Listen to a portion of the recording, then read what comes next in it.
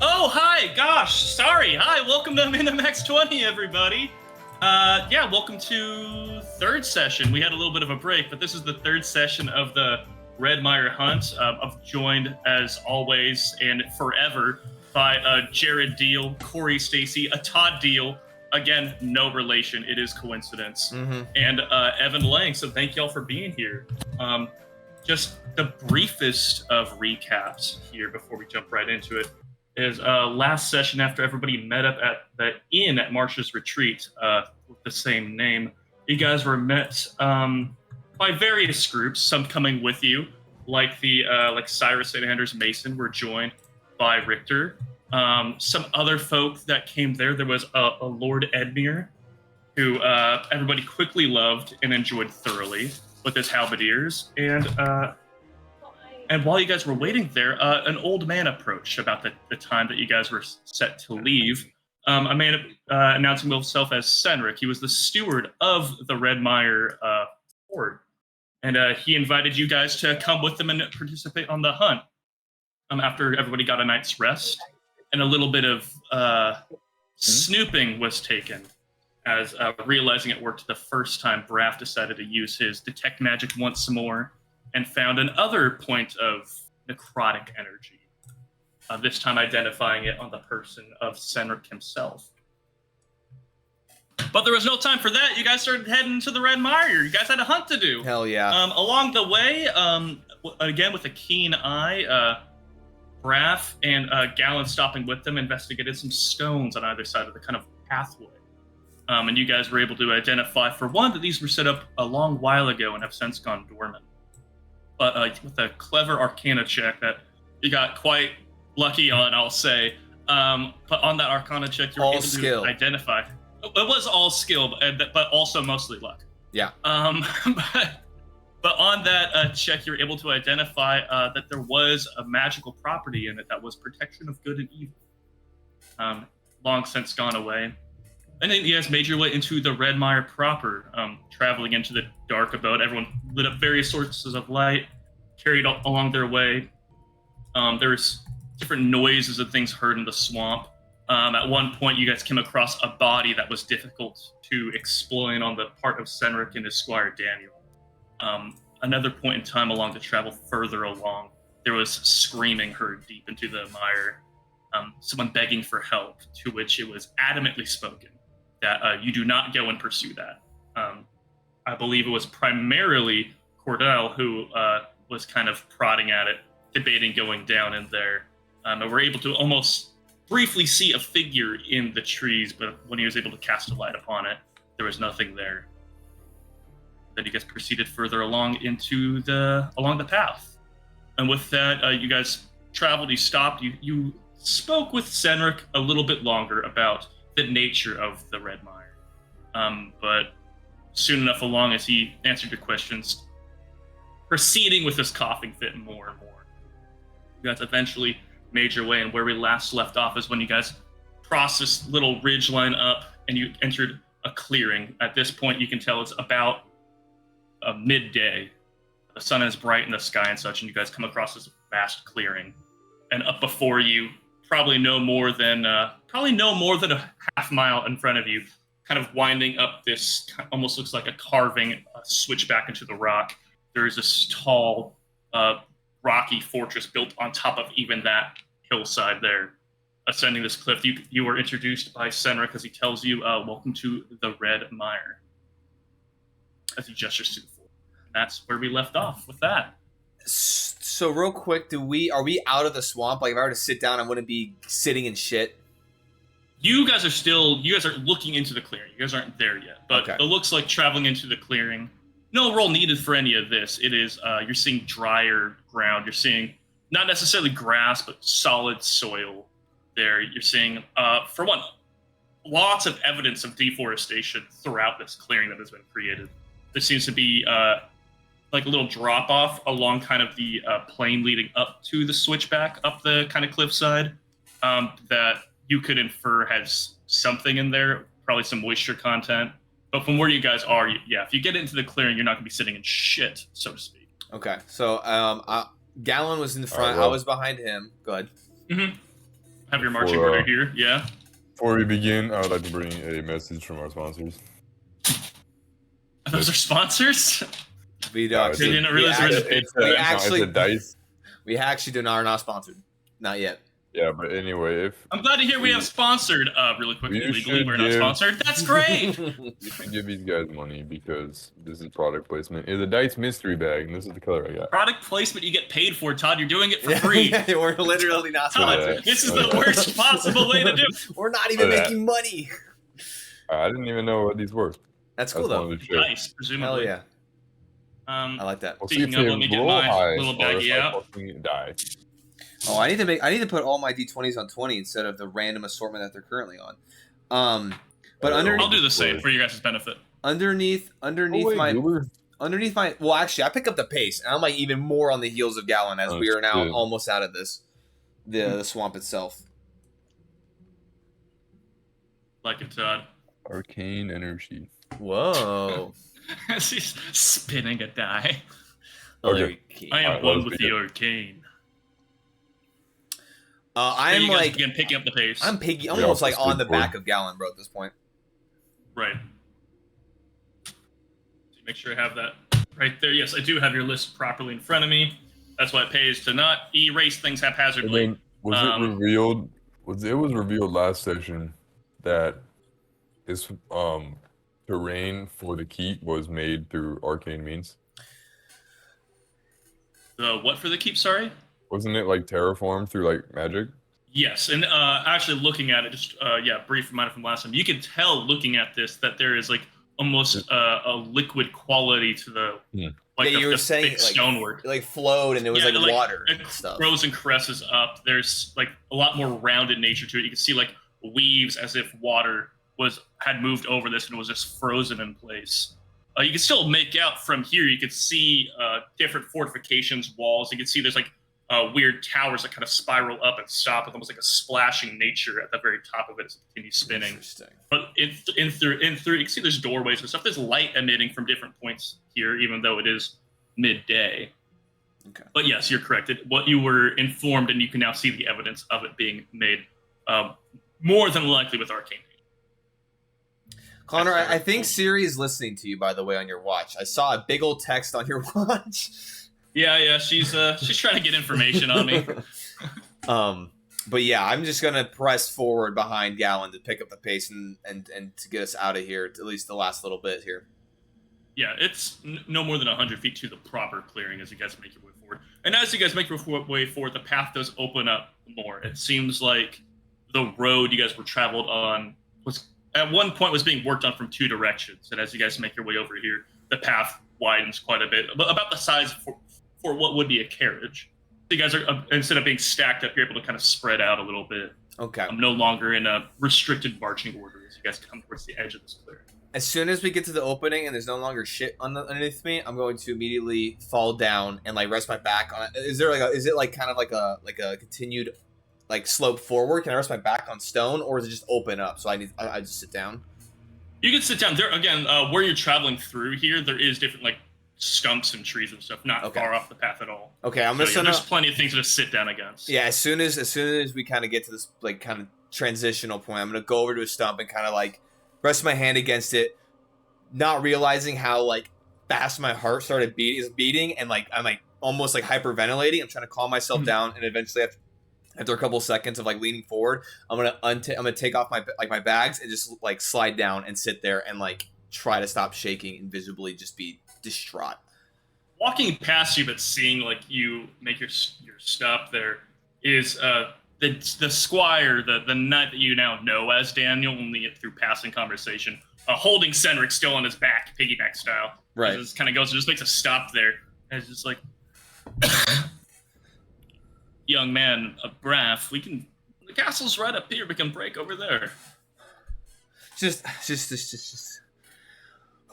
give me a second. Just give me a second. I could use a break too. And Daniel's like, agreed. And it's kind of like kneels down for him to hop off.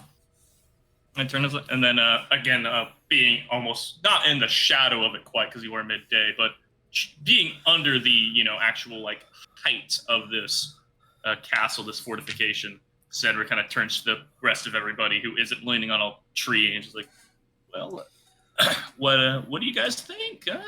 Kind of a nifty looking spot if I do say so myself. Do I see how many towers there are? Sure, go ahead and give me a perception check because you are a distance away and you are restricted to the angle you're at. All right, first roll. Let's see. First roll with a new die. Natural 20. Okay, all right.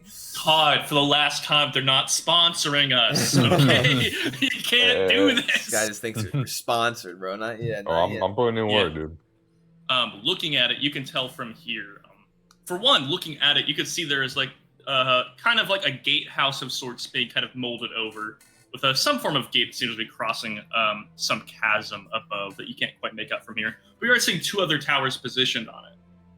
That's all you can see from here, but looking at it, you're able to look at this. You're kind of able to size up the rock, and you can recognize this kind of style of castle they're using. Yeah, you can recognize, like, oh, this is kind of a typical fortification. So it should have as many as 4 standard towers, perhaps a 5th tower on the keep itself. Okay.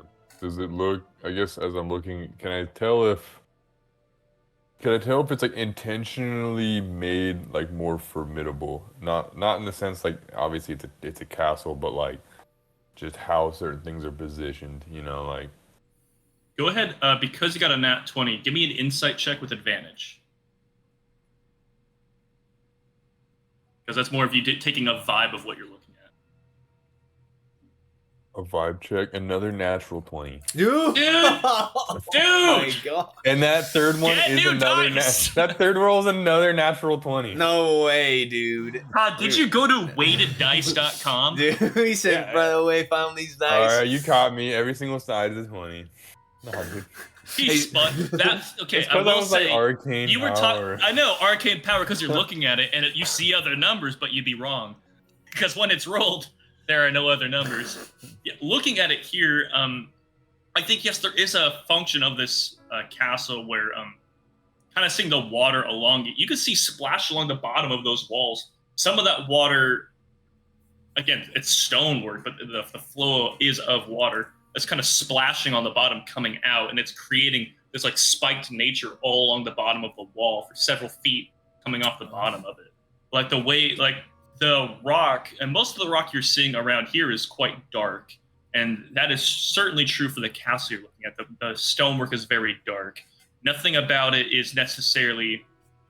The lights are perhaps inviting because it lets you know there's people there, considering where you came from. But everything else about the castle is made to be a strong point in a fortress, and by its design, it is made to be formidable and uninviting.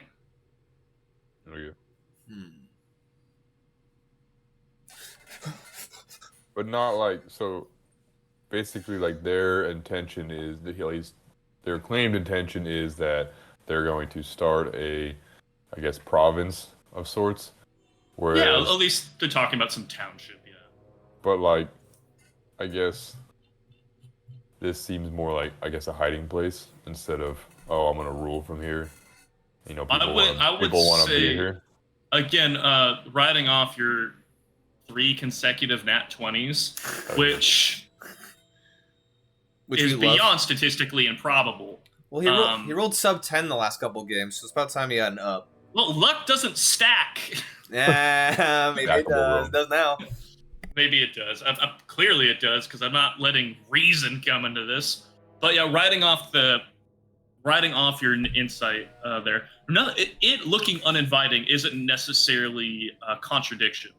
This is made to be a fortress, and it was a fortress built perhaps at a time where it was a more dangerous area than even now. There's no reason why it shouldn't be made to be a strong point. However, if there was a town around it, it would look a little peculiar. But there still is no reason why they couldn't make a town around it. Interesting. Okay. Still looking at you guys, Cedric, asking again, like, what do you guys think? What do you guys looks pretty good from down here, if I do say so myself. And with this, Anders kind of turns to him and is just like, I can't tell from here, but you said who said we have a bit of a barracks here? Is that in the castle proper? Oh yeah, for the mace order we have. It's actually part of the keep. We have a whole wing of the keep set aside for you guys. Amazing. I mean, you guys kind of gave us the whole thing, so it was the right thing to do. All right, and Cyrus and Aaron just kind of go off to the side. They're kind of whispering to each other, kind of like pointing at the castle.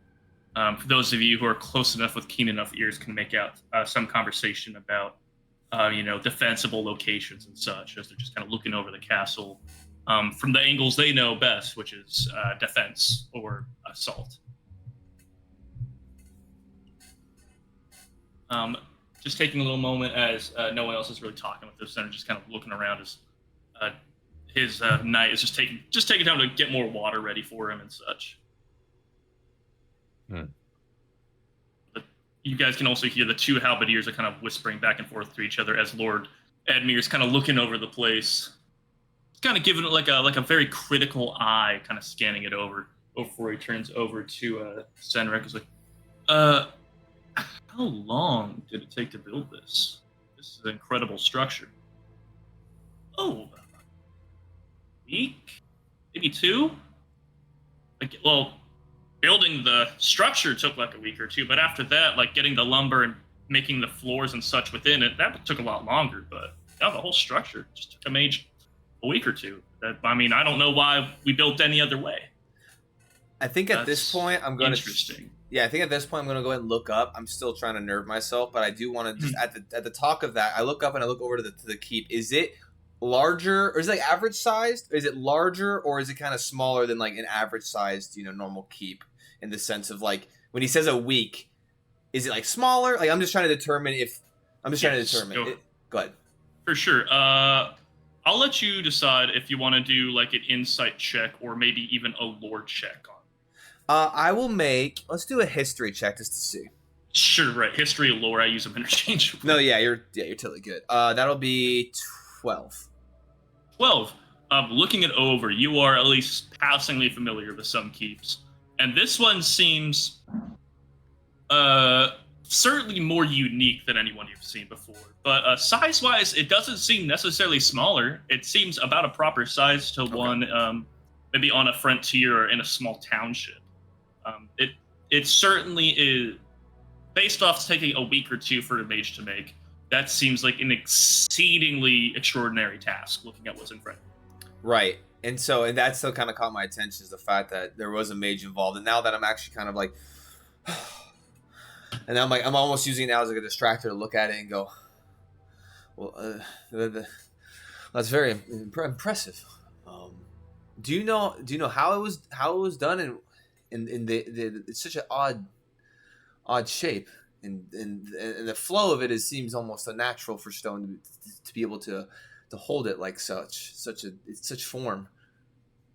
Oh, I'm not one for the magic side of things. I mean, I recall him like turning rock into like a liquid substance and manipulating it like that. The top of the peak up there used to be a bit higher, and he kind of just used that to manipulate it and bring structure to it. And I wasn't here. I was safely back home, and I only came here months after it was finished. My place to be involved in construction or warfare, so. And he receives the water from Dan over there, so he begins sipping on it. With, of course, this exact apparatus. Nice. The water bottle. 21st century water bottle. I think arcane magic's incredible. I'm going to go ahead and make a wisdom saving throw. Fuck me.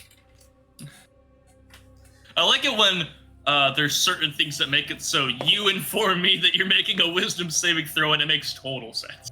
Yeah. Okay, so with 15, I think at this point I'll... Okay.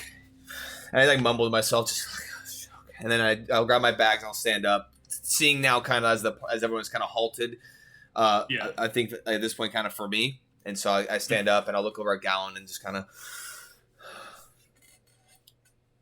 Gallon, I do want to point out at this point you've been traveling for some time. Your lantern has maybe an hour or so of life. Well, no, because you guys got there you probably have more towards 3-4 hours left of light. I believe it burns for 8. So you're good. But as everyone leaves the forest proper, like the halberdier who had his torch snuffs it out.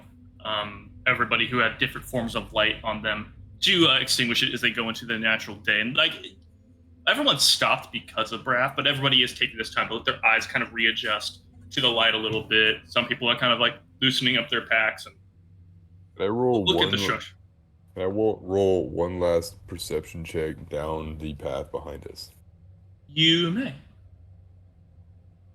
I'll let you do perception or survival. See how bad they don't want to survive. Oh, very badly. Time to roll. It was close. Is it a 19? 18? No. It was a 14, which is right next to the 20 side. Oh, yeah. See, those. It's drifting. 18? I'm looking at you, fucker. 18, which one? Was it survival or perception? Perception. Looking down the path. Again, you have a situation where your eyes are adjusting. Are you choosing to cast light down here, or are you using your eyes? I'll cast light down there. I think Sure. you can you direct the lantern? I know you can shade it and such. I don't believe there is any shutters to I think concentrate it's light. like the bullseye lantern. I don't think you can. I don't see why that isn't something you could get on your lantern, but I believe as it is, it does not have that ability. Yeah. But still casting light down. You see the blue glow going down. Again, just as a reminder, when you guys first went into the Red Mire, it was quite dark, and it got more and more intense. It got more and more dark, and you guys are kind of leaving the darkest level of that as it kind of faded briefly to a clearing, like very abruptly went from absolute darkness to like probably like 50 feet of a breakup in the canopy to in a clearing. So you're shining your light in through that. You're creating shadows that are a bit broken up now as there's sunlight. But looking down there, I would say you're seeing things like you've seen before. Like as you're shining light, you're seeing a little bit of movement and such in the trees. You're seeing a little bit of like things dancing around. But this time you aren't really moving. The lantern might be moving a little bit, but you aren't. And it's hard to tell with what's moving in the trees, if it's perhaps animal life or something that just is quick enough or just small enough to just avoid direct eye contact, direct like identification as you're looking through the trees. That mist cleared up, right? The mist cleared up hours ago. Yeah, it was kind of the early morning mist rising off. Okay. The stagnant water. Okay. As we keep going, I do want to go over to Cordal. Sure. You guys, like as you're shining up your light, everyone's kind of gathering up together. And this time, unless you guys insist on a marching order, everybody is kind of able to travel, like almost 3 abreast here. You guys are able to get a lot closer as you begin moving. And yeah, of course, Braff, you're able to sally up with Cordal if you like. Kind of adjusting my bag, adjusting my backpack kind of around my straps and kind of grabbing them for easing a little bit for comfort, kind of. I kind of, not very loud, I kind of want to keep it a little bit more hush-toned, but I want to say, you said that you, I'm looking down, yeah. You said that you saw something back there with the, when it was the entity or the creature was screeching, or what exactly? So it kind of looked like a tree, almost like the size of a tree, and I didn't see anything. But it was like the shadow, and I swear, as soon as I tried to make eye contact, it was just gone. I thought I saw something there, like the shadow of something. I looked over, and then it just wasn't there. But I swear I saw it. Can I, if you're trying to hush this conversation, can I get stealth checks from both?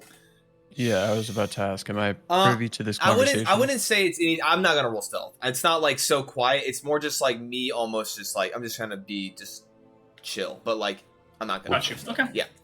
So in that case, Richter, you would be able to hear this, but I'll get with you just a moment. All right. I kind of like for a second look confused and I go, why were you so quick to go down there? I'm confused. Your confidence is confusing.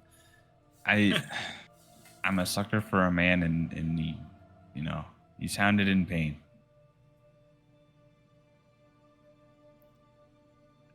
I'm not gonna lie. I think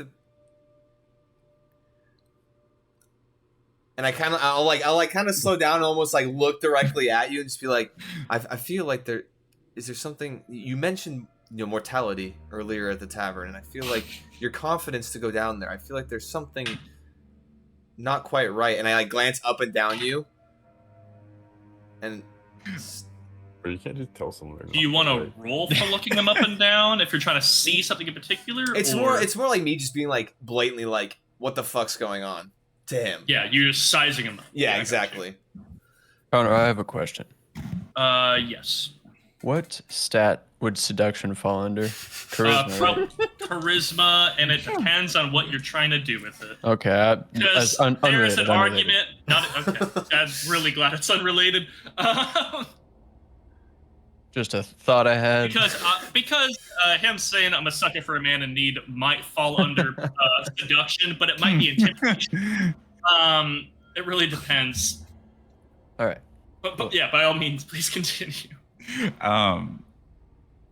You said it may be misplaced confidence, but I was trying to help out.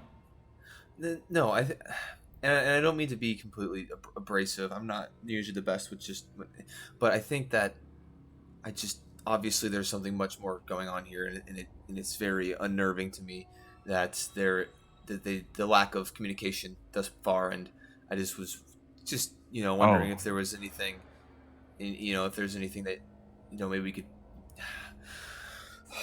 And I just get flustered. I gotta say, I'm as uncomfortable as you are here now. I was more confident, but the more they talk about what they're kind of keeping it from us, I feel like I'm getting more unnerved. I don't know if I want to be here anymore. Yeah, no. This being my kind of full disclosure, this is kind of like my first adventure, and so I'm not to like necessarily destroy any faith that you got. I have skill sets, and I have things that I can bring to the table, but I just think that we should probably be a little more transparent with each other, and I just something's amiss, and I think I'm shocked you made it this far. This ain't my first adventure, but if it was, I'd be out by now. So, well, sadly, and I kind of glance over to Gallon in the front. I mean, I'm tied to him in some ways, and I feel like at this point I can't. I look at him. I can't just leave. Can't leave. You see no ropes. I can't. I don't know. I'm mixed, man. I'm mixed. I feel like part of me wants to leave, but obviously there's something afoot here, and I feel like just with who Gallon is, I feel like he's gonna want to get to the bottom of this. So let's just let's just stick together. I think would be the best. I'll watch your back. You watch mine. Yeah. Also, what the fuck is that? No, I was kidding. What the fuck is that bowls whip? No. I nod and. All right. Richter, as you begin traveling, as everyone begins moving around, like the group kind of becomes more concentrated as everyone kind of takes this opportunity to walk abreast of other folk and stuff, instead of being like back to back. And coming up next to you, pretty quickly, is one of the halberdiers coming on like next to you. Is like, I was bless you. Wanting to get your opinion on this, but checking out. I've never seen a castle like this. You seem like the only other learned man around here. How would you? Okay, hold the. How would you siege a place like this? Just looking at the castle again. It's like kind of built up on a cliff, these high walls and such. Is it so in the clearing? Mm-hmm. I'm like imagining it kind of classically circular with the thing in the middle. What kind of like? Go ahead. Yeah. Oh, no, what's up? I was gonna say it's not quite a circular clearing. Like you're seeing your direction, but it's hard to tell what's going on behind it. Yeah. Okay. Behind that, but does it seem like the structure is in the middle? The structure is central from the circle you're able to perceive, but if you'd like to do a check or something, you can see about what's going on in the landscape around it. Well, yeah. Is it? So are we like we're kind of walking up a hill to it, and is it built? Like, how high does it seem like the cliffs were before there was a building there? Sure. So I would probably ask for a check for that. But what I'll tell you is the cliffs where they go now up to the wall, it seems like from where you're at upward is probably as many as 100, 150 feet up this cliffside. It's a lot of switchback up to it.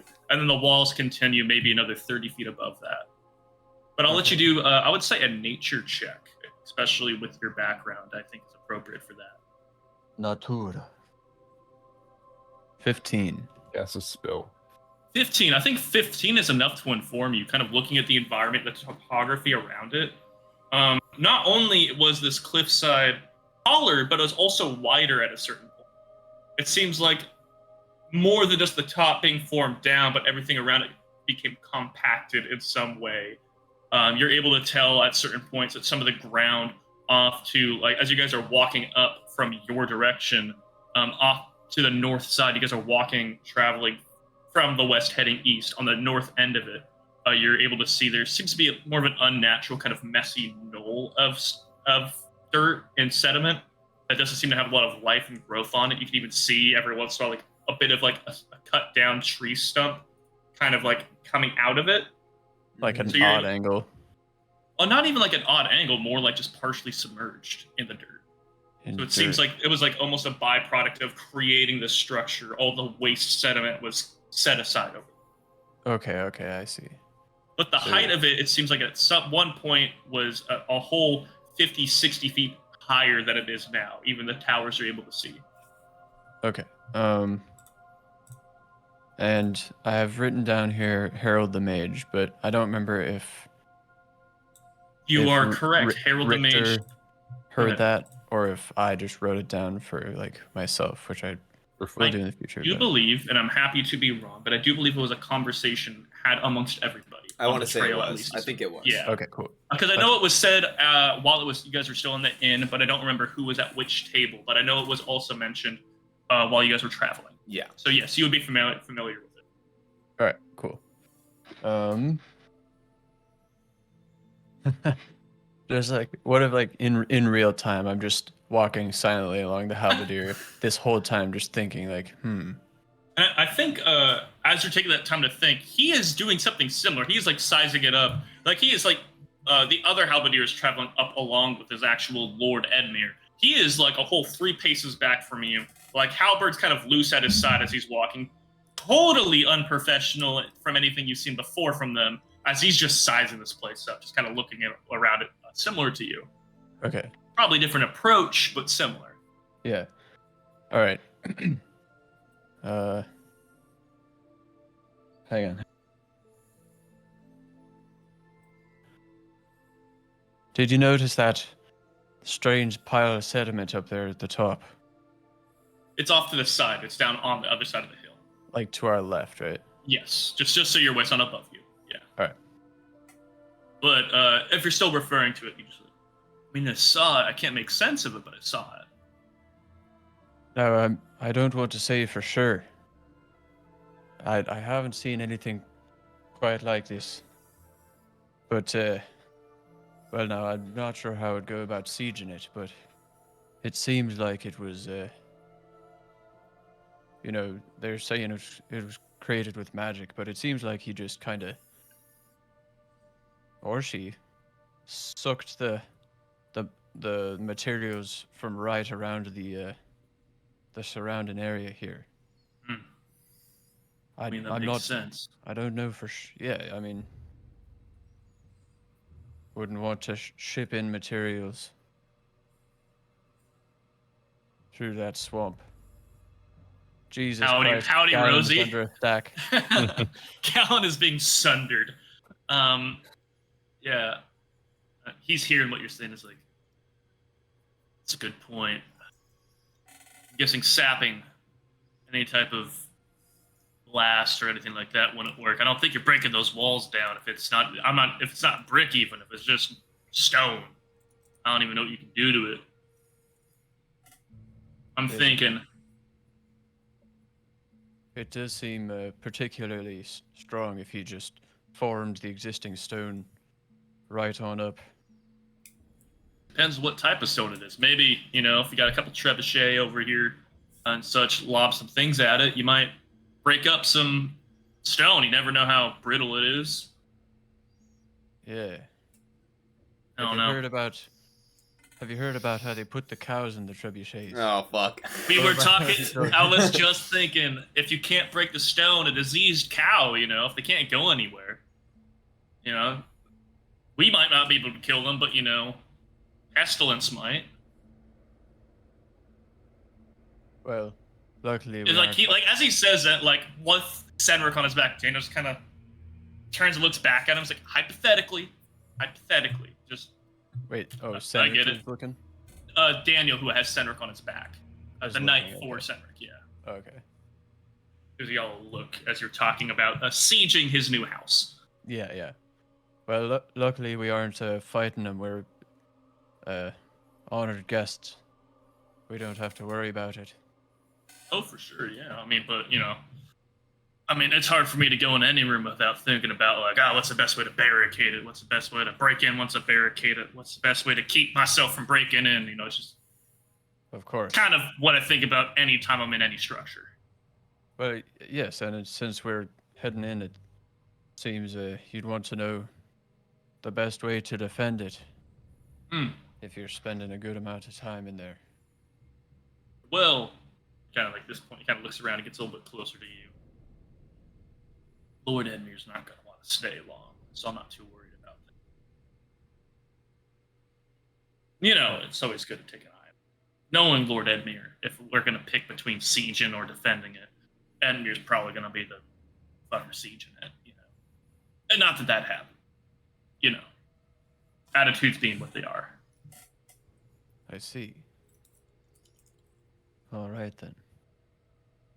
As you guys have been, different groups have been talking for a minute, traveling up. You guys are coming across what you first identified, Braff and Richter. You certainly noticed surveying the environment. It's as you guys are going down this cart path that cuts quite straight through. You can tell at certain points as you're moving through, there's different stumps that have been taken out, and you can see the roots sticking up off to the side as the entire stump has been unearthed and moved out of the way of this trail. As it is just cutting straight through the clearing towards the keep. And at a certain point, there is a kind of a break in the environment moving through. And as you guys come close, you see the third and final bridge to get there. There is just a nicer looking bridge, quite a bit wider, it seems, like the first bridge you guys came across in the Red Mire. This one seems made for cart travel. But traveling along in this void, you can see a bit closer to you guys than perhaps it was on the other path, but only 2 feet from the water, you're seeing this flowing stream moving through. Though the coloration is still quite red, have a rust color in it.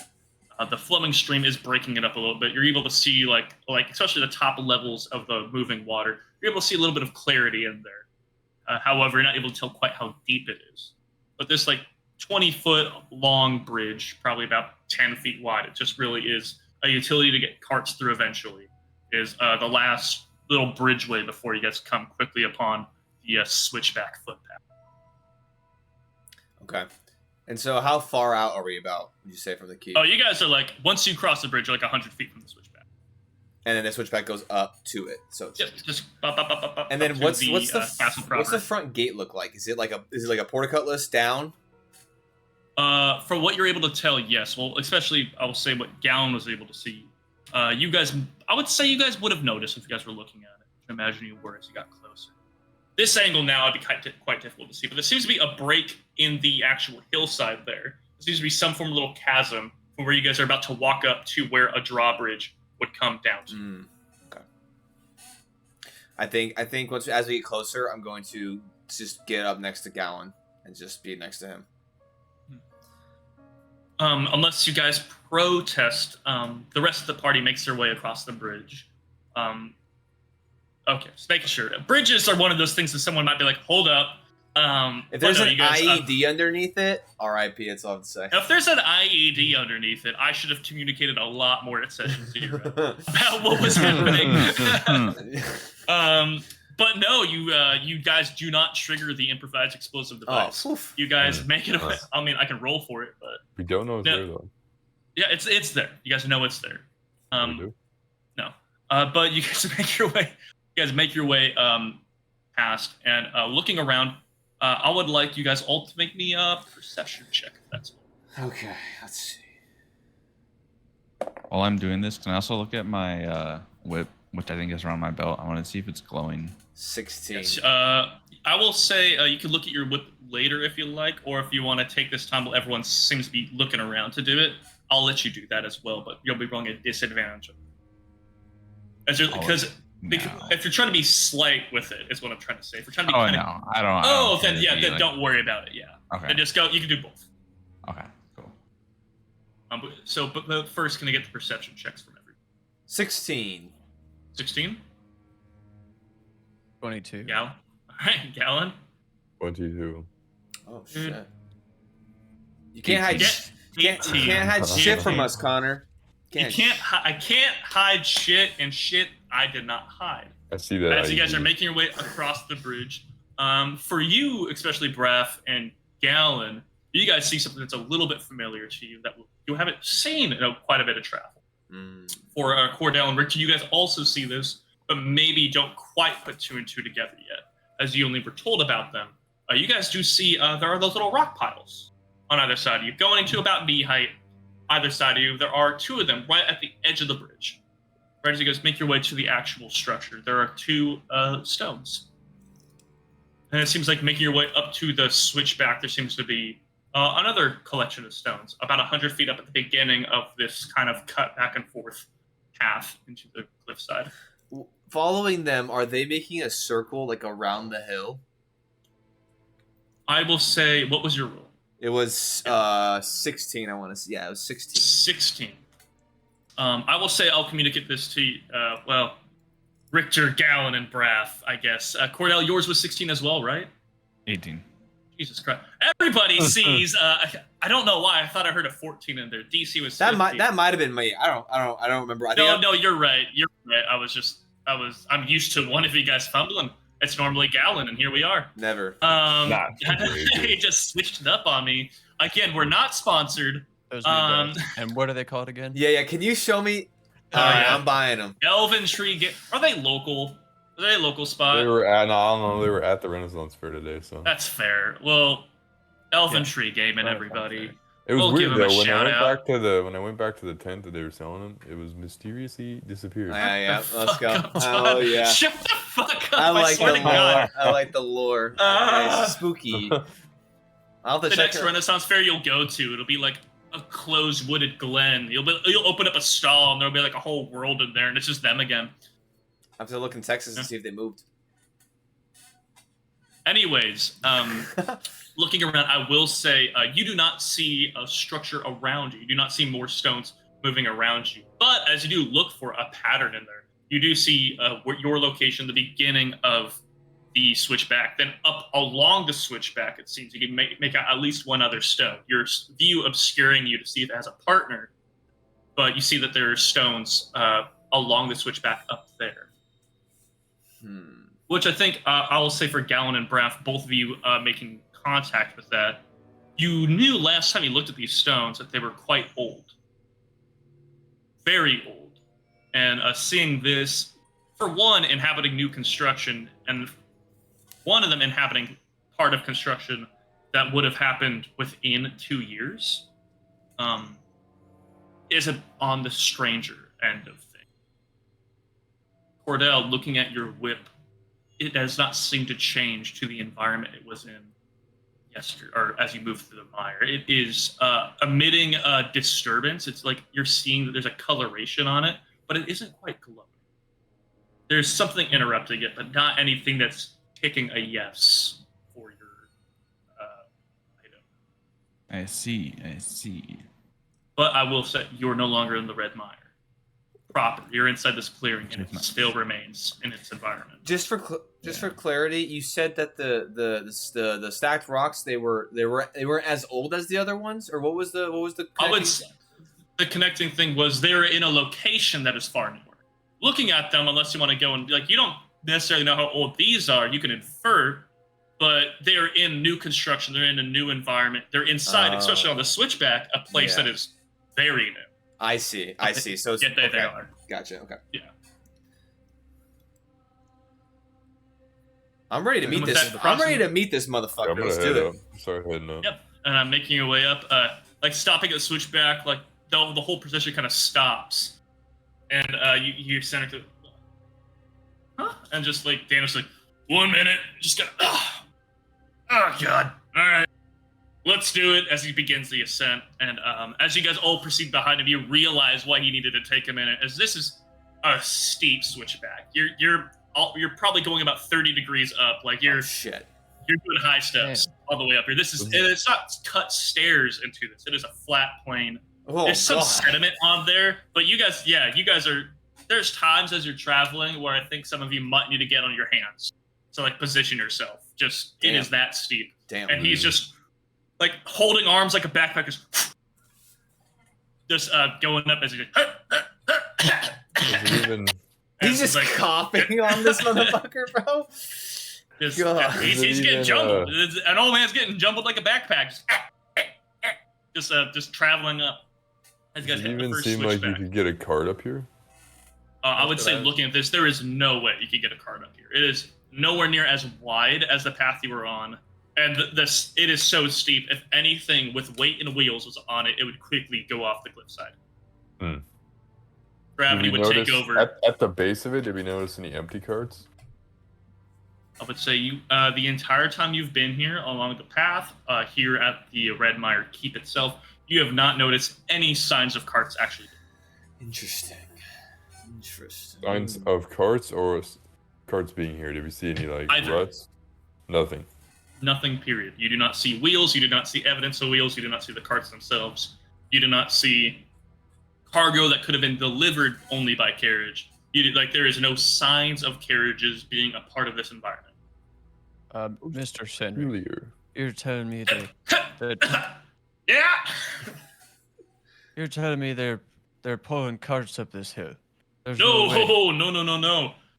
We still need to build a proper path. We're going up through kind of the side entrance here, but easy. It's I just got to keep going, sir. It's so he does a quick turn, and the pivot kind of woo, spins him around as he goes up the next switchback. Fucking this dude, bro. It's but as he's going by you, he's a little bit closer, just as your paths are passing, as he's 5 feet above you. Yeah. It's the main entrance is on the other side. he's moving fast.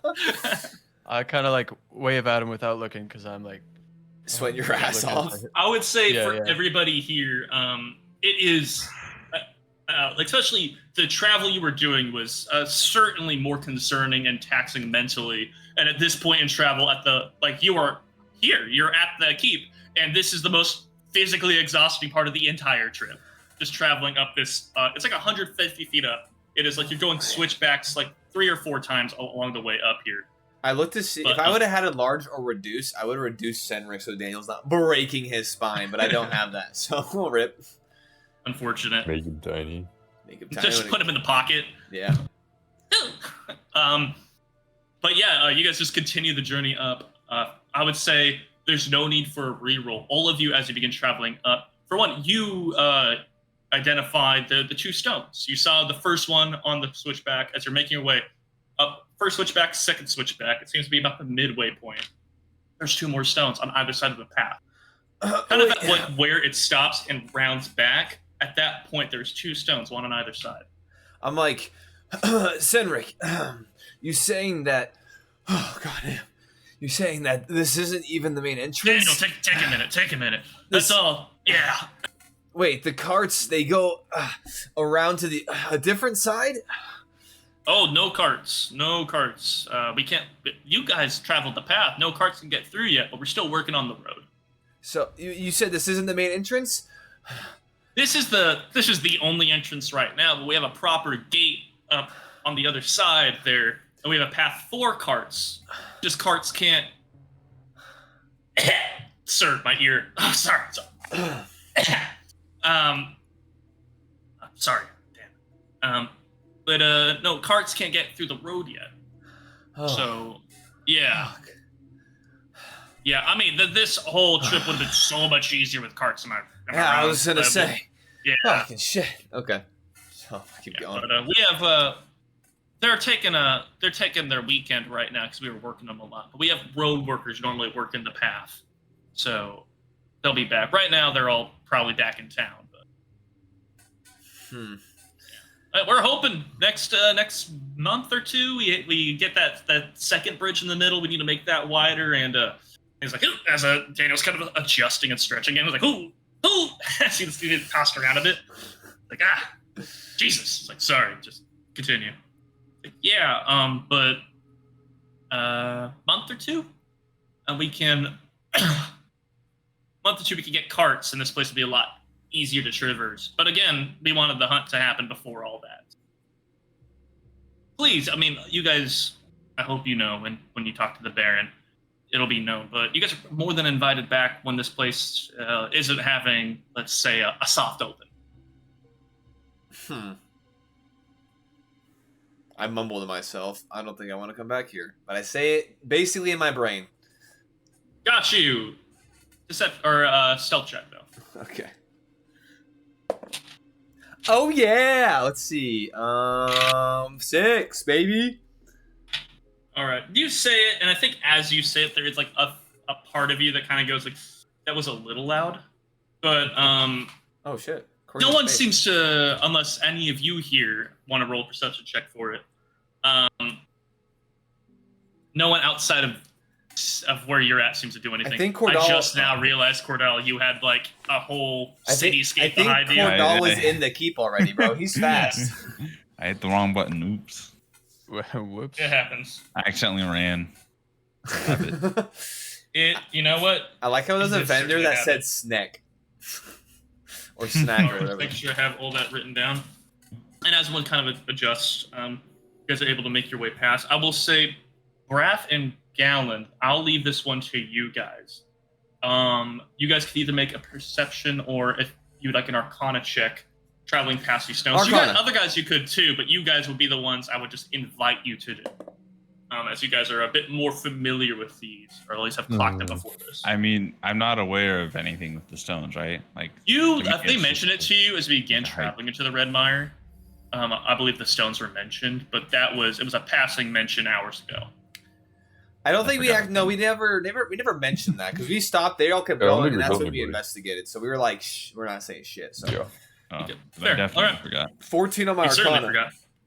I'll roll. 22? 14. That's like 22, just minus 8 Yeah. Close. I'll take the 22 if you're giving it. No. 16. on what check? Arcana. Okay. Well, traveling through a breath, as you're kind of looking at them, you're kind of trying to feel an energy on them. And like the way you're going about it is very clinical, like or very, I would say, by the books. You remember your training, you remember your book work, you're going through, you're checking the boxes and such. Whereas Gallon, you heard about these stones, you were told about them by Braff, and you kind of come up to them and just kind of look for what you think you should look for, and your years of training kind of pay off. Arcana is probably right as you're kind of feeling the energy here, but it is more of just you just being aware of the things you've needed to be aware about to survive. You go and kind of look at these, and you can tell that these are actively magical. These stones here have actual magical permeance within them. These ones are active, or These ones are active.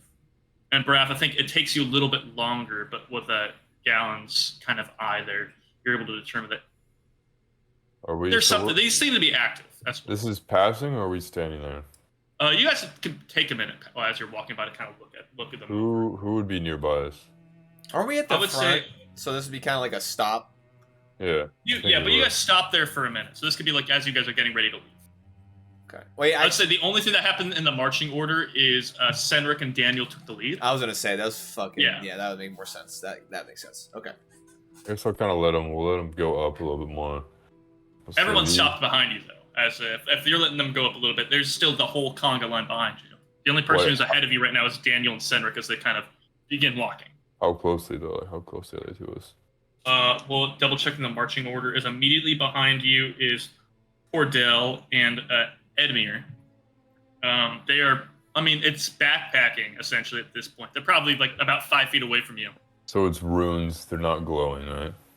There's nothing as obvious as glowing, but you're able to see like visually, you're able to see like kind of this shimmer in reaction as like you guys are moving by. There seems to be like this almost like affirmative check that's kind of happening with them. You're just like kind of feeling this like presence kind of just like knock a little bit as you kind of go by, a little as everybody makes it through. And it's obviously much different when we've seen the inert one, so it's almost like a very distinct difference. So you were able to very, again, skill-wise, but luckily, tell that the old ones had any magic potential in them, and were able to tell what they were. Here, they are visually not much different. They just seem to be more alive. There's no, like, they are, for one, completely clean. They are, like, there doesn't any dirt on them. These are just clean rock built up here, as opposed to everything else around it. And then you are able to feel an energy on it. Okay. Yeah, I'll say in a low tone to Braff. I'll say these ones are active. Stealth check from you two. Oh. Cordell, if you like, you can roll up perception. I do like 22, baby. not 20. Ah, shit. Oh! You can still make your check, Easy, Gallon, bro, if you like. Wait, what's your total? What's your Stealth? Oh, I guess if it's automatic, that's fine. It's a nat, yeah. Yeah, I was gonna say, never mind. Stealth is dexterity 18. Yeah, this man goes, this man goes, hello? Yeah. You guys have a hushed conversation. Incredibly hushed conversation, but Cordell, you're just used to kind of like unseeming the environment, just kind of tuning into what frequency you kind of need to at the time. And right now, the most interesting thing going on as you're in between Edmure and his halberdiers, as the other halberdier is still like traveling way back, you probably were tuned into the conversation between him and Richter. Is talk about flinging live cattle into the village to kill the people inside. Now you switch over, as they mentioned, these active stones. Can I roll history? Actively stoned. Can I roll history to see if I recognize the type of runes? I will let both you and Braff do one more roll on these. If you'd like to do history on that, that is definitely doable. And Braff, if there's another roll or another way you'd like to look into these, I'll allow that as well. Unless you want to spend more time here. That's about all you can like socially do without drawing undue attention. 24 for history. For you? Oh, okay. And then Gallon. Oh, we're both rolling, or was it just one person was rolling? If he rolled for his history, if you want to roll for something else, I mean, no meta, but we got a 24. I got If you want to roll this. for something else, you can roll for something else. I'll let you. I will say, you guys will have different approaches to history. So you rolling for history right now would probably I'll roll be for different. history. Yeah. Well, I thought you said only one of us could roll. So I was going to ask him if he's proficient. No, I in was saying history. either one of you can roll one more thing. Okay. Who do I hear say something about stones? Both of them. You got a 20. Oh, What? 18. how close? No, I don't- 18 and It would have been me. Braff didn't say anything. I said. right, but so he's it's able like- to hear both parts of he's able to hear them both if they're speaking. Okay. Yes. You got an 18 on history. 18 and then but first Braff, yours was 20 4. Okay. 24. Nice. 24. You looking at these stones, for one, the way they're built up here, just in the stonework, is immediately reminiscent of just old magic. Not the type of magic that would have been properly taught in school, but kind of the magic that would have been referenced in school, certainly. As we talked about, ways that the magic you use is learned. This is the type of magic that is older than the trees, that's older than the bushes, that is older than most fires. This is the type of magic that when people had to live in woods and had to live, type of magic that people would have stumbled upon and utilized to have purposes. The best way to go about explaining it would be it is either with your 24, I will say you are not able to identify which of these it is. but it is either earth and druidic type of magic, or it is a more occult, let's say hexing type of magic. So different than the stone vibe that I got outside, right? It is the similar structure. It has a similar magical print, but you're not able to infer with your history check what type of spell it is. Okay. Gallon. Oh, go ahead. What type of spell this one is? We knew what the previous one was. Right. You didn't. No one rolled an Arcana check. I thought Well, you told rolled an me. Arcana check. No one rolled an Arcana check specifically to nail down what this is. You guys, your checks were able to infer there was magic, but you guys didn't double down to figure out the spell. History is a good choice as well. But it's just different knowledge. No, for this one, we knew what the previous. Yes. Yeah. You guys did not like hammer down to figure out what this Okay. spell was. Okay. But with your history check, an 18, while being lower, your information on this, I will say, to be more transparent, your DC was a bit lower because of just the way you learned about magic, which was specifically for things like this. Whereas Braff has been learning book knowledge for his own teaching, you've been learning book knowledge about things you need to hunt and kill. And so for you, your knowledge on this is a little bit more detailed. For one, you're able to immediately identify that this is some form of hexing magic. There seems to be something here that is changing the environment a little bit. For you, what you're able to look at here is, without doing an Arcana check, it is not necessarily writing off the possibility of the same spell, Protection of Good and Evil. But just the way this magic has been cast, doesn't look like a mage came through and cast these spells, and it doesn't look like even a cleric went and cast these spells. It seems like something of a more nefarious nature, or in somebody that uses a different type of magic came through and cast these spells. How close am I to them? You are just a guy away, 10 feet probably from where they're at.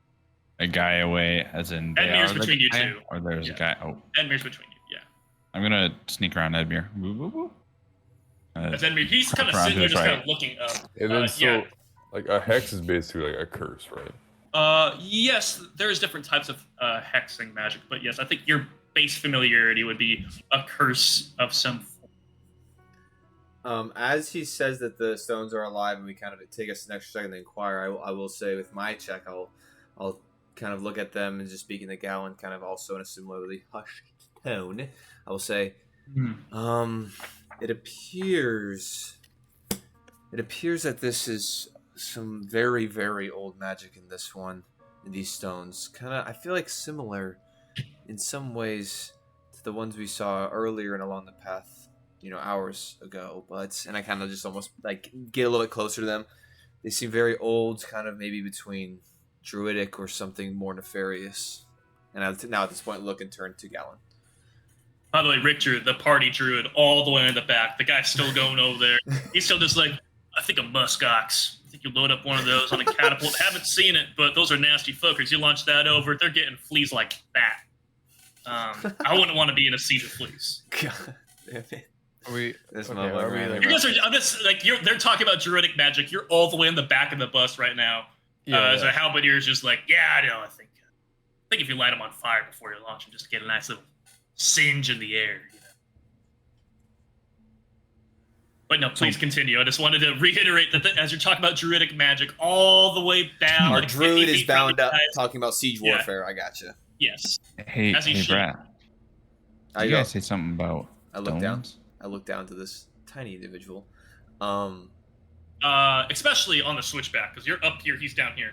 I looked as I was looking at Gallon. I do look at Cordal, and then I look over to Gallon to see if I should say anything further. I also look at him. You're asking about these stones. Yes. I overheard active stone conversation. I heard. I think you said they are active. What the fuck? Get out of here, dude. Okay, 1 minute. I need a kicky. Wait, what is he in here? Yeah, he just joined the call. Obama just joined. Man, I can't because I'm not the administrator. Hi, Eric. We're streaming right now. Yo, what's good, bro? Yeah, we're on that stream. I think you would need to do it, Bref. Yeah, I got you, bro. Sorry, Yubu, bye, Yubu. Love you, bud. An interloper. I mean, he can hang out. I just server muted him, so. Oh, so is it not skip the stream then? No, he's not interrupting anything. At least. Cool. Awesome. Okay. That's all. I was just making sure you're good there. So in that case, hi, Eric. Welcome to a very involved Twitch stream for you as you're in the Discord. I as I look at Gallon, I'm gonna give him a couple seconds to see if he's gonna respond. You're standing there. You said Richter is they're like 50 feet back. No, Cordell is right next to you guys. Yeah, Richter is all the way at the back. Richter's all the way at the near? back with the halberdier. Edmir's on the other side now of Cordell, as Cordell made his way over, but immediately behind him is Edmir, then a halberdier, then you have the two Knights of the Mason Order, other halberdier, and then Richter. But everyone's like 5 feet apart. Again, you guys are held up on a switchback. I'm gonna lead in and say, you asked about the rocks. I'll lead in and say it's a hex. Place is cursed. Again, I a stealth noticed- check. That's all From us both? right. He is the one speaking, so I'm only going to need one from him. Okay. I rolled in 8. Gotcha. And I noticed you talking to Braff earlier. And I would suggest, if you want to get out of here alive, stay close to us. And I'll start walking up the path. Deal. You do hear like kind of an exaggerated sigh from Edmir behind you as you guys begin walking. He's kind of like rights himself, like you're using his bow like a walking stick. Begins proceeding behind you guys. So yeah, you guys all be. Oh, go ahead. The Please. rocks. How far are they going around? Like they're not next to the path, right? Or are They are directly next to the path? path. Are they? They're like sandwiching it in, right? There's one on each side, correct? Or is there just One on each side. Yeah. Here on the switchback, it's spanning both paths. One on this side, then the switchback other side. Yeah. But it's still sandwiching the road. Yes. Right. Yep. Okay. So make sure. What? Do I notice if Edmure heard anything? You can give me a perception check.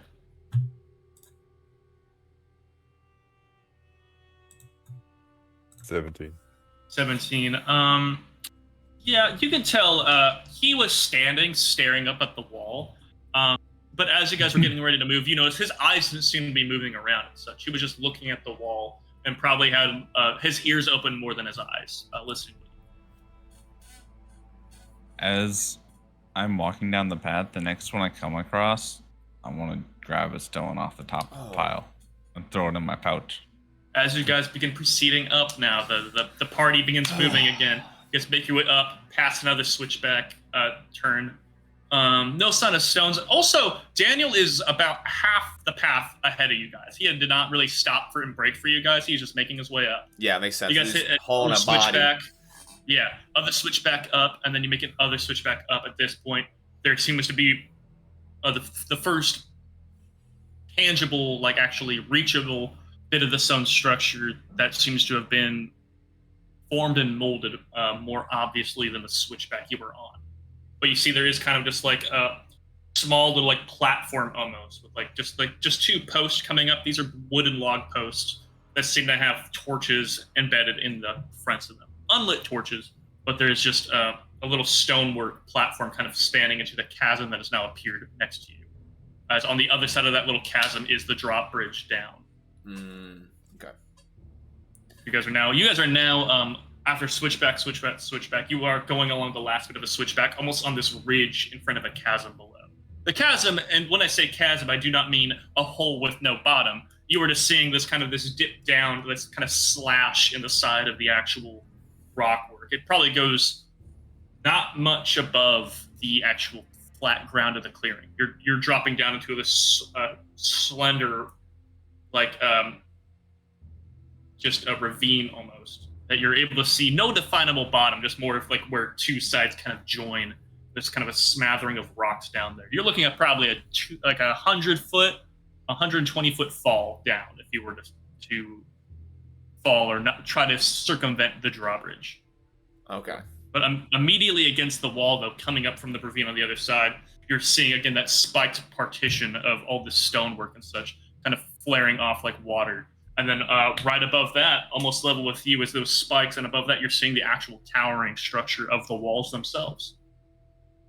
However, Cordell, as you guys make your way over here, you do see there's 2 stones left right here before you guys actually approach the turn into the platform. Being at the front of the pack, you guys naturally are stopping here as everyone else is kind of holding up to actually do whatever you'd like to do. I would like to, if passive perception or anything, I can get a read on Cordell and what he's about to do. I'm going to try to intervene or say something, but if that's not something I can do, understandable. And I am trying to do it stealthily. Sleight of hand. My passive perception is 13. So I Can else do that? sleight of hand is what? Dexterity and you have a proficiency. 8. Yeah, especially I would say both Raph and Gallon. As you guys are looking around, like you guys are clock these stones too as you make your way up. Kind of notice the one on the left, notice the one on the right, notice the one on the left. You notice just Cordell rock off the top. wait, hold on. Wait. I wanted to like stop. I wanted to see the motion. I would say you see him going for it, but he is behind Gallon. He's like 10 feet away from you. Okay. So okay. you can So if say something, but you can't. Unless Right. you're trying to use magical means. well, I was wondering if there was any way that I could rip off a mage hand and get it over there and apparate it in like almost like. Depending. Mage hand, it takes an action. I would say- say seeing him go for it, you'll be able to cast a mage hand, but you wouldn't be able to use it to quite interfere. Okay. You cast it there, but like so it'd physically be there, but it wouldn't be there in time to like get his hand. Let's see. Mage hand is vocal and somatic, so I wouldn't be able to cast it and say something. So I guess I will just go ahead and how about this? I'll say wait, and then as I do that, then I'll immediately start casting the incantation to create it. So before your hands touch it, you do hear a wait, Cordell. If that changes anything you're doing. If there's a hesitation, does it work? Does it apparate? I'll stop. Okay, hold on. Well, is it like a loud wait or like how loud's your wait? Like I mean, you're relatively close, so it's like a wait, not like a wait, but like a. I think it is. I think the wait is enough in the conversation that everybody hears and notices that you go wait. I'm like, gonna to an extent, like it is different from the rest of the conversation by a lot. I want to then not stop, but I don't want to grab the rock. I want to make it look like I was naturally doing something else. Roll me a performance check. I want to move my hand towards my whip to take it off and just look at it. Oh fuck! Wait, hold on. Performance check. Oh, okay. You pull your hand up. I would say Insight? Scratch the side of incorporating. your head. No, I was gonna give you disadvantage, but incorporating your whip into it gives you advantage, which cancels out, and you just gotta roll it straight. Shit, I got a 4. Oh. You're like, got advantage. Oh wait, shit. Yeah, you see him like emo. wait. Start messing with the belt. He goes. The most obvious, like. Like, That's so I think funny. even you, Cordell, like as you do it, like in your head, you're just like, "Well, that was sloppy," and just like the people who would have noticed absolutely noticed. Does the mage hand apparate now after a second? It is, and the mage hand is there, and I would say it's physically between. Yeah, I would say so it would be like right like over like kind of almost like imposing from like the top of the rock and then towards him. Obviously, he's no longer gesturing towards it, but there's like this kind of blue kind of Like if these are corporeal the rocks, it's like up here. Yeah, exactly. thing? Exactly. So it's like a bluish kind of shimmering like corporeal hand, and it's just like kind of sitting there as you can kind of almost see the outline of one of my hands kind of almost like glowing as it kind of almost is linked. And then as I see you do that, I go and I just eye you as you very blatantly go, I'm not doing it. Looking over at y'all, this time finally getting off his back, Sandrick looks at you guys like, is there a problem? I'm just gonna go inside. Like, Oh no, I'm gonna use I was gonna use the restroom. Was there a bathroom in there? just right. Go ahead I was gonna take a and piss. roll a deception check with disadvantage as you're asking in front of the front door of the castle. It was if they in have a that 20. I don't want a disadvantage. Oh shit! Ah, 3. Oh. Damn, that's Like- crazy. No, please. That's crazy. I said, roll to piss your pants. Yeah. Hearing that, just get like a little. Well, we certainly have bathrooms inside. Like get a little pat on the back from Daniel there. We have bathrooms inside. Don't worry. Oh, And with that, you begin hearing good to know. as you hear a mechanism inside begin lowering this drawbridge. The gap is only about 10 feet along. Where the ravine is. It is not a very large gap, and it's not a very large drawbridge door coming down. It's only about 5 feet wide, 12 feet along. A big door, but as far as drawbridges go, it is not an imposing thing. As this, what I'd say, it looks primarily made of wood. You're not seeing like the iron banding around. You're not seeing like reinforcing straps going along it. It looks like really just cut logs are being lowered down. You can see as it's coming down, again, you're not seeing chains lowering it. You're seeing that there are ropes tied to like metal rings on the other side of it as this structure is coming down before you. As a drawbridge is being lowered down. As the mechanism is dropping it down in little waves. And eventually it kind of settles with a kind of a soft little, as it kind of bounces a little bit. As the last drop kind of like, it jerks a little bit. And on the last one, it kind of slams a little bit on the stonework, just at the lip of that little stone archway. It's probably only over it by a foot. Real quick, Connor, I don't know if the music stopped. I can't hear it, so I don't know if you... It's Earth, man. It's possible. Let me go ahead and restart. Pause. I retightened my belt. I keep the. That's the fantastic. Man puts his dick away and goes, "Oh, okay, wait, we're almost there." I will with the mage hand. I do,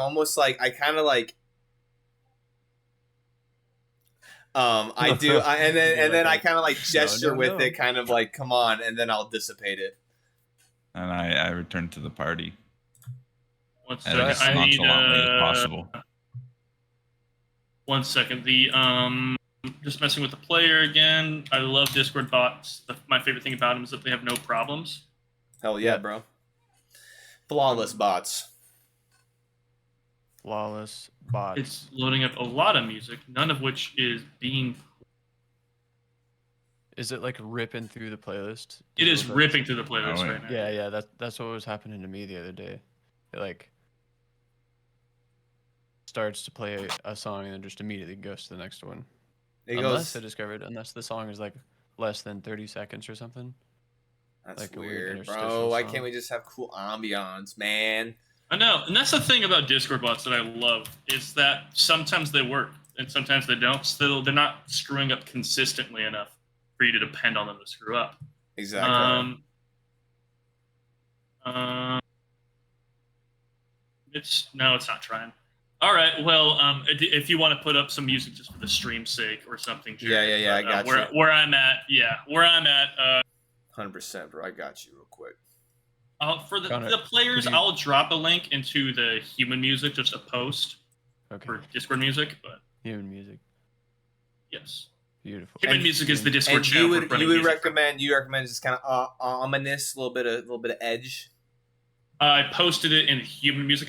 It's a Spotify playlist. But a little bit of edge, a little bit of Okay. je ne sais quoi. Alright. A little bit Hey, of Nair? Jay Nair, potentially. Oh, As I long as see. we can pretend like it's copyright free. And pretend is the pretend. operative word. All right. Music's good. Let's do But it. yes, awesome. We got something going. I got some music going here. Make sure I can actually hear it. Because that helps me too. To hear the I little want to get the right, spook. because otherwise I'd have to listen to like, I don't know, Metallica. R&B and Metallica. Just master of puppets as you guys That's are. true. Looking at the descended drawbridge. The drawbridge finally settles down. The ropes on kind of go lax a little bit before the mechanism fully stops. and there before you is just a logged path into a stony earthwork of grounds before you. As Sanrix says, after you, gesturing for you guys to make your way in as Daniel makes his way in ahead of the rest of you. Before we enter, I will ask Cordal if he is mad. So, are you mad? No. Brav, Are I you? couldn't help but notice you're slinging your glow hand about. What's going on? Making the way around you guys, I will say. Is that- Ed Mire, the Halberdiers, and the Knights of the Mason Order. The Knights kind of hold up on the drawbridge for you, but everyone else just makes their way past you and follows Daniel in as you guys are having this conversation. Here, give me. That was Sorry, saving. sorry for the technical issues. Give me 1 second. I'm gonna disconnect it and reconnect, only because like I messed with something, and so now it's like clipping. Everyone's like, odd things clipping. So 1 second.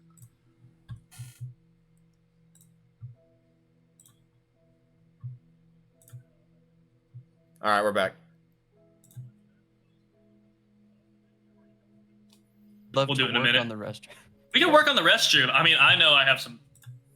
I was gonna pretend like there's a project I need to do. I rent. There's nothing I need to do. It's fucked, and I'm gonna leave it that way. I'm good to go. Awesome, cool. But yeah, again, you are asked that question by Richter though. I'm just going to I'm just gonna look at him and just be like, no particular reason, just making sure that things that shouldn't be tampered with are not are left to be, and I'll just turn it out, like kind of make my way, looking back into the keep. Wait, what? This is the first time you're coming here.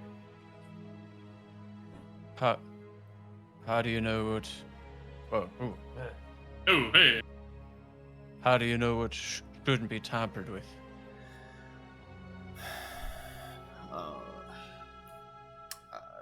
I can explain later if it needs to be, but let's go and let's meet the I think we should finally meet the Baron Yes, here. the Baron. I want- as I know- Cyrus does say. Turn- Well, waiting on the drawbridge for you guys. I'm gonna turn to Richter and kind of whisper, "It's a hexagon." I don't know much about magic and the word just so. Honestly, Richter, with your knowledge of siege warfare, as we have clearly established, hexagons is a way that some forts are built, but this one doesn't too different from a hexagon. Shake my If you head would and like I to walk roll in. insight on the dynamics of what's happening, if you'd like to suss it out, I will absolutely allow that. All right, yeah, I'll go for that. Uh-oh, that's a low roll, but let's see what my shit says. What does this shit In- say? What does Ooh, it say? 5. Shit. You got a 5? Yeah. You're seeing a mage hand kind of from your angle kind of apparating up in the air. I did Seems to be dismiss it. some kind of beef. Well, yeah, but he saw it. Yeah. So it As I'm- flutters away. This is what I've, He- yeah. Yeah, he sees Braff and Cordell were kind of talking about Gallant's kind of standing off a little bit. And then, Cordell mentions, like, it's a hexagon. And you're looking at it, and it's like, it's weird they were arguing about, like, the shape of the fort. But Yeah, it's you sort of a can't, hexagon, I guess. you don't, I would say you don't quite connect what he says with what you just saw. But there's not much reason to infer anything else. Raph, I don't know what's going on with you. And Cordell, I don't know what the hell you're talking about, but we're in these weird woods. I don't want any kind of... I mean, Jesus Christ, I don't want to have to worry about you two. Anyone in our party as well. Quit acting suspicious. I think I'm the actual BBEG. I'm what you need to worry about. Yeah, the college kid who's just like, Yeah. I got in a fight in 3rd grade. I'm an adventurer. I'd worry about him. I just, yeah, God, okay. So, all right, You got a bus. Let's just head inside. Waiting for you guys to kind of approach, and then walking with you are the 2 knights of the Mason Order, Cyrus and Anders. As you guys make your way in, you guys are in the middle of what's pretty easy to identify to most of you, which is kind of the main like yard of this keep. You're able to see, for one, stonework abound, but there seems to be intentional inclusion of some soil, some sediment there. There's seems to be even different types of grasses beginning to grow on this primarily dirt path kind of wrapping around. Very central to where you guys are at, with a small little roof covering, is there's a well, very prominent, very central in the actual environment. But like you see the walls wrapping around you going forward and such. There seems to be like a little bit of a stable almost built up, empty, open. The doors are open from it. There's no horses in here, but a stable is built. There seems to be not far from it a larger structure off to one side, kind of hugging the actual wall of the keep before you, where you can infer maybe a storage room, maybe a place for carriages or other business. You can see Anders and Cyrus directly looking the other direction, up towards that where that pile of dirt you saw to the north. And over there, kind of coming off the wall, there's just kind of a wall running along, then heading almost off it. There seems to be a tower with like a wing moving off it. And they seem to be discussing amongst themselves, inferring that this could be their actual residence in the keep. This could be the housing for the Mason Order themselves. Ahead of you, just not far off there, you are seeing a much larger gate. This one has some reinforced iron moving along. Like it's actually branded iron. It seems to be a gatehouse made to be defensible. But right along the other side of that, it seems to be kind of a grander entrance, as kind of obscured by the height of the tower, as it is kind of deep into this structure. There is a larger than the towers and the other structures on the actual walls. There is a proper keep. There seems to be a keep.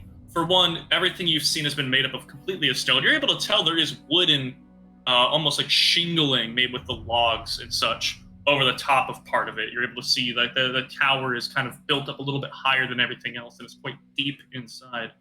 But you see there that there's two double doors open, some light going on inside. You can make out the two halberdiers standing inside, as everyone else must be in some way out of view. But you are in a rather small courtyard here, but you are in the heart of the Red Mire Keep.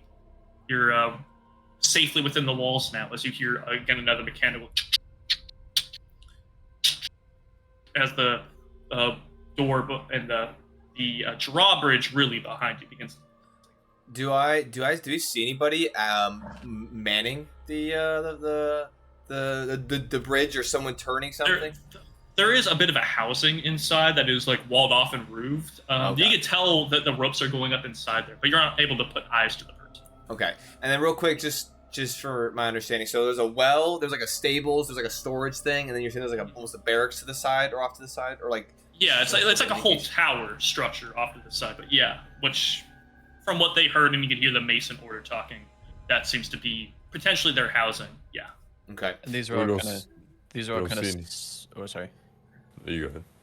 These are like standalone buildings in the walls. Yeah, the tower itself is being extruding out from the wall. It's like a whole other thing. You weren't able to quite see, perhaps if you put your head over. It's either part of the hillside is buckled out to encompass it, or it is fully suspended in the air. Okay. But yeah, most of these structures are part of the outside wall, kind of being cut out into this courtyard. Okay.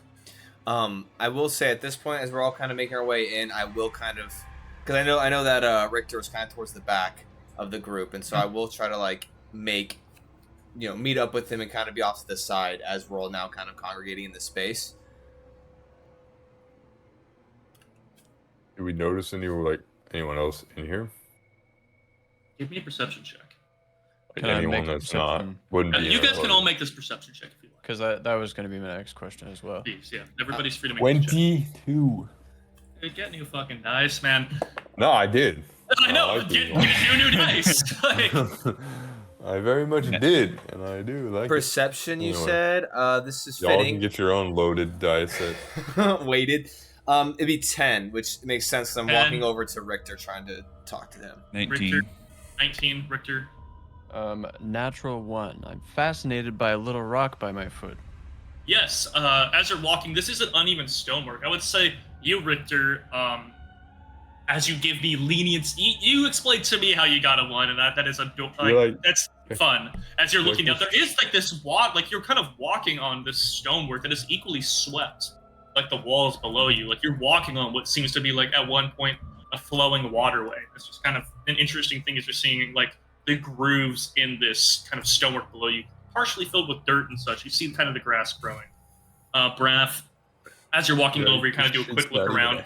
You don't really see anybody, but as you're walking back towards them, you do see the gatehouse behind you. Right. You see a little bit of movement in that one.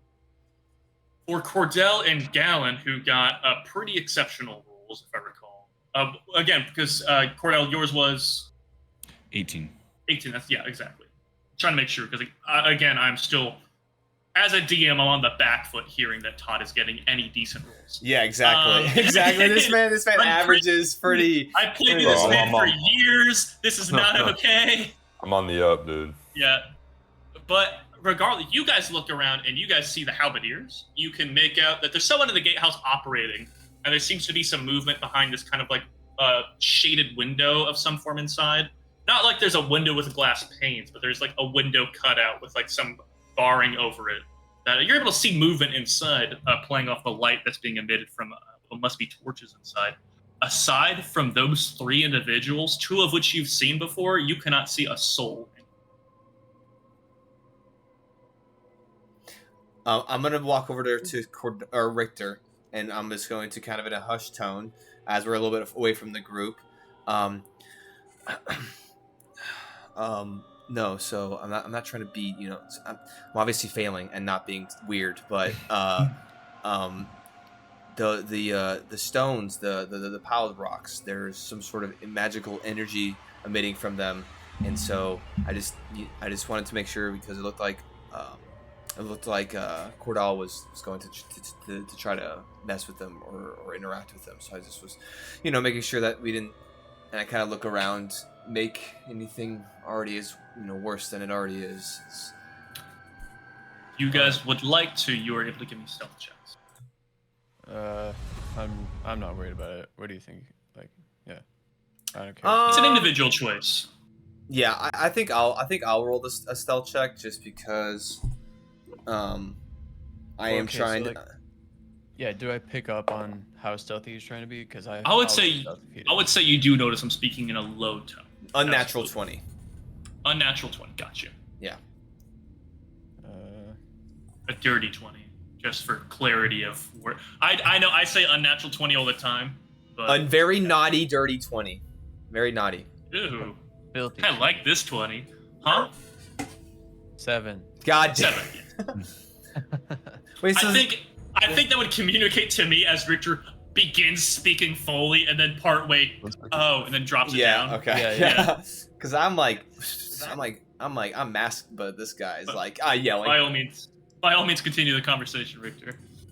All right, that sounds good to me. I'm like Loudly, he's just like, "Yep." Sorry. Shout in my apartment. I just everything. Obviously, it's kind of weird that the Senric and they didn't tell us much about, they seem pretty oblivious to some of the stuff going in. We were trying to kind of discuss certain things and talk to them, but they weren't fully transparent at the tavern. And obviously, as we pressed them after we heard that horrific the screaming and all that shit in the swamp, they seem to be, they're not letting on to things, and so I just at this point I get real kind of almost like lean forward and almost like get down to his level. Just stay close to Gallon and I was talking to Cordell a little bit, so just stay close and keep your eyes peeled. And before he can really say anything, I'm gonna go ahead and kind of lean back up and kind of make my way back. Are you guys making your way forward into the main? Actually, as I was doing that, I want to get down to his level, acting like I'm tying my boot, and then get up and go. Yeah.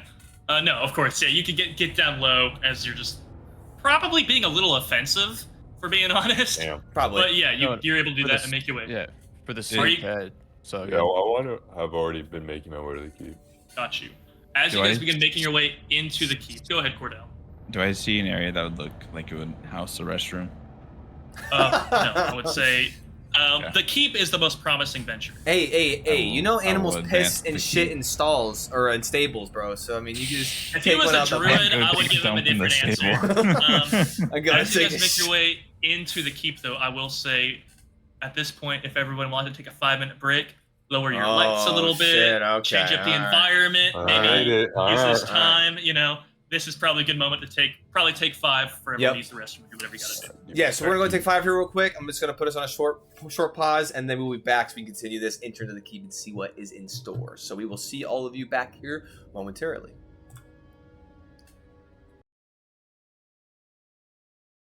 Welcome back. Our 5-minute break was measured on a different metric of time than you're familiar with. So for us, it was 5 minutes. Don't worry about it. We're waiting for Todd to hop back on. But yeah, we are just for the briefest of refreshers. Finally, in the about 2 hours, we have crossed a clearing, made it up some stairs, made it inside a castle. We're about to enter the keep of the castle of the Red Mire. I will say a point of note just in the environment. Important rules were made. Looking for a shitter, very important. Constant checks to keep quiet, not suspicious. And also, more prominently, perception check to see who's all around in this keep. Brought up results, mixed results, as the only new person identified in this courtyard was the person in the gatehouse, it seems, as looking around, the only other people that were present were some of the members of the traveling party, the halberdiers of Lord Edmure, were just present inside the keep you guys were walking in. Real quick, does the halberdiers have names? Did we ever learn their names? You have not got their names. One of them is very insistent on siege warfare. One of them is very insistent on just doing his damn job. But no one has asked them their names. And then real quick, so there's 11 of us total, right? If I did the math right. At least as of right now. So it's Senric, 1, Daniel, 2, 3, Richter, 4, Sir. 5, 6. Yes, 11 of you. Okay, that's fine. I feel like once things start getting real fucking weird, it'd be good to know how many were there to begin with and how many do we have now? Because I will not do it for you, but I will say this as we have a little bit of like a talking shop a little bit here as we're waiting for Todd to get back. Keeping track of how many and who's what is not a bad thing to do. Yeah, I figured with something like this. No meta, but you know the genre we're playing, so. Which I actually, before we started today, I actually added the horror tag to our stream because I had not added it previously. So now. Hey, there you go. Now. Well, there's nothing more horrific than walking up some stairs with an old man going, "Hey!" You know, that's the sliding. Like the sliding around, sliding around, like as we're progressing, I feel like he gets more and more like frail. Like his legs no longer work, and he's just now like permanently like around. I will say, when they got to the drawbridge, he hopped off Dan. He walked the rest of the way. All right. So, does that mean he's good? No. Does that mean he walked a bit? Sure. Which is good. He like teetered, almost fell over the edge of the drawbridge. It's like the first recorded death in this campaign is an old man falling off a drawbridge into a precipice. Hell yeah! Oh, the horror! Oh no, dude! The dude that did the tag on stream horror. I see that there's dimming on Todd's end. I think we're making progress. I think we're getting there. I just don't want to jump quite in with that, so I don't have to reiterate too much because I'm always happy to reiterate as we continue going. Real quick, just as you guys are taking a minute, your characters have had plenty of time to think on things as you were walking. Just, is there any questions or things that could define for you guys really quick? That, like, things your characters may have heard, you just want confirmation on? If you have nothing, that's fine, but just want to give you the space as we have it. How large is this thoroughfare? Is it like hundreds and hundreds of feet, or is it pretty like confined? The keep itself, like the courtyard? Interior, yeah, the courtyard. Yes. The courtyard there. It's not hundreds and hundreds of feet. Probably the entrance you came in is probably as many as 60 feet. It's longer than it is wide, so it's pushing past 100. Okay. But that's square, and then you have like the stables, you have like the warehouse, you have like different things cutting into that area. Okay. Perhaps the design of it, the design of it was at one point rectangular, and then different things intruded on that space. Gotcha. It still is a comfortable space that you're in.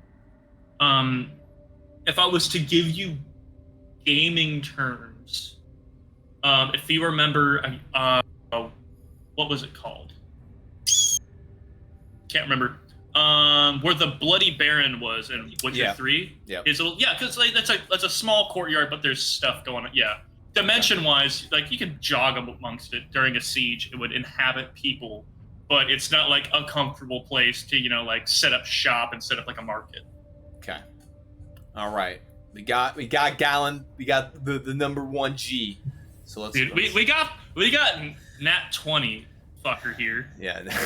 I'm gonna need you to those up, bro. Look, there's a part of me that wants to reach out to the people from the Renaissance Fair and just let them know, hey, we were shilling your product uninterrupted for about 4 hours, because it's not gonna stop. By the way, you are muted, my good man, Mr. Toddy Boy. You don't need to tell them, it's fine. All right. Just to extend this to you, as I spoke with everybody else, is there anything on the journey, the pathing, anything that's happened you want clarification on that's existing in the world before we continue stepping in it? No. No, it's a great answer. All right, let's do this thing. Of course, you guys begin making your way into the keep proper. Going past the court, or going past the well is moving through. Everything is pretty unseeming. Everything, aside from, again, the incredibly peculiar stonework around you, which at least you have a description and information on how it was made. Nothing seems necessarily out of place, aside from, I would say, specifically Gallon and Cordell, who spent some moments looking around and noticed a lack of activity and personnel in this space, which certainly, even for a skeleton crew of defenders or servants or really just people living within it, requires at least maybe a dozen or so, just from what you've seen. And then But I'm not all the way to the keep, right? I'm like everybody is making the way inside the keep. If you'd like to do something on that way, go ahead. Yeah, so when they were talking, I was making my way to the keep. So you said we noticed no like movement, but we've also noticed have I also noticed like preparing for a hunt. Oh. What do you mean noticing preparing for a hunt? Like, what is there any supplies around? There's just nothing. I would say, yeah, go ahead and give me a quick perception check as you're closing the distance here. This man, this is why we keep him around. That's not a good question. But that's why we hold up for him to get over here, because he's going to ask the questions. 15. 15. You know, because Very usually reasonable. there's a bit of activity. It's, hunting dogs, something. Looking around, you don't see any life aside from the life that I described to you, which is seeing the halberdiers inside, a guy in the gatehouse presumably doing something now as the gatehouse is closed. There is no dogs. There's no any hawks or any type of falconry going on or anything. But there does seem to be in that front entrance there seems to be a collection of you see some packs front there. You count as many as 4 bat packs all set up there, as well as you see a barrel on the other side. Right side you see all the packs. Left side, and I don't know, I'm doing it backwards. But on the other side, you do see there is a barrel there, just full of arrows and such. So, presumably it's for a hunt. But it also, I would say you've traveled around enough. Something of what they're trying to say is a prestigious event would normally have a lot more activity going on. Yeah, like banners, something. Yeah, this is lacking certainly any banners, certainly any hunting dogs. And again, hunts like that normally have caddies of forms or different types of scoutings for you. We didn't. You're not seeing any evidence of that. Stable or anything. Stables are empty. The warehouse is closed, but you don't hear anything. Interesting. Okay. And then with that, everybody's making their way, unless you're telling me otherwise, into the keep. What? Yeah, never mind. But if you have something, Well, I was gonna say Cordell would know if there's anything in the stables because he's taking a fat shit in there. I'm glad I gave you the space to say that. No, Cordell is again just I guess ready to just let one loose. I didn't ask the number, but whatever you got to do, the keep seems like the best place for it, unless you're going to the stables. But to my understanding, you guys are making your way to the stables. Gotcha. To the keep. The keep. Well, yeah, the keep. Yeah, you guys want to go on the No. keep. Yeah. Now you just got me on the different track. Sorry. That's fine. Hey, No, you pressed. That is a me issue. There was not a 3 you times issue. I was like, say it, no. Say, and then you were like, you should just say it. So, okay. Hey, let it rip. I was waiting for you to ask me to do an investigation roll or so. I wasn't expecting you to comment about a man shitting. So I investigate that to is see if on he's me. shitting. I should have. Nope. You see the man walking. All right. Okay. I would say he's walking with a normal gait, so there's no roll necessary. If he's shitting and he's walking normally, he is a man more powerful and possibly immortal. Thank God my passive perception tells me the important things in D&D. Yes, absolutely. But traveling along, just going past, again, circling the well, you were a bit ahead, kind of taking in the environment, Gallon, but as everybody starts making their way in, everyone's kind of clustered together as you make your way inside. It's like a double door structure. Again, it seems like the local woods have been, the different woods of the swamp were cut down and planed in a way to make this kind of a heavy wooden door. It's kind of hard to identify what type of wood it is necessarily, but it is swung open into the interim of the structure as you guys make your way inside. The 2 halberdiers were standing kind of loosely on either side, one proper up with his halberd, the other one kind of loosely looking around predominantly at the structure. As you guys make your way inside, and as my camera focuses, there we are, and then as you guys make your way inside, you're in a long kind of hall. Immediately before you is kind of a stair step downward into, you're seeing like a large dining table, incredibly large, I'd say, as it's supposed to be seated up 2 people on either side, and it goes down probably 50 feet. This thing's made to host proper galas of nobility. You see different wooden pillars ascending up with different cut arches and such, holding off the truly sawn log actual shingling that's going above you. There's just logs creating the roof above you, as there's kind of a void was created with the stonework, and it was filled here by the wood, making up an actual archway for you. There seems to be different braziers and such kind of scattered around the halls from you, but you're in a very linear space.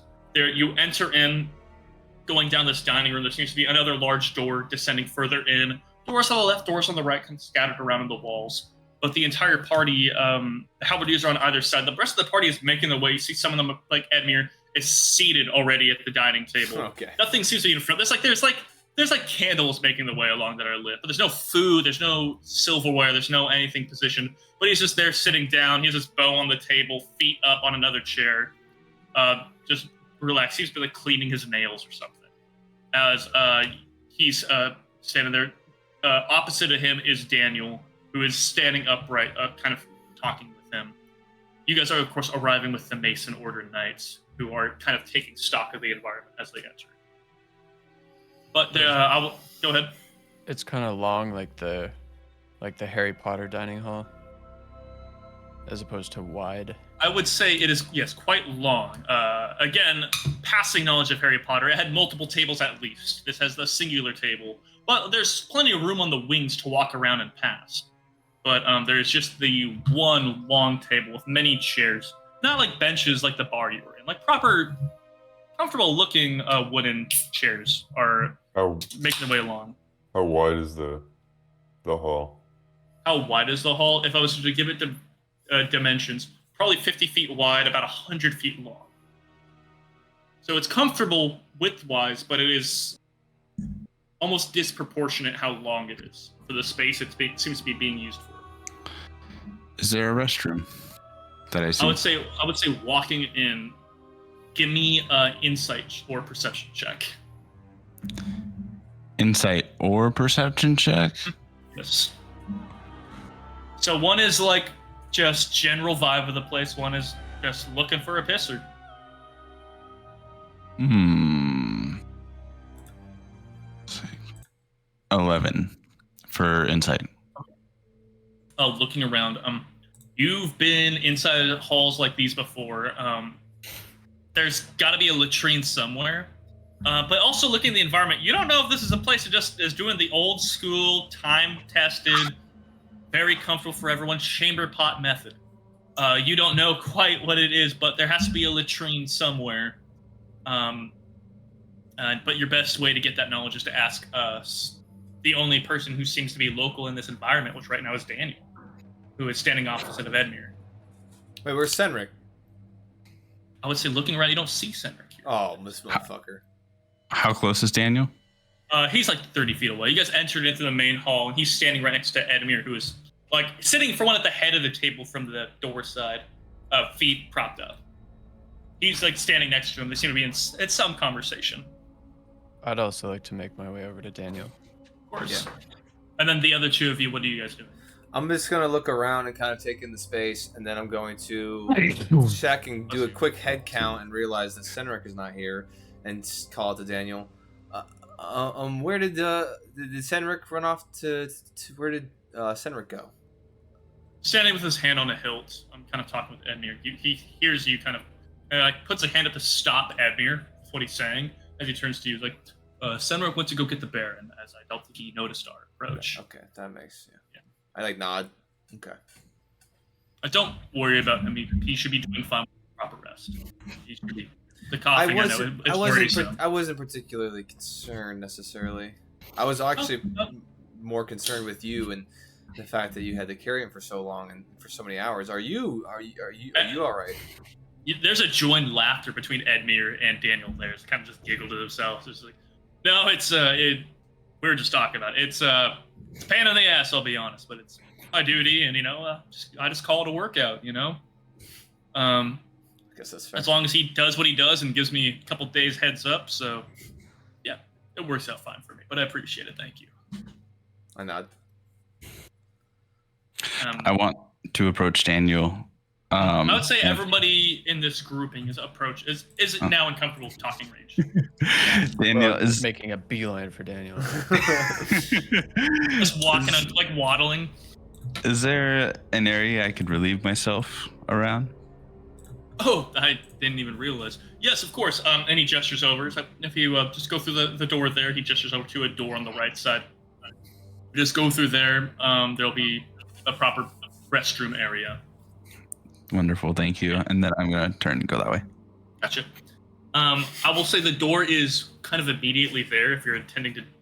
I go through. Yeah. He goes through a completely wrong door. Thanks. He goes through. I will go right. Immediately cuts left. And I would say for you entering the restroom, it seems like there's a door here entering. There's a door on the other side going further in, but there seems to be some stalls almost. With some form of something to do business through. Nice. You can look into that as much as you want, buddy. This is all up to you. I'm just gonna go stand in a stall because I don't gotta go. I'm just there. Yo, step in. There's no doors. It just is like privacy size. Yeah. But like looking in there, are you gonna look down in the hole? Are you gonna like? I'm not looking down the hole. I'm just in there enough to act like I'm going, but. I'm hoping no one walks in. I'm going in. No, I was kidding. Well, really quickly, while you're here, what is it you'd like to do? If you're alone in a shitter. I'm gonna take a look at my whip. Yeah. You're still wearing it as a belt. He pulls out his penis. Pull out my whip. Pull out the whip. My whip. I pull up my whip. But when you whip it out, there seems to be no glowing property to it. It is very mundane. It is very natural as it normally is. How far away are the bathrooms from like everything else? Probably 25 feet. Then if you proceed further, and you're probably more 35, 40 feet to get to the bathroom. From where everyone was talking, probably a little bit further as you went a diagonal, but. Do I see like something that resembles like a cabinet or something in there, or anywhere I could put the whip and just like hide it? I would say go ahead and give me an investigation check here. Yo, this guy's this guy. Well, this motherfucker right here, bro. I can think of one place, but you aren't gonna like it. Yeah, I got my prison whip on me. I got a 10. A 10. Looking through for one, and I hate to do this to you. So looking around, for one, there is some storage places. It seems like there seems to be kind of a bucket of fresh water, like a couple buckets set off to the side with some kind of like something to like rinse off a bit with. There's the hole below. There seems to be not a lot there. You could try to like put it along, like hide it in a stall or something, or put it aside. But really, there's kind of a shelving situation seems to be for like just general stuff. If you're gonna open it and look through it, you might just find like some basic brushes and maybe some smaller buckets and things like that. But there doesn't seem to be any, wonderfully great places to hide it. I will put it in my backpack or my pouch Got you. Okay. and then go back. I'll return after it's been like a minute, 2 minutes. Okay. Fastest and then shitter you're- in the West. I would say, yeah, after a little moment of time spent in there, you kind of steel yourself a little bit.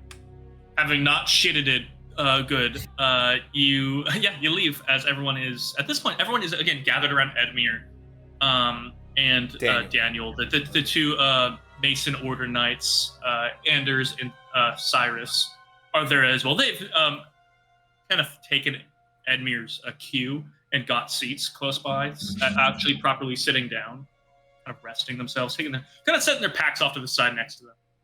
And they're all engaged in a bit of just a light conversation about just like looking over the places. For those of you who are here, hearing Red Mire and Cyrus primarily go back and forth on just like how peculiar this entire keep is. Neither one of them, as they were describing, has ever seen a keep made by such means. And by Red Mire's opinion, it seems to be a form of cheating to make a castle and keep in such a way that wasn't just good old-fashioned manual labor. Interesting. But I'd say Braff, Gallon, and Richter, you guys are all present for these conversations, kind of going back and forth. I'm set my bag against the wall, I guess. The wall's quite a bit away from where you're at. Oh, then I guess I'll set it. I'll set my bag in a chair. I'm gonna pull my crossbow off, set it on the table, and then I'm just gonna stand there. So you give your bag a seat, but you'll stand next to He it. puts the Glock on the table. Yeah, I'm just gonna kind of. Is it a cocked, loaded crossbow, or is it just a crossbow? Is it loaded? Yeah, one of the Yeah. chamber dog. That is the question. Come on. I'm gonna load it. Oh, you're. So you then set it. Yeah.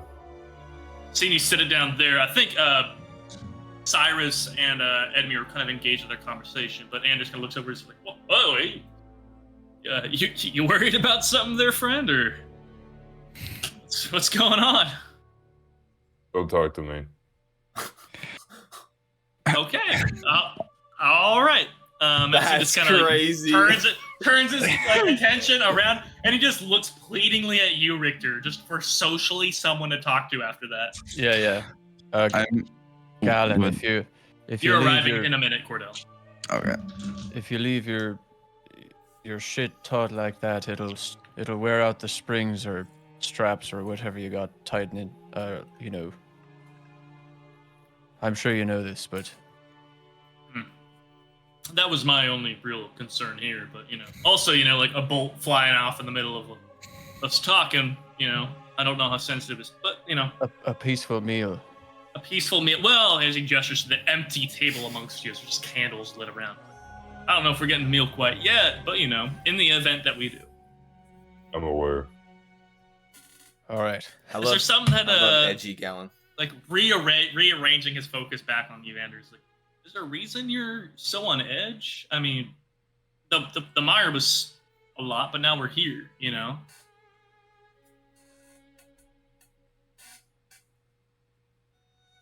Don't say anything. I just look around. I thought I hit him with a "Don't talk to me" part 2. Like Anders kind of just looks. He looks over at this time to you, Braff, and just kind of gives you like a "What the fuck?" Oh, I'm actually motion. not even next to the table. I'm like pretending to look around. I'm gonna cast a message to Gallon. So if he looks at me, I'm literally like 25, 30 He feet looks away. to you for like help as you're kind of like, Exactly. you guys, they could use some chandeliers up there. Yeah. It's just like this looking amongst. For one, give me are you gonna actually be looking around? Yes, I'm going to be like I'm going to be subtly casting message if I can. So Okay. Go ahead and give me a sleight of hand for that cast, and then tell me what the message is. okay. Darkness makes my dice roll well. Okay, it does. You said sleight of hand. Oh, Yeah, just for kind of the subtle. 14. 14 in it. All right. And then what is a Gallon hearing? So that was Cyrus. That was one of the Mason Order Knights, right? This was Anders, the Mason Order Knight. Yes. Okay. Yeah, keep tallies of who you're being abrasive to. So far, half of them. Everyone? So far, about everybody. The people he hasn't That's directly spoken to yet. Yeah, just give it time. There's Give it still time. I will say to Gallon, I will say,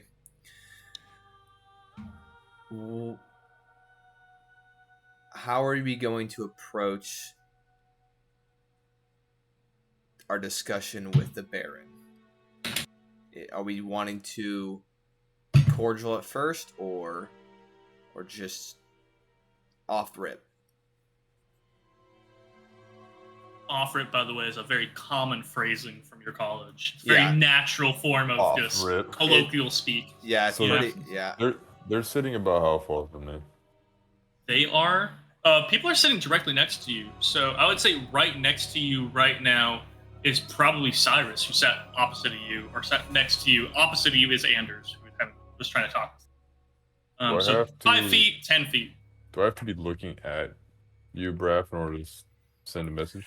No. So let's see. It says for message, you can you point your finger towards a creature within range and whisper a message. The target and only the target hears the message and can reply in a whisper that only you can hear.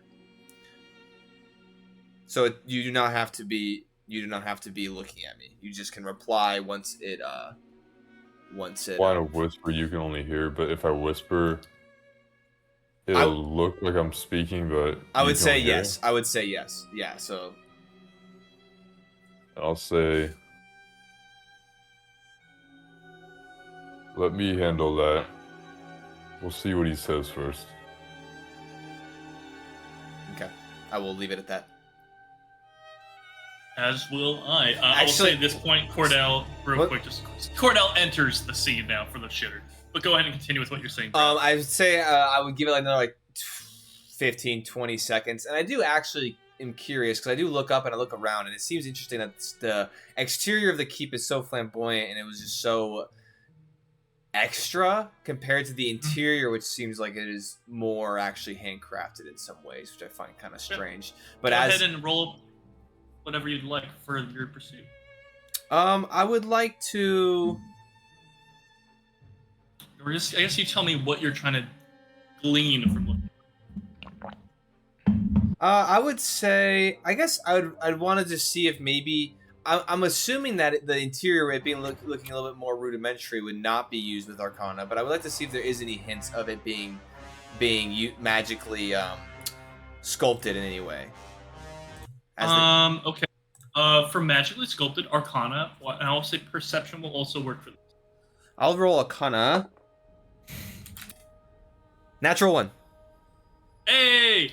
Looking at this environment, you were spending. There's again the woodwork. You're seeing these beams kind of come up, like it's almost like logs were cut in kind of shaped, not decoratively, but made go up into the environment, holding up these kind of like wooden beams going across, and you're going up and holding up these archways, and you're looking at it, trying to determine any magical nature of it, and staring at it. You cannot tell if there's anything magical going on with it. You are able to see, distinguishing, looking at it. There's some nails going into it. Some nails quite similar to the ones that you saw the blacksmith making back in Marcia's retreat. But magic, you can't say yay or nay. Okay. And I think with that, I will just go ahead and now make my way in the I'm not gonna sit. I'm gonna follow Galen's kind of posture, but I will drop my backpack and I will set it in the seat, kind of in place of me. Again, Cordell, you arrive as there is uncle and nephew, both with packs and chairs standing next to them. As most everybody else, Richter, you tell me if you're doing this as well. But everybody else is kind of seated in chairs at the dining table. As these two, are you also seated in a chair, or are you kind of? What are you doing in this space? Yeah, I'll like pull back a chair and then kind of sit down, but not pull myself up to the table so much. Yeah, you're just kind of relaxing, not like properly up. Yeah. Yeah. So yeah, I walk in and you say it's Gallon and Braff standing. just Gallon and Braff standing with their backpacks in the chairs. But Is there seats available next to them? Absolutely, this is a long fucking table. I'm gonna go stand next to Braff, and I will follow suit. And I am going to put my backpack or my pouch in the chair, and I know his crossbow out on the table as well, and I will take 2 darts from my pouch and put them on the table in front of me. Like as you set the pouch on the table, you hear Edmund just go like a hey hey as he like sees that, like kind of giggle to himself as he looks down. He has his bow already on the table, and see like a loaded crossbow, now 2 darts on the table. It's just like, hey, you know, when the host isn't here, you know, the guests make themselves comfortable. That's how it goes. Is this what we're doing? I'll take out my like little quarter staff and kind of like plonk it on the table. You take out your fucking yardstick and set it on the table. And Daniel kind of like, he kind of gives like a low glare over to everybody. He doesn't really say anything. And it's just like, the Baron will be with us in a moment, I'm sure. Edmure, if you don't mind. And he gestures to his feet. All right, and gets his feet actually out of the chair. And then with that, Daniel's like takes his sword off his side and like leans it against the table and sits down himself. So, can I roll perception really quick? What for? I want to see like what the furnishing is in the hall. Sure. Go ahead and roll perception. What's the furnishing in this motherfucker? What's the furnishing in this bitch? It's actually skulls, and I didn't realize. 10? 10. Okay, you're seeing a lot of wood. Wood for everything. You're seeing long wood table. It seems to be like almost a single tree has been sawn down and cut along, and it's been being used as a long, kind of a nicer looking table, I'd say. There's a nice finish to it and such. It has a nice kind of like varnish, I would say, on it. The chairs seem to be made of a similar wood, got quite a similar finish there. There's braziers going along the hall, which iron and construction seem to have like fresh wood in them, though. It seems like these were taken care of. But short of those, you're seeing like all the way next to the door, opposite of where you entered, there seems to be like kind of like a bar coming off the side, just directly against the wall. And it seems to be different variations of drink and such, and goblets and various glassware there. Not far from that, it seems to be a similar arrangement of silverware and plates. Another kind of like shelving directly against the wall. But short of those, you see like looking along, you see like there seems to be like a couple chairs like off to one side of the wall, kind of facing in to where you guys are. But that seems to be the extent of it. You're not even really seeing like rugs or something, which might be customary for like regions like this to add a layer of comfort, especially walking on stone. You don't really see anything like that. No animal hides, no banners, no anything of that nature. There are, I will say, nothing. No tapestries, no paintings. This is it is rock and it is wood, but it is as close as it can be a sterile environment, pretty much. Go ahead. So you do see Braff, not as stoic as you, shifting uncomfortably behind the chair because he is doing, obviously not sitting and is uncomfortable with this, but he is sticking to what you're doing. But he is like shifting, kind of being awkward, looking up, looking around, playing with his hands, just kind of like, all right, yeah, I'm doing this, but I'm uncomfortable. Assuming there's no like windows, right?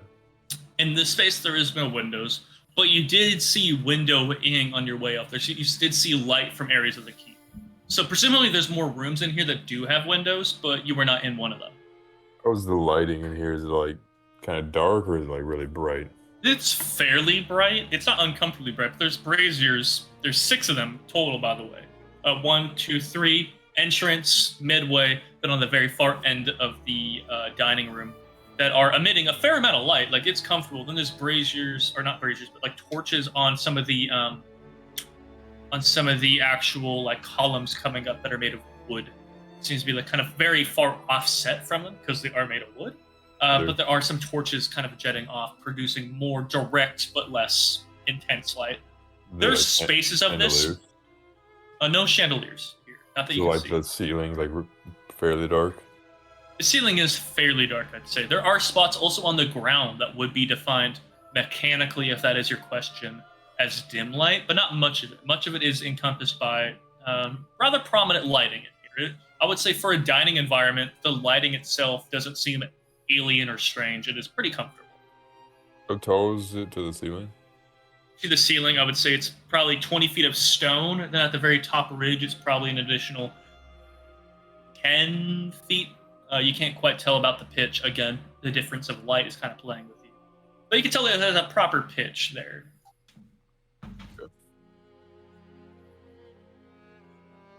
For those of you playing the home game, probably a 6'10" pitch.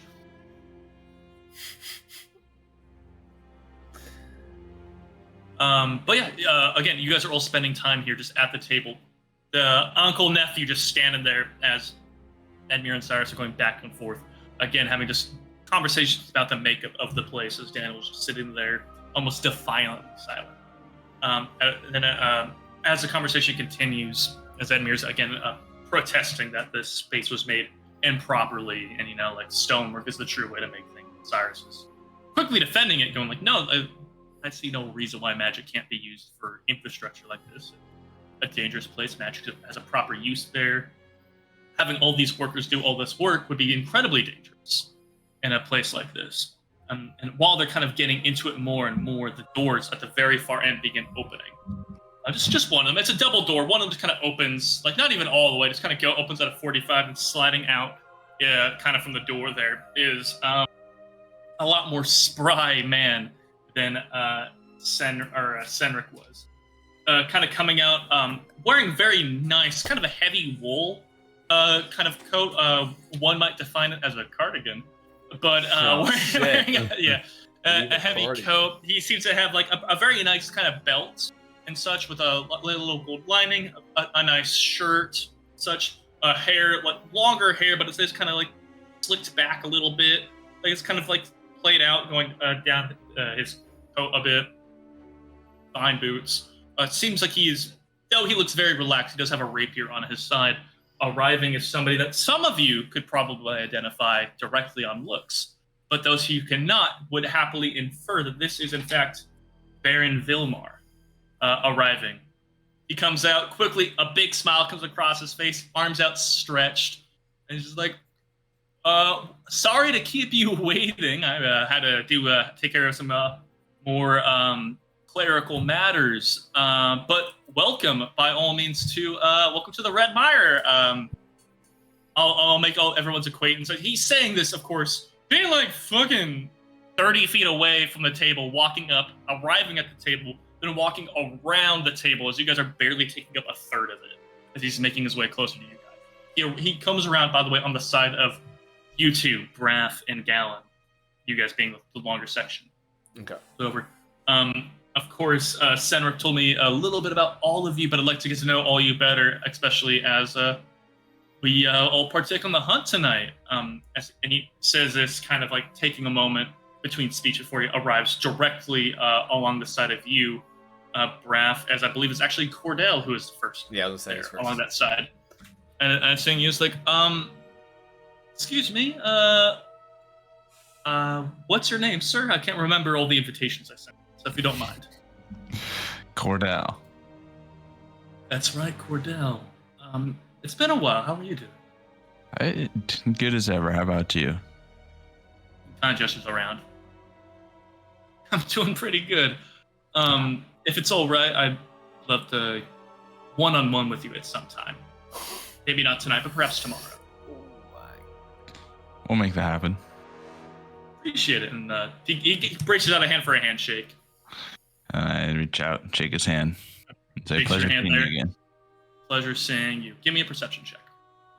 Oh shit! He a IED inbound. This man's got a chest bomb. You put a bomb in your hand.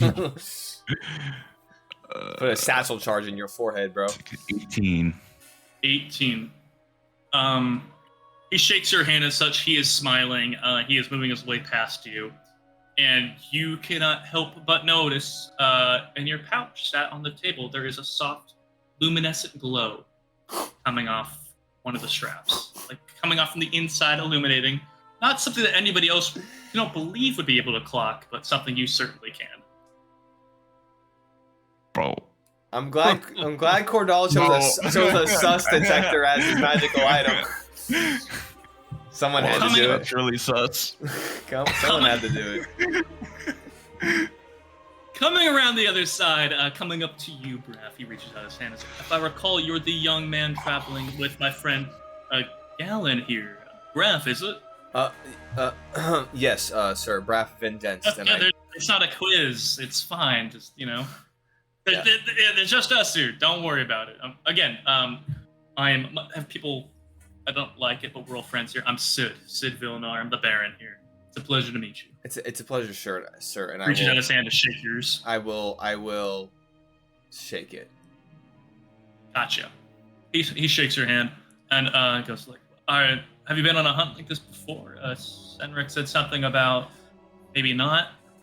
No, sir. I've not actually been on anything quite like this ever before in my life.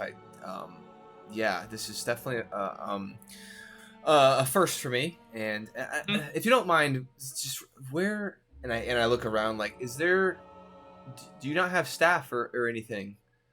Some of the staff we did send away. It's kind of been a weekend, but also we want to make sure there's more space for you guys. We don't have a proper guest quarters yet, so we gave them a weekend to actually go home. You guys will be staying in what was the guest quarters. For this weekend, it is not. But we do have some of the Mason orders. It goes and looks over. It's like a bit out of order, but Cyrus, nice to finally make your acquaintance. And the other guy, Cyrus gives him a nod. The Mason orders. Some of them are still here, moving about. But servants, I figured if it's all right with you, we're on a hunt. There's no reason we need to be wined and dined. We can just pour the bottle ourselves. That makes absolutely. A pleasure. Absolutely. And going past you, it's like, and then of course, Gallant. I don't believe we've met, but I've heard quite a bit about you. And he goes to shake your hand. I'll nod. They just leaving him hanging. I look at his hand and look back up at him. Well, stories weren't wrong. I'll say that. And he kind of laughs, and off the end of the table, Edmure laughs as well.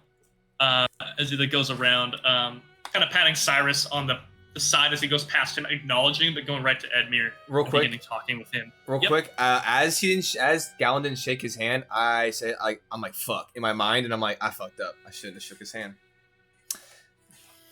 You just sold your soul, boy. Anyway, continue. You sold your boy soul. That's worse. But yeah, he goes over and shakes hand with Edmure, and Edmure goes like, "What a nice place you got here, cousin." And shit. He kind of looks up and around. It's like, I could use some furnishing, but we'll plenty of time to talk about that and talk about a little bit of tips and tricks, right? And slaps him on the shoulder, and Edmure immediately, he was like, feet were still on the chair next to him, kind of softening up a little bit. Like he put him back over there in opposition to Daniel, but he does kind of like straighten up and sit more properly in the chair. He's like, I like that quite a bit. Seems like you're doing well. We'll absolutely talk about that. And he goes back over, says, gives another hello to Anders. Nothing to the Halberdiers at all, period. Not even an acknowledgement. But then making his way over to you, Richter. It's like, I was told there was a druid here. That must be you. That's right. Well, it's a pleasure to meet you. Richter Turnal. It's a pleasure to meet you. And he goes and reaches out to shake your hand. I'll shake his hand. Well, That's very So fresh. well, say you're Baron. What was it? Vilnar.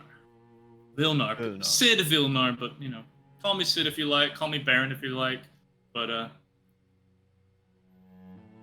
right. yeah, it's a pleasure to meet you. And at this point, after at least attempting to say hello to everyone individually, he kind of goes and takes a seat directly next to you, Richter. Not taking the head of the table away from Edmure, but just sitting down next to you. And just like, well, gentlemen, what we have going on right now, just so you know, is we do have some food being prepared for some dinner. But I'm going to be honest, I did not expect my good friend Senric to make it this quickly. Dinner's not going to be ready for 3-4 more hours. So what I propose is, if you guys would like, we could go look at the grounds, go kind of check out, talk about the hunt a little bit before coming back for a proper meal and getting to know each other a little bit, make a plan for tomorrow for when we properly partake in a hunt. Does that sound good to you guys, or are you guys wary from your journey? I understand either way. I nod, but I look at Gallon. As long as the walk isn't too far. Oh, it Sounds shouldn't like be far at all. Perfectly reasonable thing to do. We could call it checking out the grounds. We could call it checking out the hunt. We don't need to go far outside the glen here. You said like the glen or the keep? The glen surrounding the keep. We don't need to go off. Well, but just kind of look into, we don't need to go far out there. Just kind of looking at kind of get an idea of what quarry we might be looking at. Senric said you guys got a little spooked out there. No judgment, it is a weird swamp to get used to, but we don't need to go far in then, especially not until tomorrow when we might be properly hunting. It's a spooky place. Now wait, you say we're hunting tonight or tomorrow?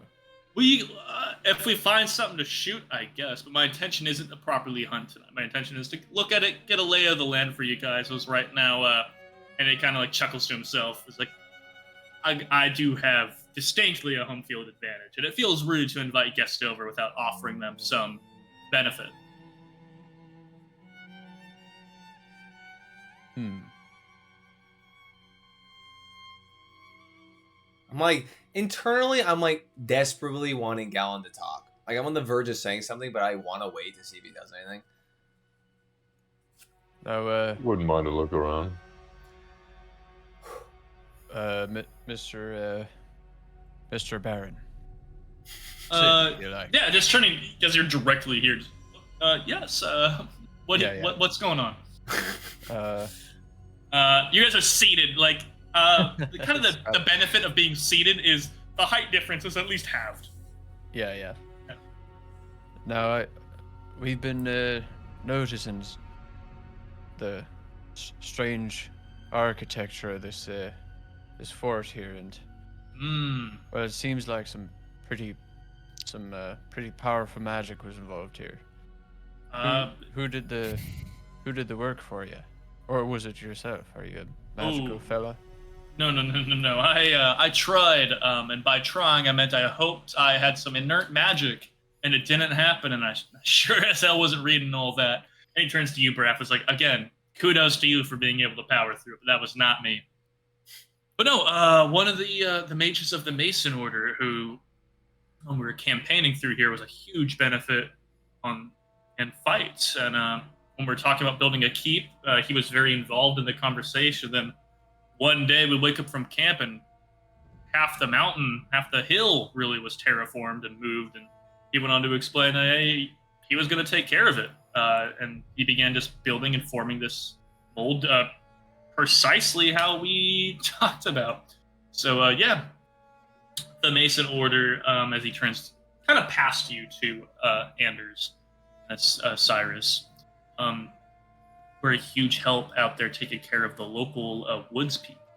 But then just having one of their wizards, my understanding their only wizard, go about and help create this was beyond what I could ask for. This would have cost several dozens of fortunes to create and make and feed the men and pay the men to do.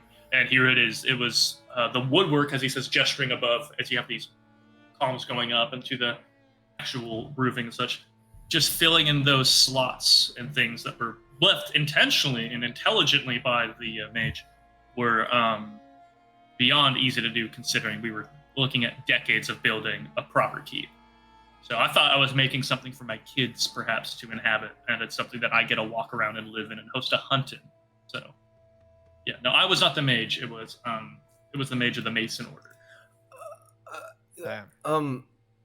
How renowned was this individual? Did he have a name or an alias he went by? It's just kind of incredible to kind of witness this feat. I mean, he must have been very powerful in some ways.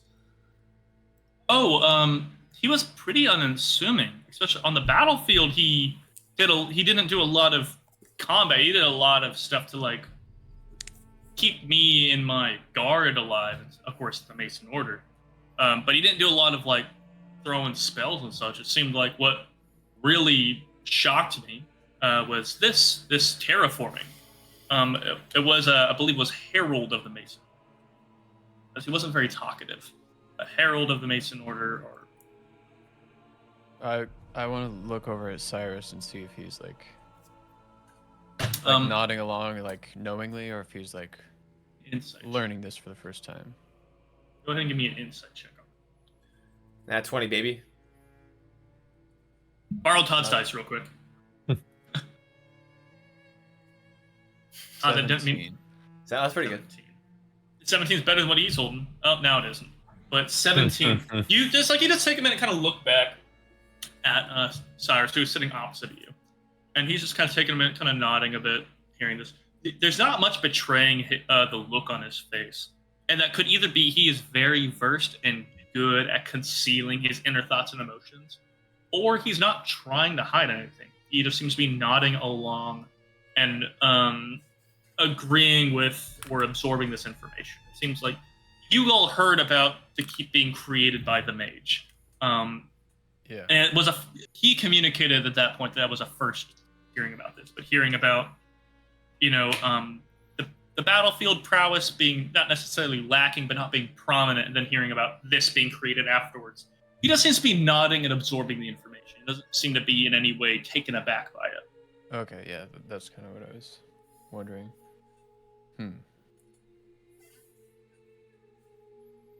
Jeez. Okay. With that, kind of looking around, kind of taking stock of everybody. Well, any more questions? I'm happy to answer whatever you'd like. I mean, I've been, for lack of a better term, surrounded by laborers and servants for the past while. Senric notwithstanding, and of course Daniel. Okay, just gives a little nod. Great company, but I'd love to chat. I look at Gallon to see if he's gonna say anything, and I'm starting to get the understanding that he doesn't talk very much or inquire too heavily. So I'll pause for a second. What are we hunting? Oh, of course, we can talk about the hunt. Senric told me the conversation initially was about crocodiles. Which we could do if that's what you guys are more comfortable with, but I had a bit of a bounty in mind, if that works for you. Oh, here we go. Does that sound more interesting to you guys, or? A bounty. That's not what it is. A hunt. Of course, depending on what it is. Of course, Gallon, again, I'd love to chat with you one-on-one if you'd like. I'd love to pick your mind. Said I would too. All right. I like this group. This is a lot of fun. But up onto the bounty. As he's like, there are things in the woods out. Crocodile. There is some pretty evasive stags through here as well. That I wanted to give points to. But at the same time, there is still just recently reported by the Mason Order scouts. There seems to be a little village or little placements of some of the local tree people not far off in the woods. And again, this is a hunt. We can hunt beasts. Beasts is totally fine. You guys are not here to kill people. You want us to hunt people? However, if you guys wanted to do the bounty, which is different than a hunt, and that's why I'm talking about it like that. But there is the village. They have it seems like some form of shaman over there. If someone was to take him down, and we wanted to include that as a group, include that in the hunt, that would have a lot more points than any stag or crocodile or any other beast. Again, only because it's a benefit for me. But if we do not want to do that in the hunt, that is totally fine. And I can always go about taking care of that my own way later.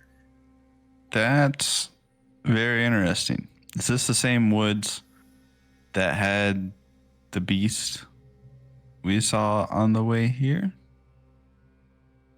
Well, you guys came from the west, so I'd say no.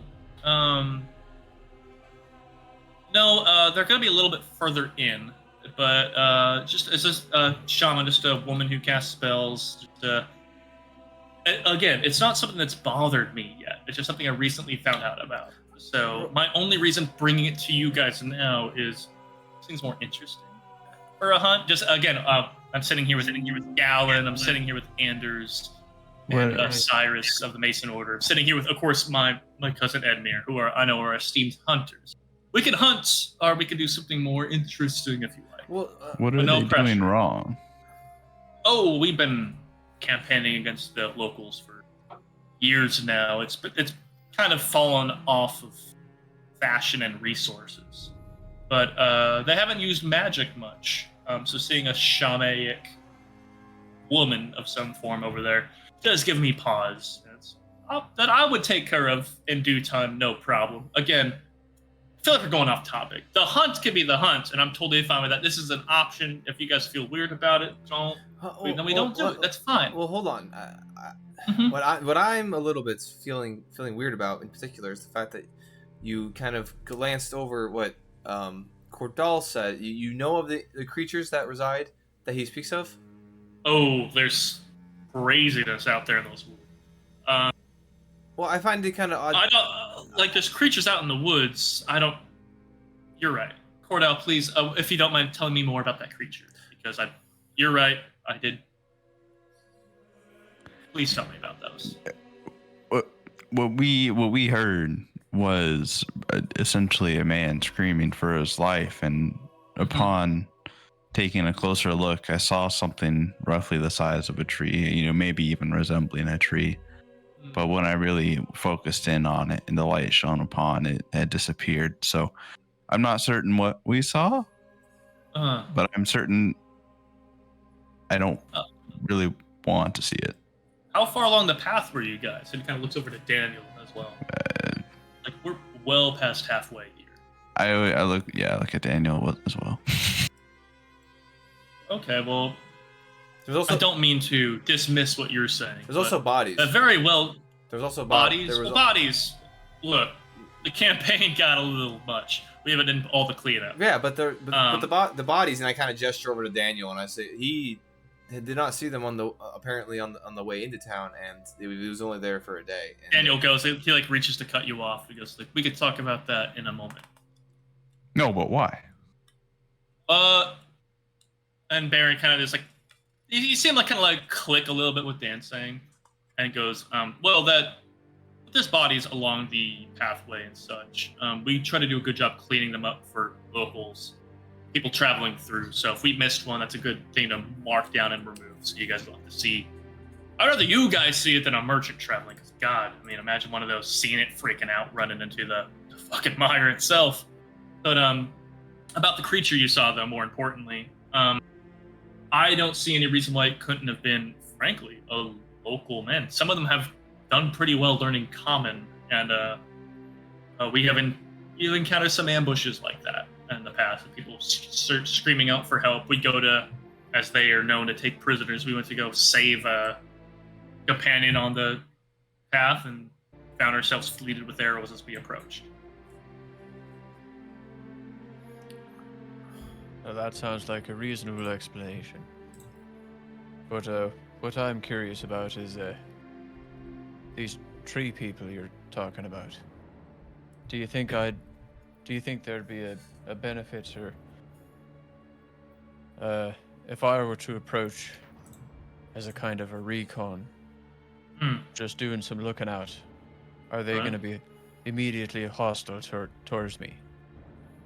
I have yet to see the locals be anything but hostile, but I am not.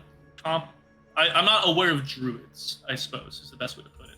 I don't know what you might be able to do, but I would highly caution you. Yes, that's sort of what I was thinking along. I can't make any promises, but I'm a bit of a tree person myself. If you know, I don't live in the trees, but I've understand them in a way. Well, perhaps the trees might tell you something if I'm getting your gist right. But I would like to make an insight check on this dude to see what the fuck his deal is. Go ahead.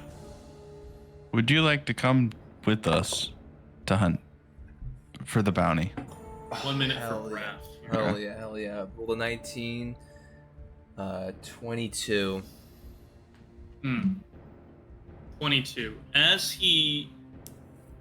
And again, what are you trying to glean from this? I just vomited at you. Well, it's just was weird that like Daniel, like I'm just trying to get an understanding as to what his stance is, because like Daniel tried to cut off certain things, and then there's that interaction of kind of almost them at different odds of sorts, and then just seeing if he's being truthful, if he's being like shady, how his demeanor is being displayed to us. 19? 22. It's like 19, just 3 more. Again, sorry these numbers are really hard. I'm trying to remember what I'm gonna... Yeah. Anyways. You're good. 22, different than 19 by a lot. Specifically because the DC was 20. Fuck yeah, boy. Yeah. You notice as he's talking, he is, for one, seems very practiced in social settings. He is, as he's going through, he was shaking hands with everybody. He did, with the exception of Gallon, because Gallon is who he is, seems to set everybody, and I would argue, and you tell me if this is true, even probably set you a little bit at ease greeting you. And he seemed to do personally for everybody. Just take a moment with everybody. As he's talking about it, he brought up the bounty, and people seem to detract from that. But I would say with a 22, beating the 20, he seemed like when he offered the bounty and it was rejected, that seemed like an intentional play by him to offer you something you weren't going to take. Because he knows you guys were a little suspicious, so he offered you something that would enable your suspicion without being too much. Gotcha. And then when Daniel advised him that he will speak later, he seemed to take the cue not from a subordinate, but from an equal. Okay. Like Daniel said something and he got the cue and he just took it as was.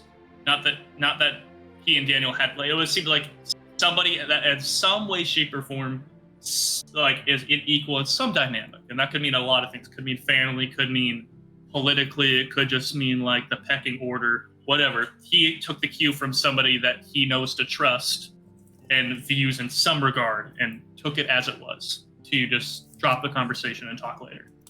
Okay. Very interesting. Damn. I hate hearing stuff and then not being able to do anything. That's kind of the fun of the stream, is by its nature, I'm not using secret chats. So you guys get to hear a bunch of stuff. It's like, remember what you don't know. Yeah. Try to find out. As Todd is squinting into my soul through the screen. I don't want to go too far, but I do want to ask him if he would join us on that bounty.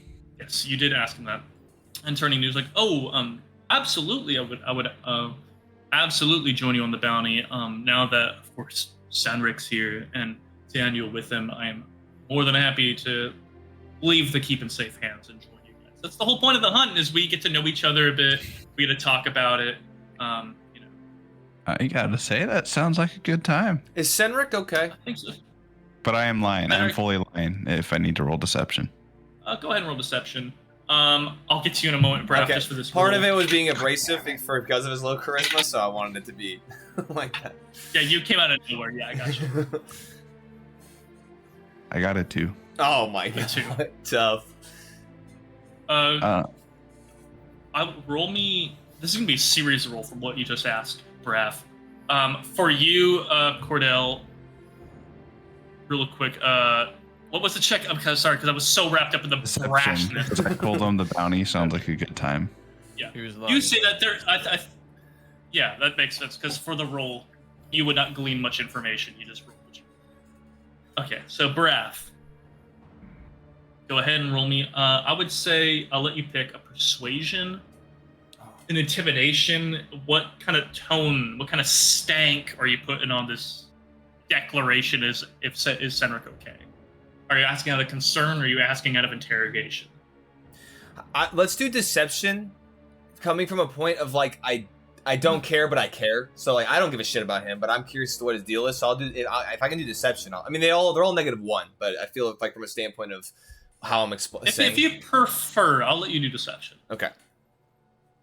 I mean, Actually, what about just genuine curiosity? yeah, I'll do persuasion. That'd Be persuasion. Yeah, let's do persuasion. I'll just do that. No, I'm not gonna intimidate him because it's not. Well, yeah, but Oh yeah, baby. 5 - 1, 4. okay. You asked that, and you just kind of seem taken aback by that a little bit. It's like Senric, he was coughing a bit when I spoke with him, but he's resting now.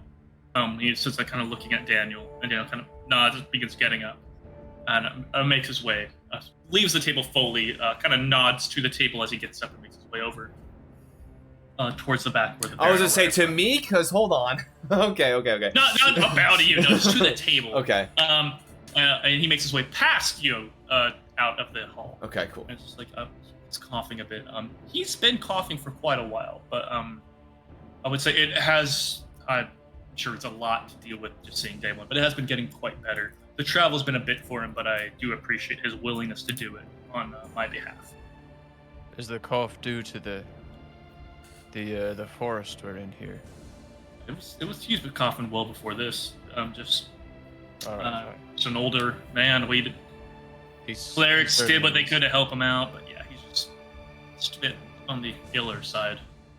But he says, kind of gesturing to everybody, food's not coming. If you guys if we don't want to go participate, looking outside the walls, giving a tour of the grounds and such, we could just have some drink and such and enjoy the time until dinner's served. But again, I would insist on going and looking at the grounds, seeing where the hunting grounds might be.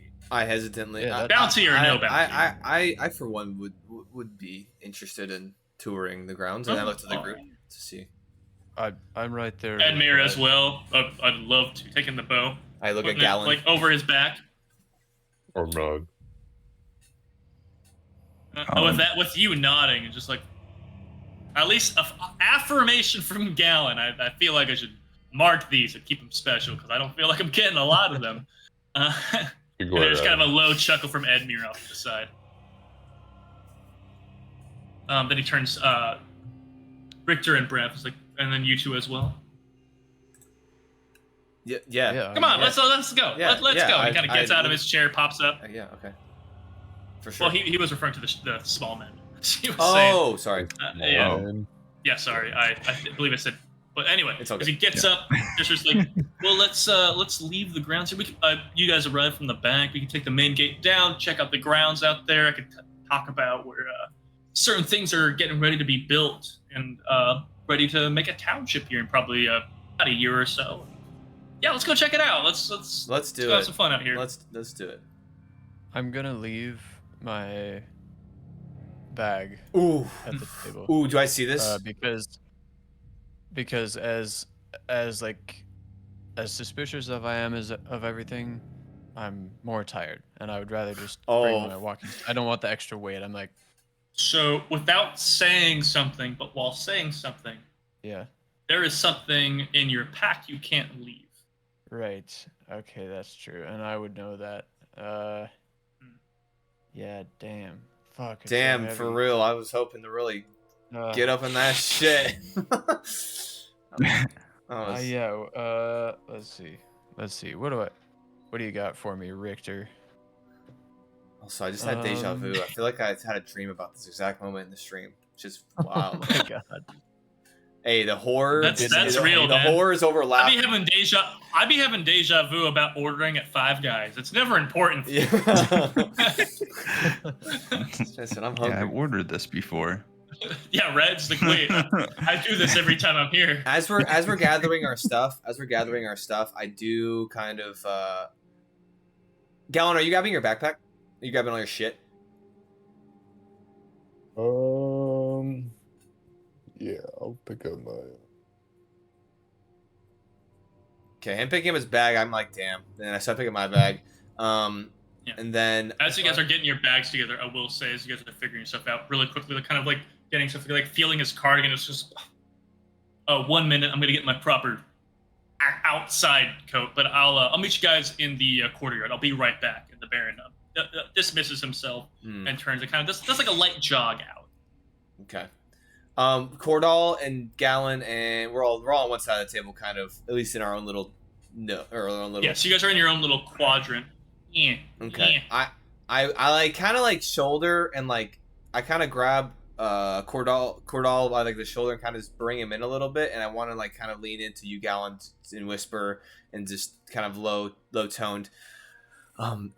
Do we want to ask the Baron about the stones, or do you think we should wait for to see? What do you think? What do you think about this, Gallon? I feel like he's incredible. From what I could glean, he's incredibly shady, and so I'm just curious as to what you're thinking. You're not saying much, so I figured you can give us a little insight, and I kind of like.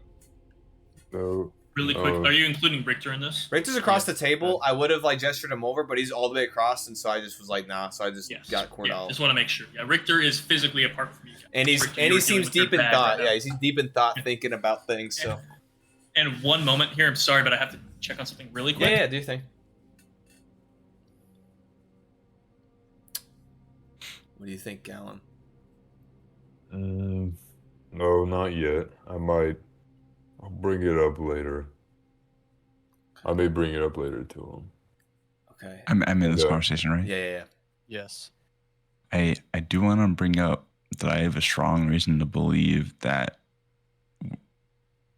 the Baron's an undead creature. I fucking look at you. My only goal from here on is to get away or kill him. I look at you, and I do not want to participate in any hunt. I look at Did you Gallon. say that? Did I say that to you Holy too? shit. I propose. I would say wait. Gallon immediately like stiffens. Like he.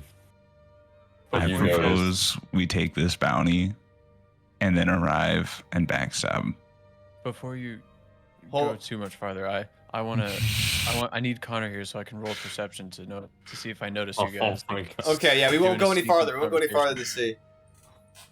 I'm so curious. Actually, about this. hold on. So yeah, you can roll and you can like retroactively know, but I want to seeing Gallon stiffen, I like start to sweat, and I'm like, haven't really seen a lot of emotion from him, so I'm like, oh fuck, like The house is not burnt down. All right, we're good. All right, cool. Sweet. This man just Yeah. dropped a nuke on our heads, bro. I spilled the beans. He's undead. This guy said you know, legalize like- nuclear bombs. The My might as well suspicion. play, Connor, and we were up to some shit. I said the might as well play. Yeah, I wasn't like getting like puppets out to describe what was happening to you. Damn As it. much as I do wish I had them. Cordal just said to me and Gallon that the Baron is very much undead and that we should backstab essentially. And Gallon stiffened up, and I'm like sweating now. And now. Believe it or not, I have somebody in the stream who reported that to me already. Oh, Okay, cool. okay. Yeah.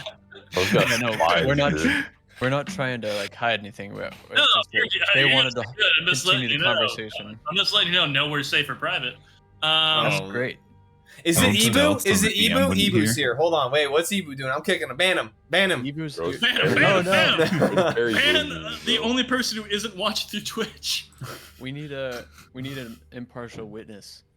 Yes, you do, but you don't have one. So, But no, basically Richter wants to see if he overheard that. So what do we need to do? Yeah. please, I would I let. need a- Who's the one who communicated the information, which I believe would be Cordet. I did, and I am trying to keep Stealth it check, quiet, perception check. So I just like I want to see if I notice all them huddled around having this secret conversation without me. I get hit with a real case of FOMO. $14. 19. Ooh, damn. Richter, you are hearing plotting, you're hearing conversation, but more prominently, you're on the other end of the table. You're hearing Edmure kind of conferring a little bit with the two Knights of the Mason Order. As again, the lion's share of your focus probably goes a little bit to: do I want to carry this bag? I have to carry portions of it. I need to figure out the dynamic behind that. That is truly what I was thinking about as well. How? Go for it. I'm As Jared, at least. I want. How do you know this? I say to Cordell. Well, before we continue speaking, who's near us? Turning away Everyone? from you guys are in your own trio, huddled up. There's another trio of the two Knights of the Mason Order and Edmure on the other side. Kind of between you guys is Richter. Yeah. But you guys do have a degree of separation. More comfort in conversation than you did on the switchback. I'm Okay, rustling around. nobody got up to leave though, right? Just the Baron. But I'd like yeah. to get up to leave. Okay. The only person who got up to leave was Daniel at one point to leave, and then he's the not Baron to switch coats. Yeah. Okay. So no one who lives here is here. Presently, yes. Hell yeah. You could make an argument that the two Knights of the Mason Order now live here. Oh shit! They're moving in. But, Moving in yeah. party. but truly, nobody who has lived here is present at the table. It does certainly feel like an us against them kind of thing so far. I'm trying not to let it be just like, Hey, the as point of this game is to make you feel paranoid, so feel free to run with those thoughts as much as you want. Well, but this is the thing. As like me as Evan, I hate when people don't get along, and so I'm like trying to get people to It's be like, like, guys, hold up. I fully understand. I'm Guys, trying we can not to still be let it friends. affect my. This is like something I have a hard time with sometimes. I'm like, I don't want We all. I don't want my characters to have too many aspects of me Exactly. or of my other character. 100%. It's an Yeah. Totally fine. How do you know this? I will say before we continue, Oh yeah. really quick, before we go with the conversation, Richter, you need to make a decision at some point on what you're going to do. And I'm going to ask you to do that now. Or how you want to go about making the decision, even if you want to start. I'll just say fucking and like bring the bag. I was thinking about like going to the bathroom and like trying to Take a fast like shit. take out a flask of water and whatever else I need and then set the bag down. But I'm just like, Just wasting the bag. it's just whatever. Understandable. So just want to make sure we had that figured out. So please continue, Braff and Cordell. Well, Gallon said he wanted to see how many people were next to us, and you already figured that out. I communicated that, yes. Okay. Do you? Basically, like Richter's close, the others are fairly far away. Like Yeah. Fairly couple far stairs. means 15 feet. Like everyone's that in far. close proximity, but they are doing what you guys are doing. There's a trio of them kind of huddled up chatting. They're Okay. involved in their own conversation. Richter's the only anomaly, but he seems focused on what he's doing, getting his bag together. Okay. So I asked you, Cordell, how you knew. My the wit that I have, I've stowed it in my pouch for now. I try to act surprised. Oh. it has magical properties, and one of which it will alert me when undead are around, and it's been showing some activity throughout our adventure, but it gave a strong glow when the Baron entered the room. You can probably see it if you look at my pouch when he's around, which I would actually prefer you do, because as of now it's a suspicion. But if you see it as well, if he's next to me, it kind of confirms it. Because it could be going off by something else, but I've got a strong feeling it's the Baron. Yeah. I'll turn to Braff and I'll say, "This is what you detected at the inn."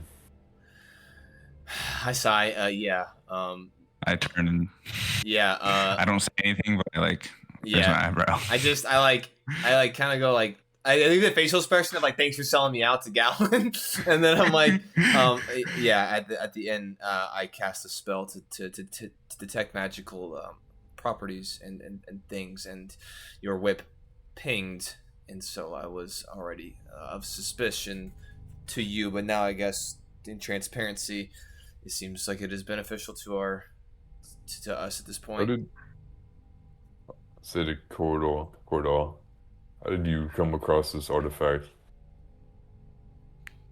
Oh yeah, backstory, baby. I prefer not to talk about it.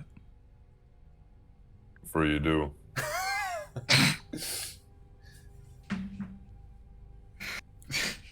He just Uno reversed you with the "I'm leaving." When you said "I'm We're leaving," gonna reverse you with a "no you." I'll definitely say this kind of in a low tone. I'll say things are about to get messy, and I need to know who's working with us. Do I still not notice this conversation? You can roll deception, stealth for Gallon, perception for you. can he? I mean, he obviously see that we're huddled, though. I mean, blatantly, like. You can see that you're huddled. That's what I'm saying. I'm kind of done Yeah. with my bag. now, and I'm like, you can see they're huddled. I would say at this point you're close enough that I will say your perception with advantage at this point to make out points of their conversation. As Gallon is like 5 feet away from you having a conversation. Well, I feel like as different stages. As he mentioned that, I mean, now we're not going to go across the hall, but as he mentioned undead, I feel like we did kind of. I wanted to shift at least a little bit away. It's not like 100 feet. I will say you guys are still close though. Yeah. So there's different DCs for him hearing him and him affirming what's being said. Yeah, I'm not so worried about him. If I could get a stealth check from you, Gallon, please. I want him And to then a hear me. perception I just with don't want those advantage. other fucks to hear me. yeah, this is what I'm saying. If I don't, Hey, you guys are all rolling dice. It's off Natural- screen, but I've been rolling hella dice. Oh fuck! Natural 1. Oh my god! Nice, dude. Yelling it. It's it. We've been Fuck. exposed. Yeah, it's been screaming. I did roll a 16, but even as I did that, I was rolling for them to perceive it. I kind of want to maybe think about walking around the end of the table to join the huddle. I believe it is. No, they're all on one side of the table, kind of huddled up. Aren't yeah, I if on you the wanna, other like- side of the table? If you want to go wrap around and make your way over, Go you underneath, can. bro. Use your height. I would say you hear enough of their conversation. With your roll and with the nat 1, you do hear Damn. a bit loudly, just because of kind of the authority behind the statement. Is you do hear, "I need to find out who's with me because things will get messy." Okay. I am paraphrasing, but you hear that, and then you're like, "Oh." You make a little cast. And while you do that, make me one more perception check, Me. please. Okay. I do like I want. That's the other thing I want to say. I want to acknowledge the other three. I'm not just gonna like ignore them. As I Are you gonna past. walk past, or are you gonna acknowledge them? Both. And I rolled Fair. an 11. As you walk up, the conversation kind of stifles as they see you, and Cyrus turns to you, is like, I'm really happy to hear you're with us." As he goes and reaches out, just another handshake, really. What the fuck? Just like, I- happy to hear you with us. As he's like, I would say he's inviting you to a handshake that just seems a little out of ordinary. That's all right. I'll shake his hand and say, He takes it and kind of pulls you closer and goes to Oh. whisper in your ear. okay. A little bit. It's like, "Keep it on the Baron. We haven't seen anybody from the Mason Order since we've been here. Oh. This thing feels very uncomfortable." Oh. Now, listen, I think equally low toned. I want to say, no, I'm not totally sure, but I'm pretty sure that those fellas over there are having a similar conversation.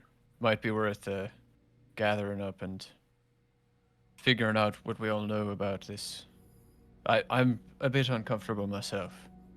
He kind of leans back and loudly goes, "Oh, your dirty jokes," and then leans back in and goes like, "Okay, when we have some space from Red Mire, it's his cousin after all. I think. Let's talk." That's so good That's stuff. understandable. Right, sorry to interrupt your. Good to see you again, my friend. Good to say. Hey, we'll see you out there. It's gonna be a pleasant walk. It's gonna be a pleasant walk. I'm getting active as he chills. removes himself, and like he removes himself, looks over, and his eyes just get intense, looking at you before it retracts back over to him, Anders, and Red Mire. As at this point, the Halberdiers are approaching now. Okay. As I pass Anders, I'm just gonna like pat him on the shoulder, or like reach way up, and like keep on walking over to the. Yeah. I'm not like jumping. You're just jumping. No, but I guess you pat him and just like. My understanding is you're giving him a little bit of reassurance. Yeah, just like I just want to be like to everyone there, Red Mire even. I'm just like, we're all cool. I'm just presenting this like, yeah. You make your way around again. Your perception check wasn't for nothing, as you were hearing Red Mire talking with Anders loudly, just like. I mean, if I knew I could just walk in, take a place, set up shop, I would have done that years ago. This is a pretty nice shake he's got. And it's like, well, I'm not really sure how it all worked. Like, I know how it worked. Y'all helped him, It's pretty cool, really. I mean, I'm saying it's a bad thing. And as you guys are as you're retreating around him, heading towards your more discreet party members, I would say. Just kind of the last bit of the conversation is Anders is reaffirming. It's like, other members helped them, but there's an agreement. There's different legality with this. So debating the finer details as you're approaching. All right. Cordell, do you tell? So now I would say at this point, Richter is coming back around on the side of the table you three are huddled around at. I got this. How much do you know about my whip? You know it's magical? Yeah, I know. Yeah, I basically knew it was magical and kind of the school of magic, but that's about the extent of it. What are you talking about over here? Oh shit.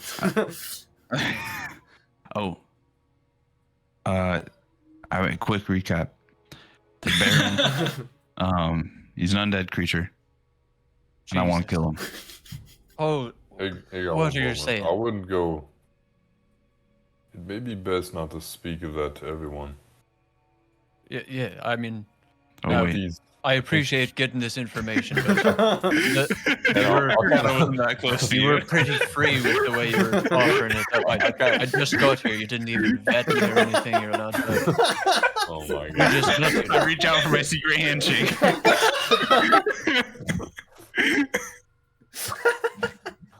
Anyway, I'll look up.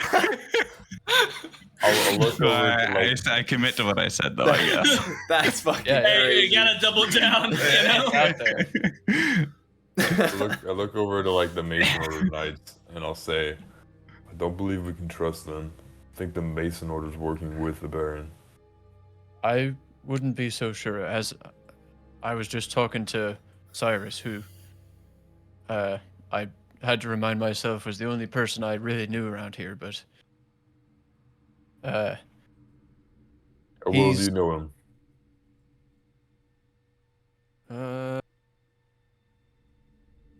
Hang on. Let me just remember. Let me just. Using the power of Let me just. As he just sits there and it's like. He just sits there and you just see it's like error 404 just over. No.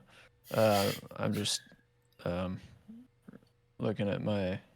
Gosh dang. As you recall this, I would say, I mean, I don't know if you all heard that, but apparently the Edmund is the cousin of Sid of the Baron, and so I feel like, I mean, automatically, unless there's some very outlying circumstances, I feel like that is obviously an out immediately. I mean, family. I mean, that just seems really strange that any sort of family would, if having the knowledge of this information would. It just, I don't know. And then I kind of look back to Richter to see if he can kind of alibi his homies.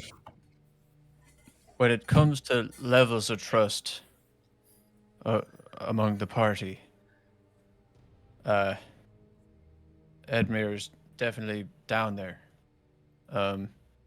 Cyrus is about as high as I go, but I'll be honest, I don't have a lot of trust to go around, but The Mason Order. Now I don't trust Red Mire as far as I can throw him. Me neither. And that's saying something because I'm real small.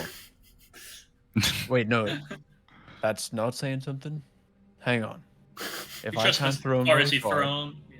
then I I don't. think it makes I sense. trust him even less than you can throw him because you're bigger. All right, got it locked down. Moving on. I think. Uh-oh. So What do I think? I just I think. Well, I know what I think.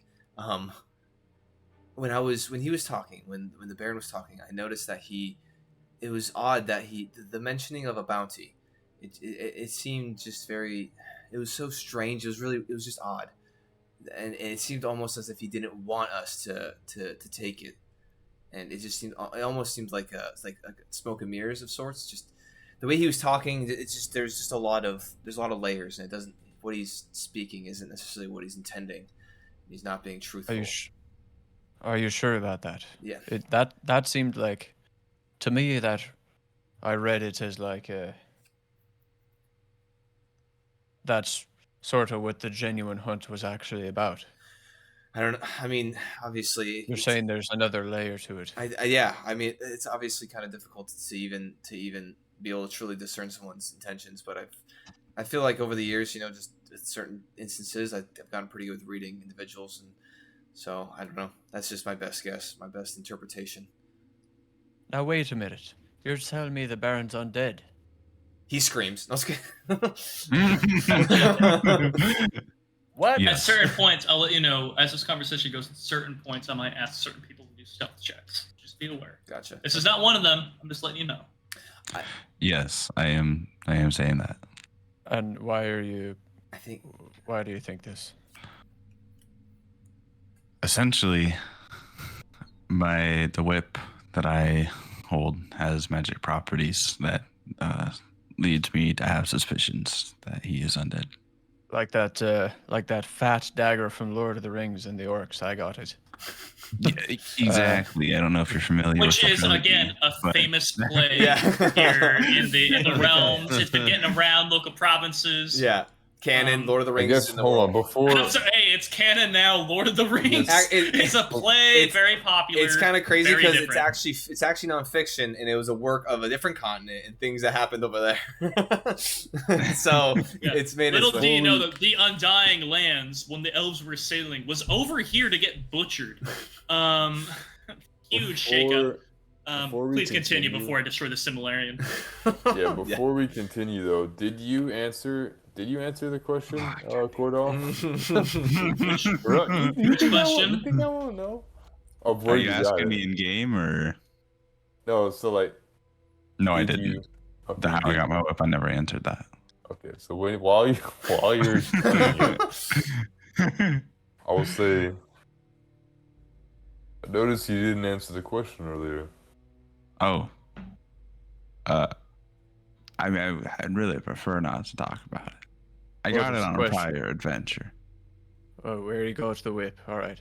I Yes. think that's not as prescient as You don't have anything to worry about me for right now.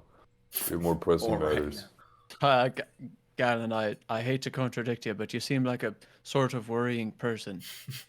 You present yourself as pretty threatening most of the time.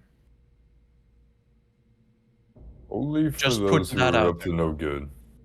All right, but your idea of who's up to no good might include most other people.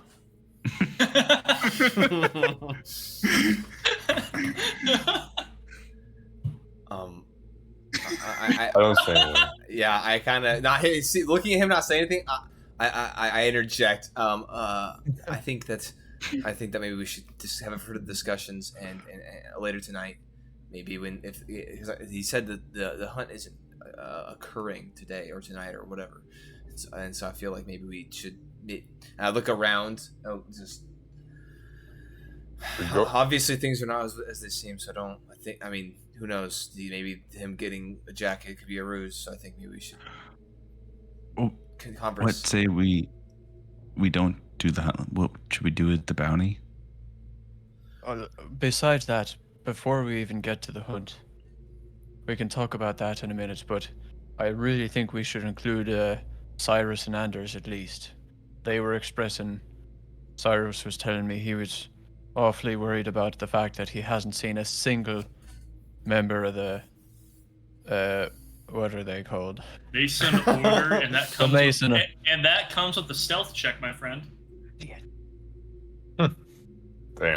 Can I make a perception check? But mainly cause it was when I was looking around of like things aren't what they seem, and I'm just curious because I was looking up and around. I wanted to see if anything's lurking, like a creature, an entity. Go ahead and give me that perception check.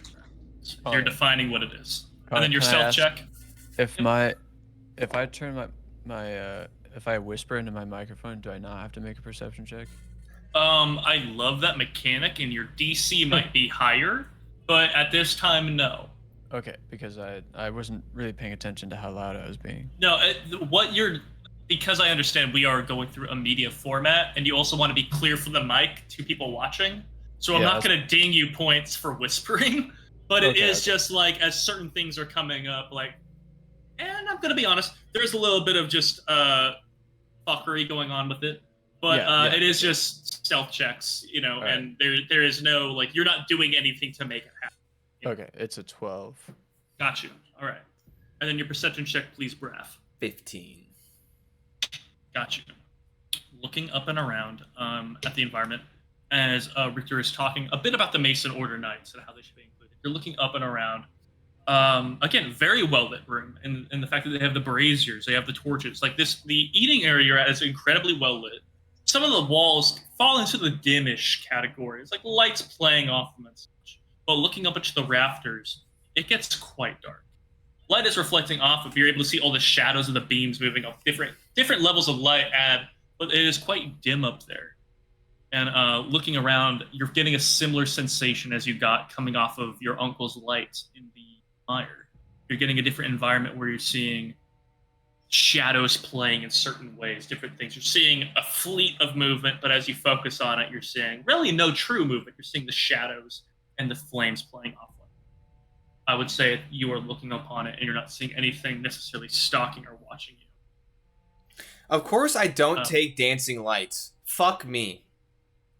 I noticed that walking in. But you didn't take dancing lights?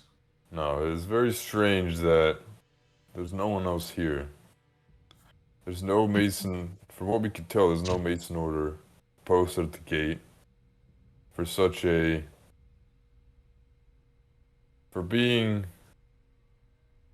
at war, or for being at odds with the folk in the forest, I would presume there'd be a lot more Mason Order stationed here in the keep.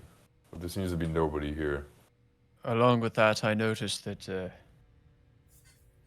he kept saying was about Harold the wizard or mage or whatever he might claim to be. Yes. And I've noticed too that if this hunt is for creaking as the doors open behind you, and coming out in a spiffy little sporting looking coat, like heavy wool and like wool, but also like a rough leather exterior coming out with like a bow and quiver on his back is the Baron. Connor, what? As he's a ways from you, but he comes down and it's like, gentlemen, let's go on a hunt. Okay, and you hear a little here. Can I real you guys quick? Still have time. As I was looking out before he even got through, as they were talking, I wanted to cast message at least once.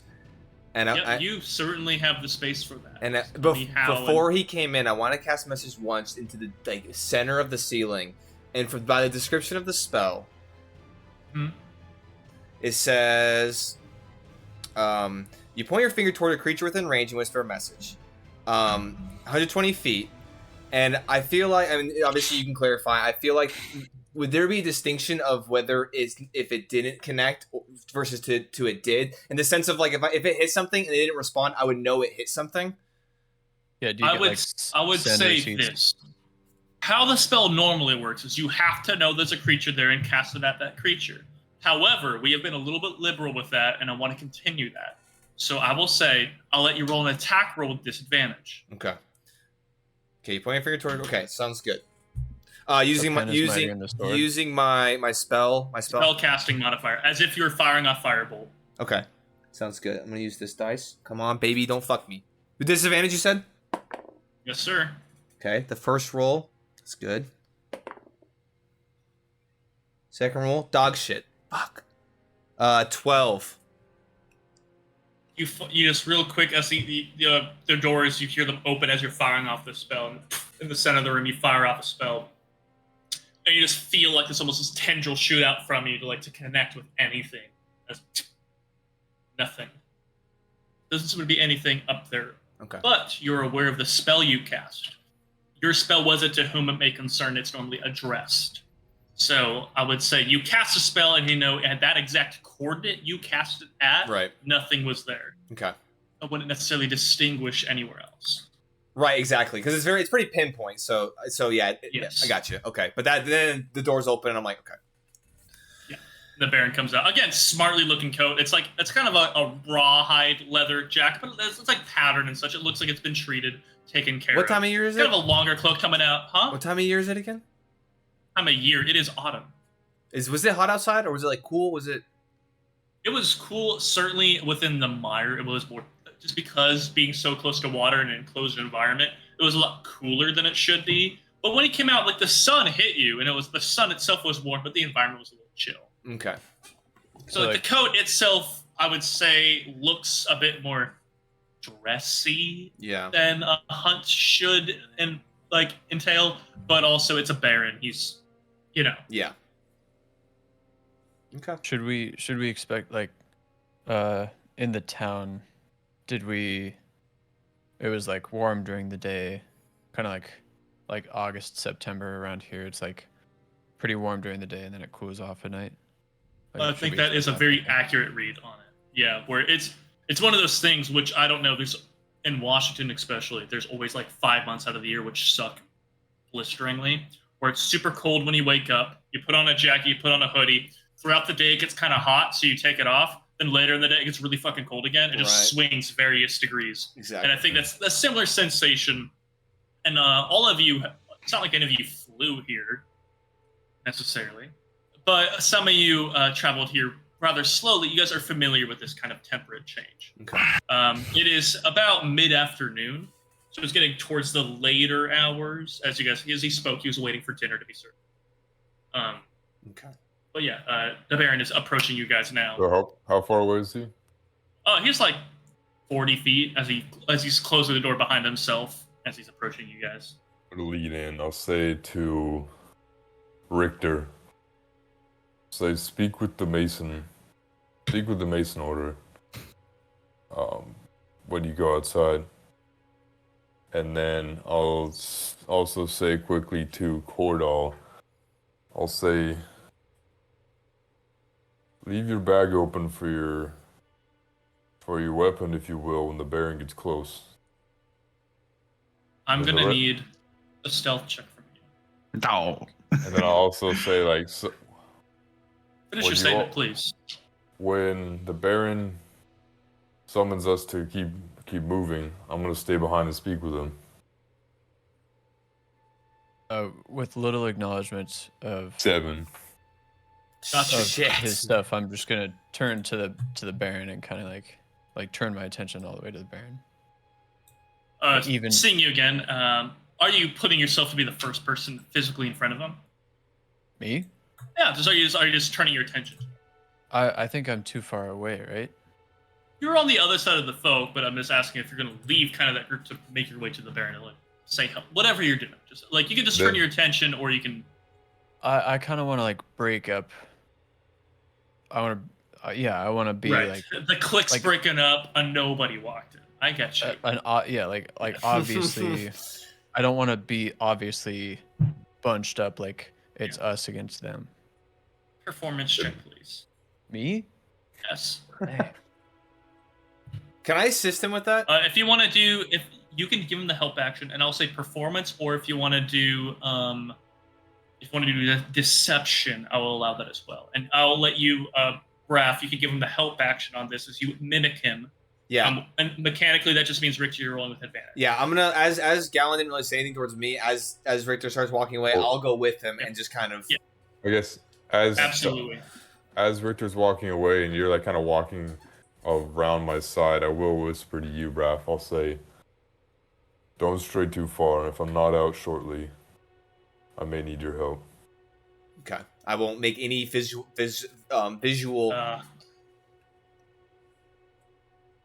As soon as Braff said that, for whatever reason, the Halo OST just dropped. So right now I'm listening to Warthog Run. She's like,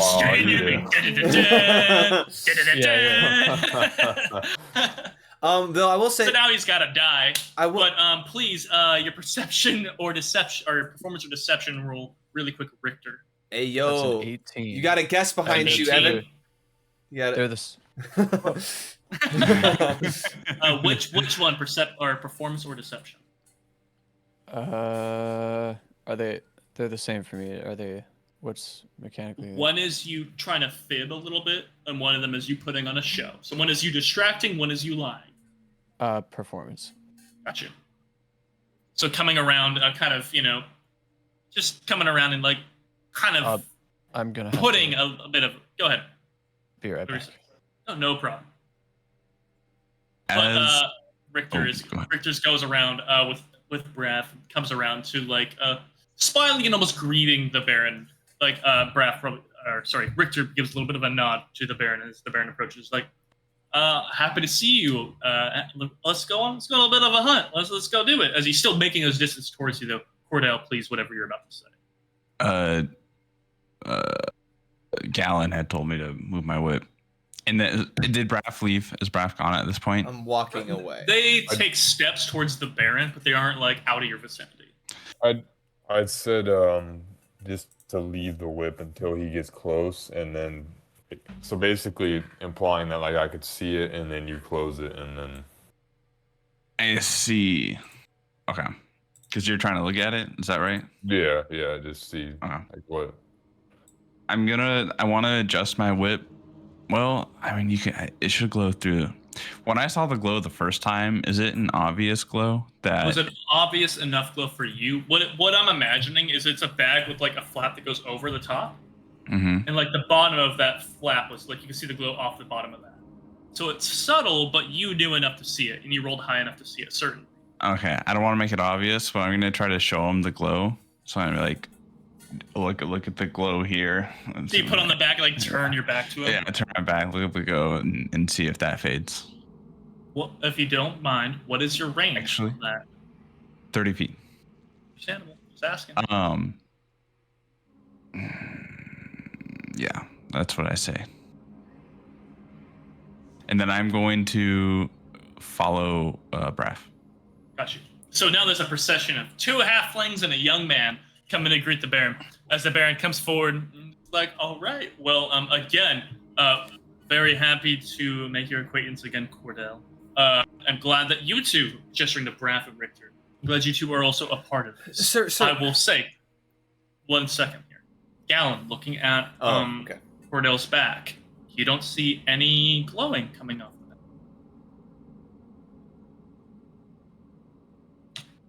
Oh, fuck. Anyway, I will say, sir, we're not doing. Go ahead. How close would he be? He would be. I guess. The Baron is directly in front of him, talking with him, within 10 feet, easily. Cordell said, "There's a wolf! There's a wolf! Crying! There's a wolf!" This man got it. Shit. It'd be like that. It do be like that. I will. Let's say. Oh, go ahead. Go ahead, please. Well, I just want to be I was like. going to say, Gallon. I want to make sure Gallon knows that he clocks that it isn't glowing, and the Baron is seems close enough to be doing something. You just don't see it. So please continue, Brad. I just want to be like, sir, just for clarification's sake, we're not hunting right now. You keep saying hunt. We're just touring the grounds. No, please. I guess. Have you been on a hunt? I remember asking. Not really yet, right? No. I've never been on. So we're not going. We're not shooting. We're not doing any of the hunting. I consider this part of the hunt because scoping it out, getting the lay of the land. That is very much part of the how should I say, ritual of it. You know, like the hunting is very much like for a lot of people, very meditative. Myself, it's just fun. But yeah, the laying out the ground, it's part of the hunt. So we're not going to go shoot anything tonight. We're just going to look around, just take a peek, not leave the grounds by a lot. But it's still part of the hunt in my mind. Just, yeah, we're not shooting. You guys have had a long day of travel, it seems like, on Senric's account. So. Okay. As he says we're not shooting, I'll like reach forward and I'll unload the crossbow. Gotcha. And then coming around the table, coming around you guys, just to make things equally confusing, would any of you like to inform Richter of what happened since he left? Or I absolutely can, but... Well, I feel like that'd be meta because only Gowan looked. So now I feel like we should just... For sure. Okay, just to keep things fair, because everyone else heard it aside from Richter. Richter, go ahead and roll me a perception check. All right. Yeah. I say let him cook, bro.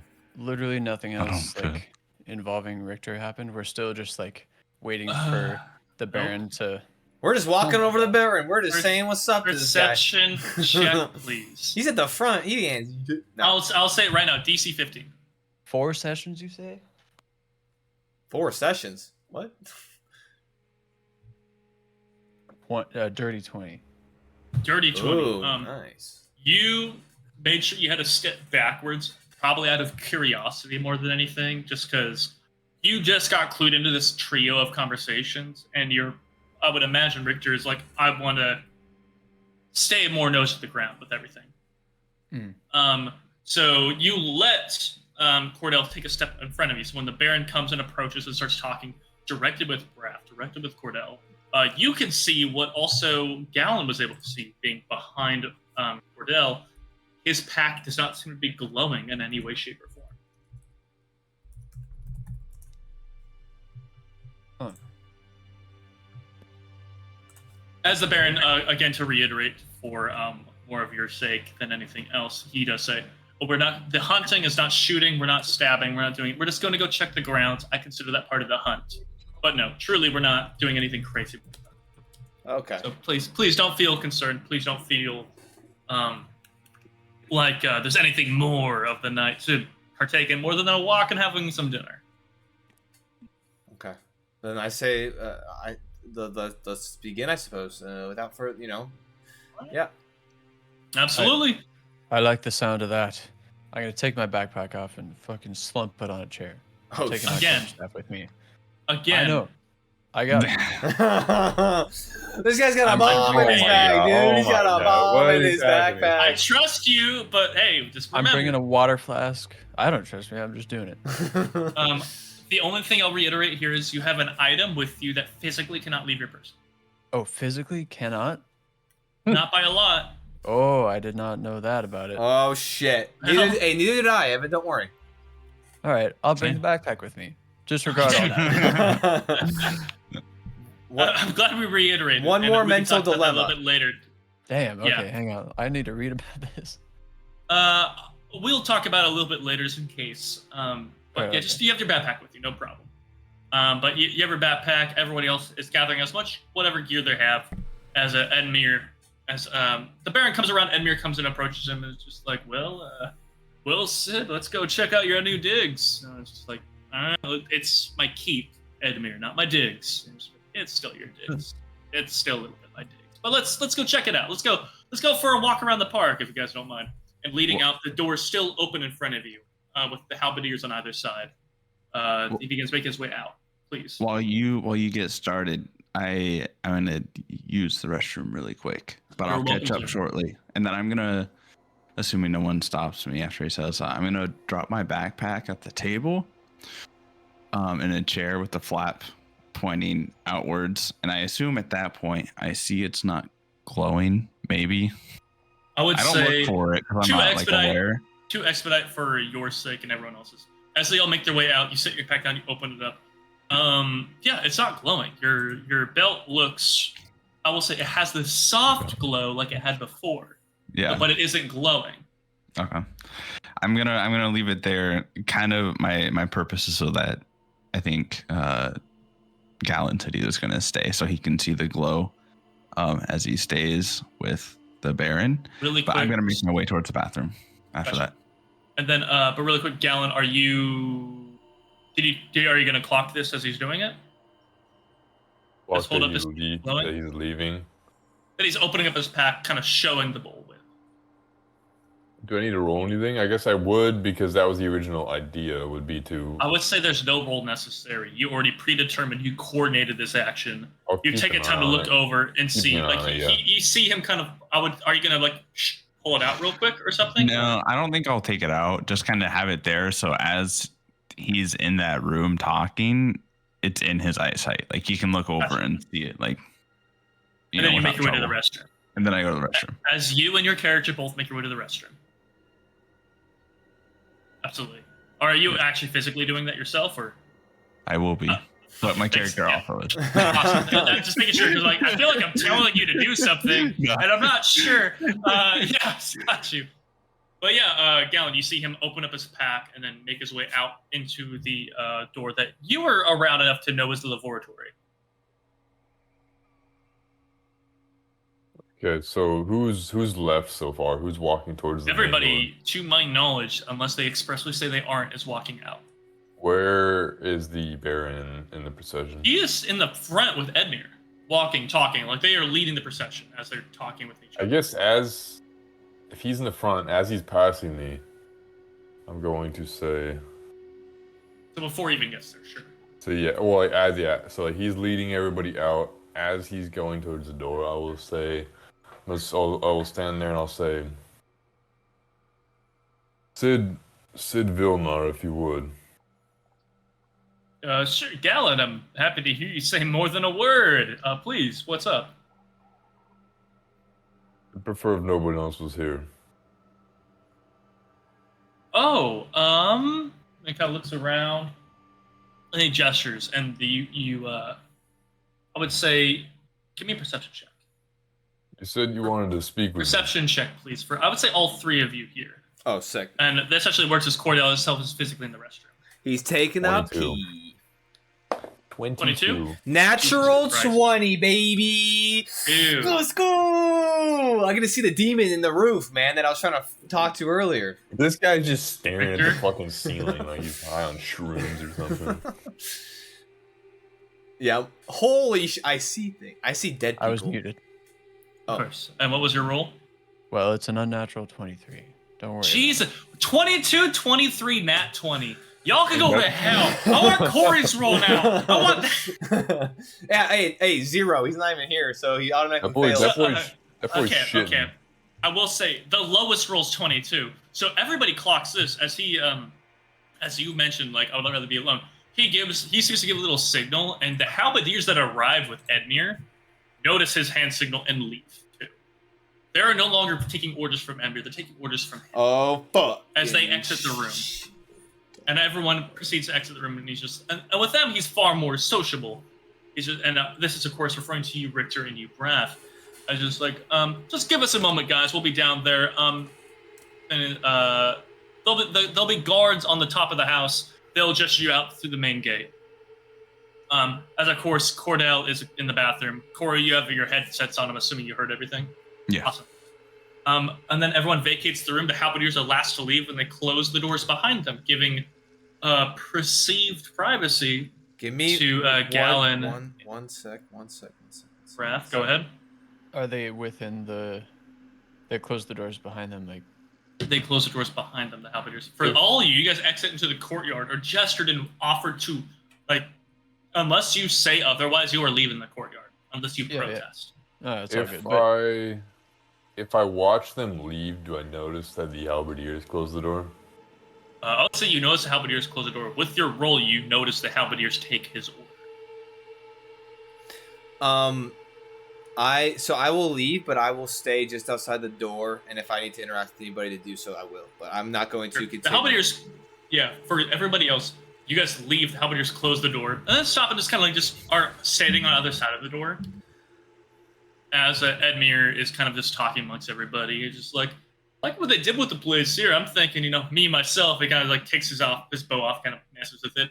I'm thinking a little archery yard here. I'm thinking a little bit over here. Like he's just talking about like what he would do. So, but I would say for your sake, there, Brev, the procession isn't moving, so you being near the door is not a strange thing. Yeah, I'm gonna be literally, I not on the door, but I'll lean I'll lean on like a supporting, the supporting wall to one of the doors, just so that I'm offset, Right. but I'm as physically as close. Halberdiers are there at the door. You guys traveled together. You guys moved together. You guys drank together somewhat briefly. They're not in any way in opposition to what you're doing. Are they me clocking that? Are they like sentrying? Like they're like standing there. They're not like, are they like acting casual, or is it like they're standing there and like, if I like, can I like maybe insight and see if like if I were to go up to them and maybe pose conflict, that they would stop me? No insight check needed. They are sentrying. Okay, good to know. Yeah. Okay. They're standing more uniform than they've been before. Interesting. At other side of the door. Got you. But Galen, you're here with the Baron, who has not left this post. He just sat there, kind of silently turning, looking, waiting for the doors to close. They close, and he turns to you. Well, we're alone. I expected to have this conversation or a conversation with you later on, but here we are. Well, what's on your mind? I'm assuming you know who I am. I invited you. Absolutely know who you are. Then why do you waste my time? I don't. Why do you ask me to butcher the forest folk? Like I'm some sort of sellsword. Well, for one, you're not a sellsword, and I wouldn't treat you as such. But if there was something perhaps more nefarious going on, I would assume it would pique your interest. It would. Being, of course, part of the order that you are. So, look, what I'll say is this. We're going on a hunt, and it only needs to be a hunt, and you only need to enjoy yourself. However, there is more going on, and there is more to take interest in.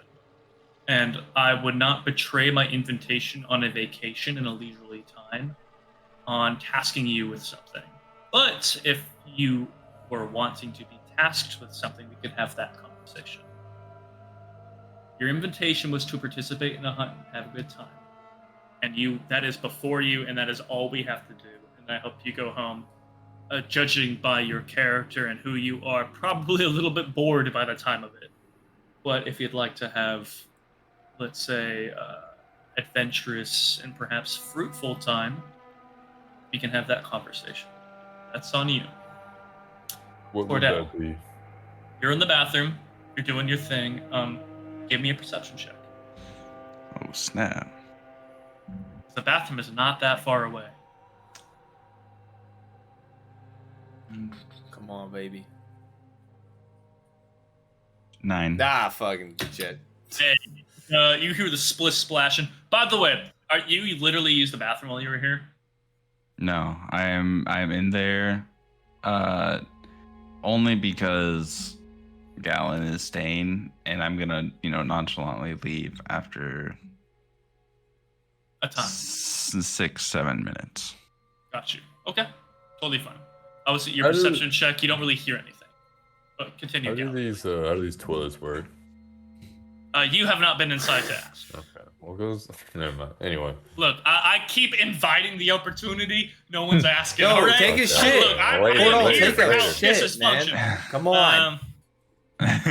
Please continue, Galen, as the Baron kind of doesn't propose an offer, but proposes the invitation of an offer. What would that be? I take it So- it's no coincidence that I received this invitation. Well, you received this invitation, mainly because I heard a lot about you and your family, and either way, my condolences. I know I can only imagine families in a state such as yours. Things have been difficult, but at the end of the day, still my condolences. Condolences is what brought you into that situation. But to the point, which seems to be the main thing on your mind, yes, the shamanic woman I spoke of is not a lie, but also a half-truth. There seems to be something darker in the woods that perhaps I heard about. Not exactly yesterday, but maybe months and months ago. There seems to be something living in the woods that, well, the best definition I could find is there seems to be some sort of hag of forms in the woods. There seems to be something living in the woods that's causing issues. We have charms guarding this keep that keep us protected, and in the hunting grounds, there's charms keeping everybody safe in there as well.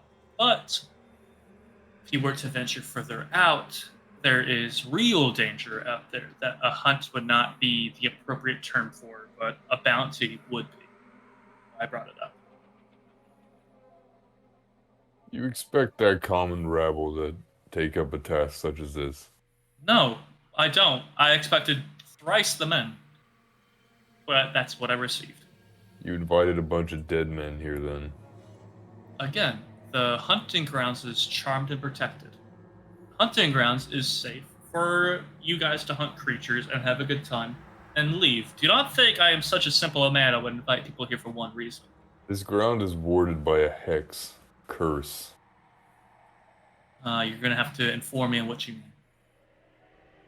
I know what runes are outside this keep. Fine Oh, they're on outside. the There's a way up. lot of things outside this keep.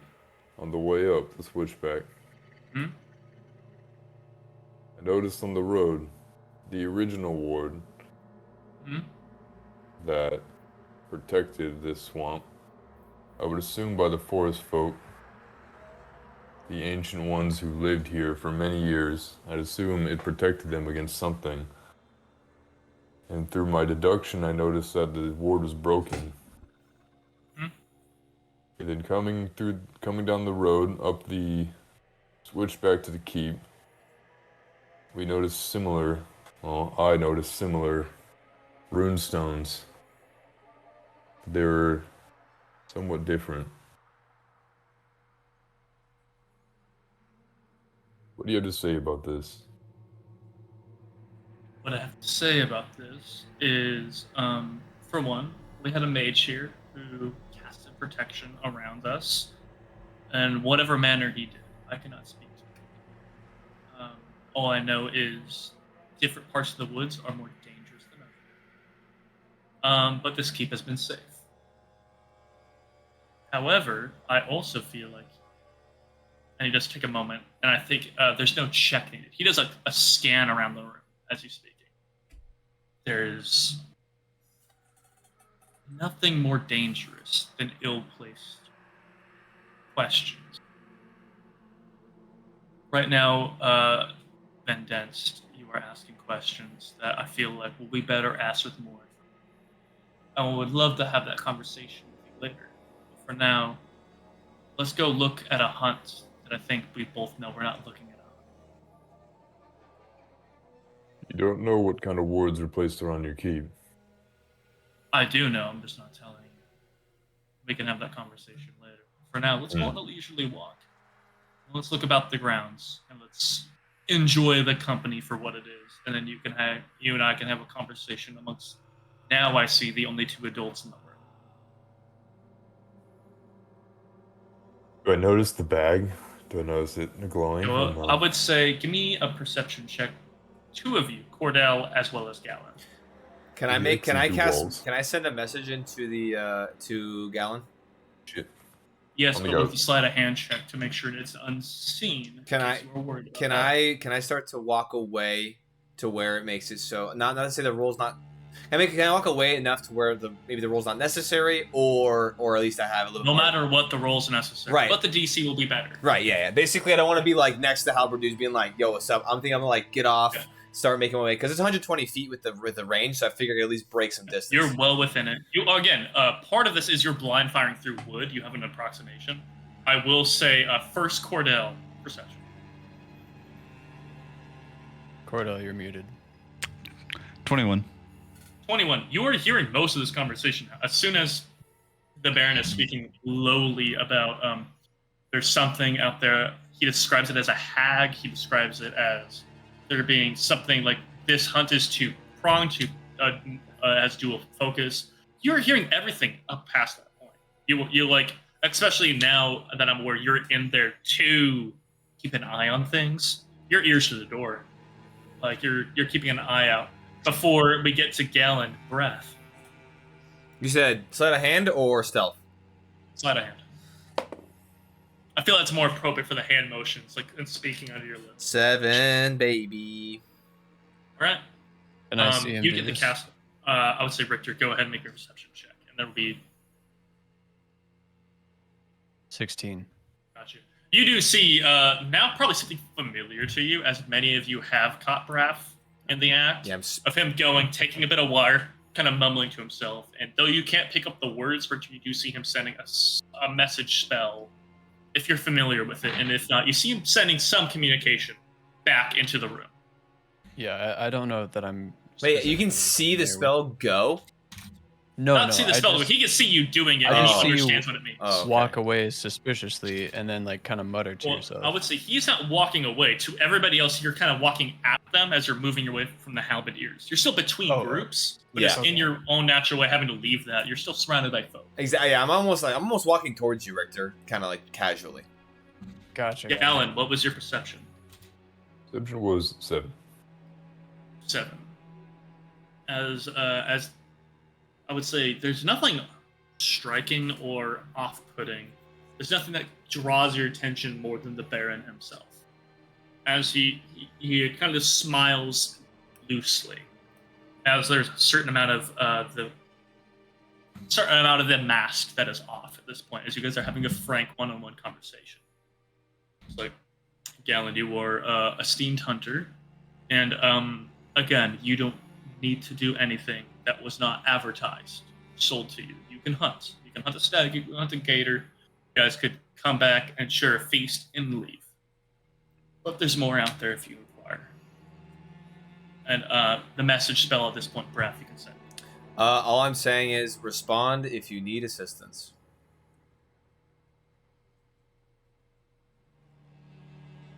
Okay. Mm-hmm. Looking at the pack, though, as I know you did take an eye to it, you do as he's talking, there's nothing that draws your eye. The pack is included as it doesn't draw you. As you're kind of having to play the part of being present in a conversation, but the pack distinctly does not draw your eye, and I wonder myself if Gallon would be concerned by that. Not seeing what was described to him as a pretty obvious glow. I start to question many things. Then we should not keep them waiting. I agree. And then like just going like kind of going and clasping on the back. And it's like, well, Gallon, I'm interested in more interesting conversations to come, but let's go check out the grounds. With that, he leads you forward as he begins walking out. Cordell, you are privy to all this, and you do hear them leaving. I wait like 2 more minutes and then I'll leave. Galen, are you following him out of the room? Yeah, I'll go with them. That he like the door's open, like he kind of like goes and pulls on the door, and as he's pulling on the 2 habitiers, everyone outside sees go and push it open the doors for him. Like, appreciate it, thank you. No problem, sir. All right, well, nice to have a little bit of service. As he goes and leaves, gesturing for you to follow Galen, and not long behind, you find yourself, Cordell, going. Are you getting your pack? Yes. Yeah. You go get your pack. Understanding, I would say, and this is a bit of a question I don't mean to throw on you, but I am still. How do you think Cordell feels hearing that this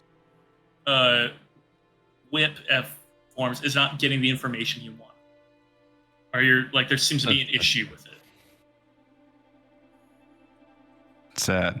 Sad? He's sad. Is it giving you any? I mean, is it giving you any pause? Is it like what is it kind of? Am Where are your I- thoughts at? Am I understanding that it's not working or that the Baron is just not undead? I would say give me an insight check with advantage because this is a tool you're familiar with. Oh, I should have went to the bathroom. Fuck. Everyone's in there just fucking listening. Everyone's in stalls. It's like, I got a 12. 12. A 12 is not unreasonable considering this, but I would say you've had time with this tool. You've had plenty of time. You've had, in some ways, too much time with it. You know this tool to work when it works. Nice. When it works, So you know this it's tool, you know- working. What? No. What I mean by that is this tool works when there's an affirmation. This tool works when it's giving you accurate information. It will not give you information if it's partial. What I will say is this. The half glow you have seen on your whip, you have never seen before. You have never seen anything other than a polar yes or no. Oh. When it was in the bag earlier, did I get a solid yes? Is that When it was what in I the bag detected? earlier, at that point, you did get a solid, resounding yes. Okay. At this time, especially now with no one in the room, it is a dead no. I would say Cordell is confused as well as am I. Ideal and exceptional. I guess. So as I'm With that, you're free to leave the room. Yeah, I'll walk out. can I do one thing? Please, yeah. All right, within the room and as you leave. So I guess I walked out with him. Yes. You're in the main courtyard. Courtyard. You know how it goes. Let's see here. What happened to this? Why is it? This man pulls out I don't know a yet. bomb. Bomb. So, in a when bomb you have, factory. so when you have something like this, so the Blood Hunter has Hunter's Bane. It says you have advantage on Wisdom survival check to track Fey, Fiends, Undead. Ooh. Interesting. So that would allow you to track them. Would that allow you to tell if they're right next to you? I would say it is a different type of check. If you know you are tracking undead, like if you found tracks, you would recognize them as undead and track those, and that might lead you to a person. But I would say you don't have anything necessarily to track a person passing as a person and go undead. Because I really have nothing to go off of, really. Right. In a different environment, perhaps in a roundabout way, this would be almost easier for you. Tracking them, like if everyone got, as an example, if everyone got separated, and you might be able to distinguish which tracks kind of lead you to believe one might be undead, and track those and find the source.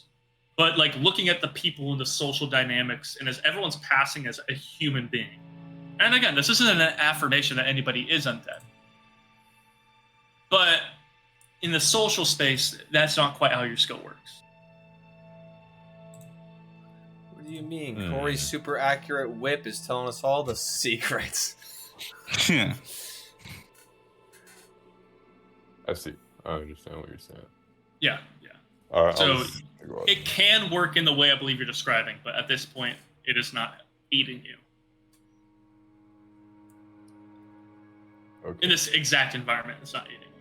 As I was walking over to Richter as my little bit of a front, are you with the group, the main group, Richter? Or are you kind of off to the side, or what are you doing out here? I think I'm basically with the main group. I'm not trying to get too far away or do anything secret or anything like that. So as I was walking towards you, you saw me cast a spell. I kind of, after I cast it, I want to like kind of usher you over to me and kind of meet me a little bit, kind of away. Okay, I'll head over. And I will just, in a low tone, of course, and I just kind of want to like, just be like, I just want to say, did you notice that the halberdiers, it's kind of weird. I mean, they seem to take orders from the Baron, but they came here with Edmund or Edmure. So, just something of note, and I kind of.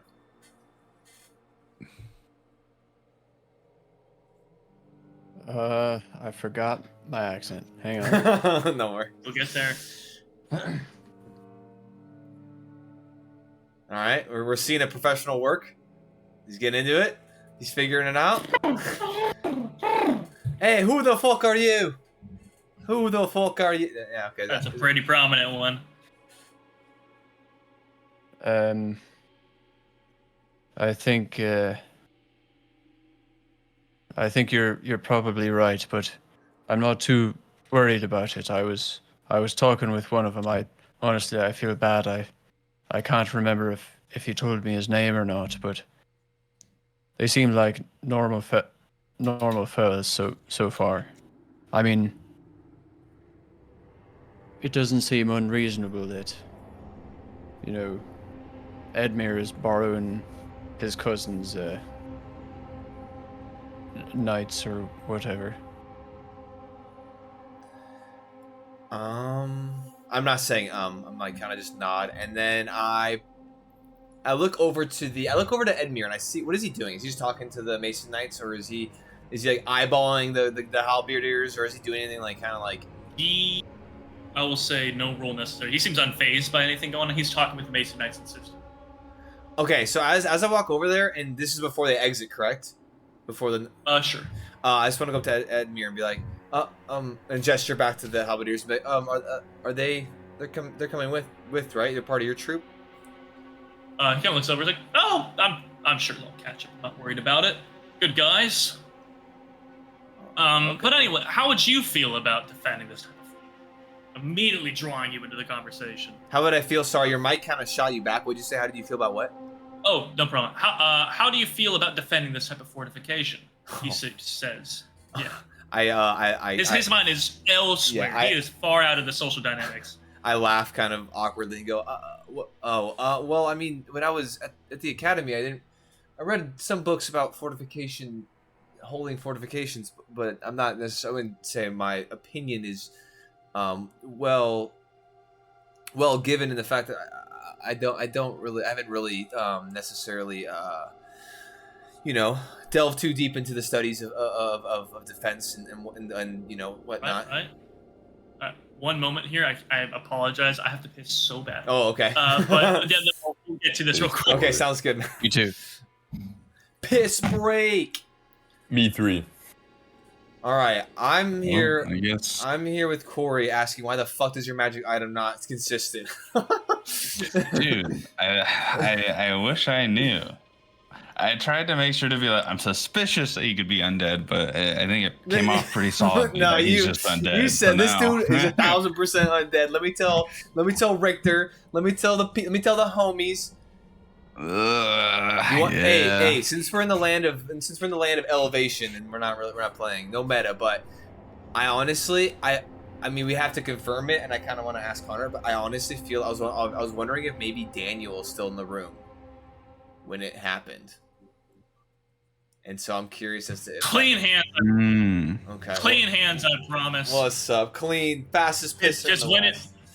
when you're I believe it. DMing, you just talk so much, and my mouth gets dry. Nah, I feel that, bro. Yeah. Oh, other people took time to do it. Awesome. Yeah. I just know we're going towards the end of the session, so Yeah. I would hate to rush it. For sure. No, I got you. As I find initiate myself combat. dancing like this. Sorry. Sure. I was rambling about not knowing defensive shit. Corey, I love how as the I most expected. simple solution to all this Swing. we don't have. We always have detect evil and good, but for this instance, Good and we don't. Yeah. Maybe we needed a cleric. That's crazy.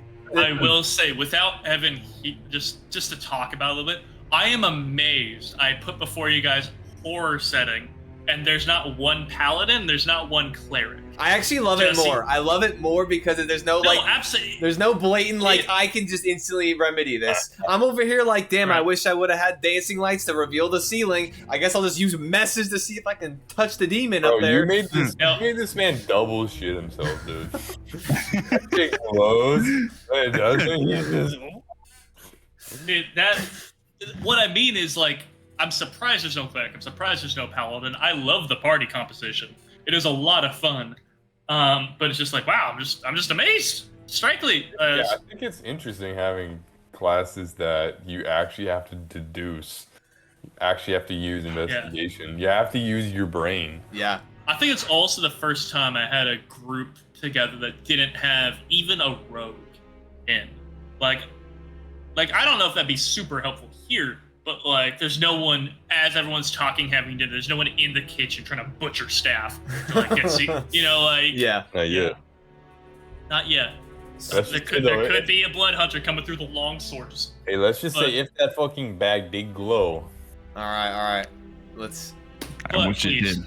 the Yeah, blood would flow. You know what I'm saying? You know, So, the lane- Braf, you were talking with Edmir as he kind of led you on to talk a bit, and he nodded along with you as you were talking. It's like, and I think as you're talking, he realizes what you realize, which you don't know Yeah. about this topic at all. But he lets you continue speaking, like, out of like general politeness. Yeah. So I wouldn't be the best to engage with in your current conversation. But if you don't mind, I do have one more question, sir. The Baron is your cousin, if I'm not mistaken. Yes, on my, I want to say mother's side. Yeah. Interesting. Okay. Okay. And you've always gotten along. You know, just this has always been kind of. You know, do you guys do this often? Having these hunts, or gatherings, or. We haven't had a hunt in years, but we get along very well. I grew up with him. Larry, my carriage driver. We all kind of grew up around Larry, and of course Senric. Yeah, I was kind of their ward, for lack of a better term, for many years growing up. So my cousin, but like a brother in certain ways, and also in the same ways that we compete and knock heads. Gotcha, for sure. Okay. Good guy, but also kind of looks around and such. Like, I hate to admit, got one up on me right now. You know, this is a pretty nice area, pretty nice spot. Oh, the keep. Oh, okay. Yeah, Gotcha. exactly. Gotcha. Okay. So yeah. At this point, I would say Yeah. the Baron and Van Denst leave. Gallant Van Denst. As the Baron prefers him more prominently as his last name. You guys leave as the Halberdiers open up the door and allow you in. And without skipping a beat, the Baron goes like, "Oh, let's go out of the quad here, men." And then he gestures up above where you guys are. There's the main way, and you see two men kind of lean out. You can see them kind of dressed, kind of plainly, shabbily in like leather armor. They seem to have like no proper helmet or such. It's kind of like one has messy hair, one has a messy beard. Both have swords on the side. They kind of lean out, and it's just like, "Oh, sir," and it's like, "It's good to see you guys. Mind opening up the?" "No problem." They both like disappear back inside the house, and you hear a more as the proper gatehouse this time begins descending open for you guys. Can I as make you my see- way? Oh, sorry. Please, yeah, go ahead. Whenever time starts moving again, I'd like to start heading over towards Cyrus. You are welcome to. I will say this time though, Cordell, you get yourself to your pack, and you're able to leave, opening up the door for yourself and leaving as the Halberdiers have now approached and are with the entire procession of the party. So I'm just saying, Cordell, you are now in the main quad. As I'm defining this yard as so many different things: a quad, a quarter yard, a courtyard, a porch of sorts. The back But yes, alley. you're within the yard. The door we came in is the door we're leaving, correct? No, different. Okay. This is the main door that they describe for carriages. Where is This this? is the one with branded iron and such. This is one with a proper up top gatehouse directly between the keep and where the Mason order might be. Okay, so it's off to the side. So we entered in. You can see like the entrance to the actual main keep in front of us, and it's off to the right. Just off to the right. Okay, yes. cool. But please, Richard, you said you're going to make your way to. Cyrus Mason. Yeah, Cyrus. He having taken the brevity and the space created by Braff, accidentally including himself in the conversation, does retreat from Edmir a little bit and kind of like he's sitting there with Anders, like, and he clocks you coming over to him and like sees you and kind of takes a step back from the party as you approach Richard. including Anders. Anders is part of it. Anders creates some space for the two of you. He's still, I would say, best you could infer, no role needed. He is keeping an ear towards your conversation, but acting as a buffer in case anybody else tries to join. Cool. Oh man, what did I want to say?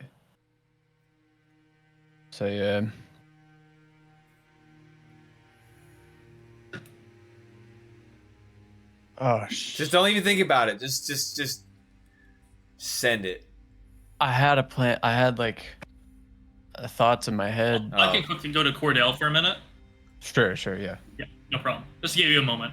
But Cordell, you exit out into the quad, and you see, as you exit out, the door is lowering down. From your angle, you can see there seems to be like a big wheel that two men are cranking down.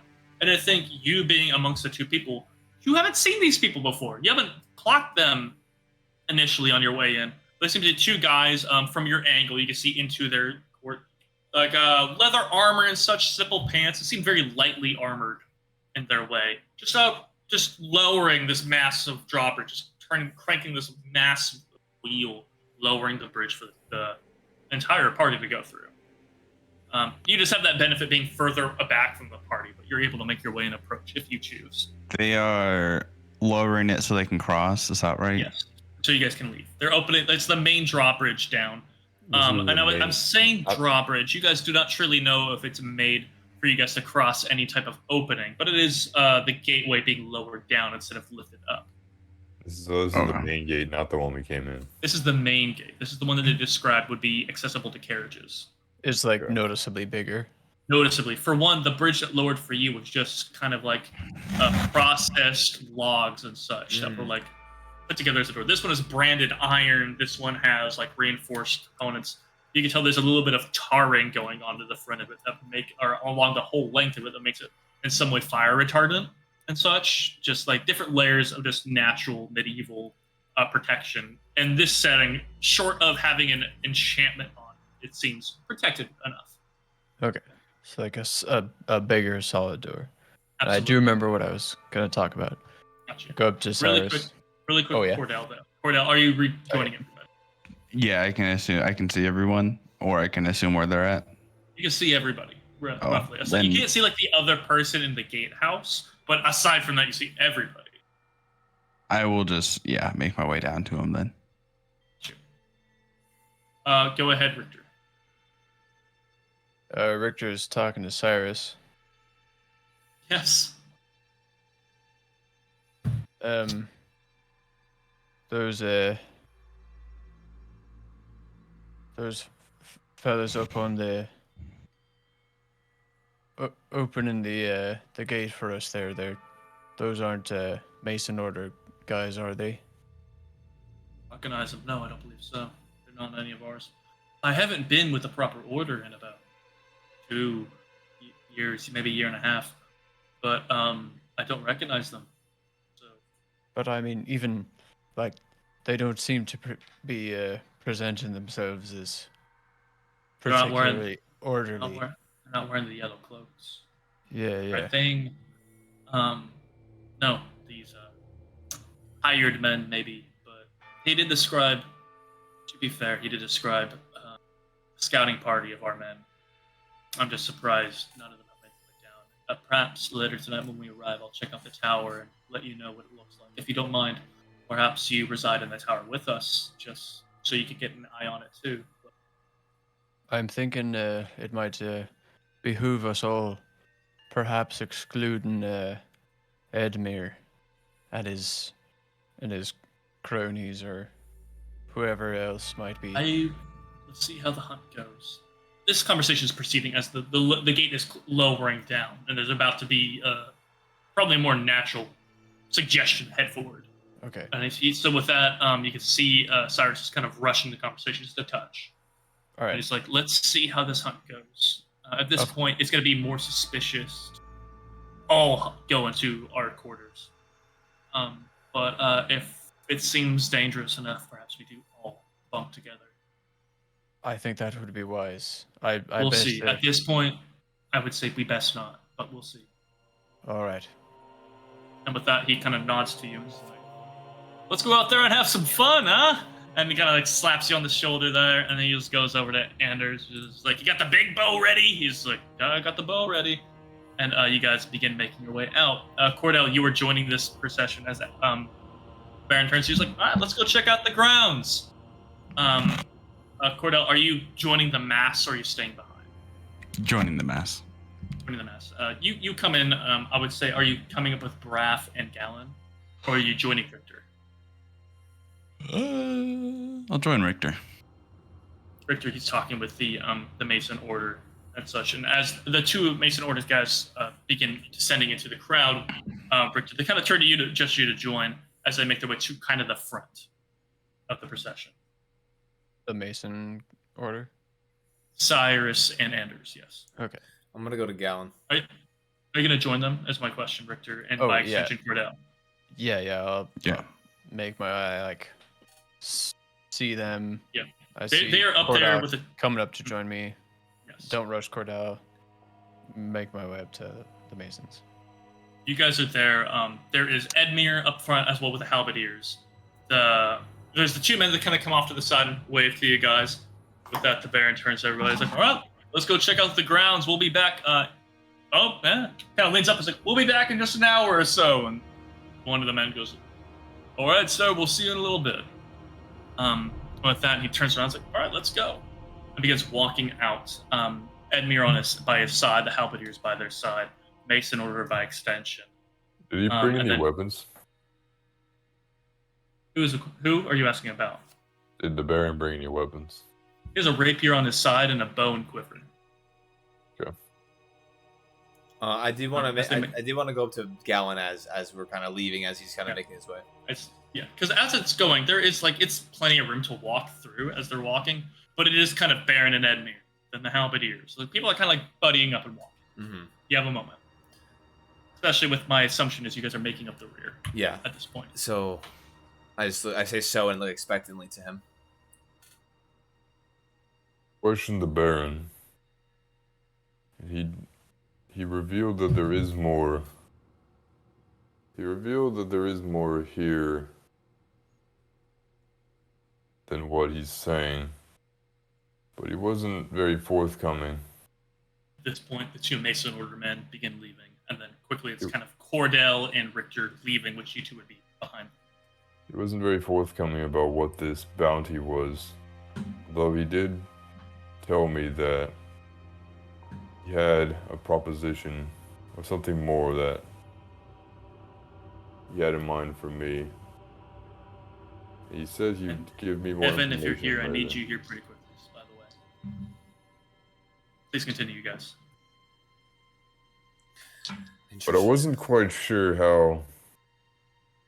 I had a different idea of what to ask him. I didn't want to reveal too much right away, but based off of is there anyone near us?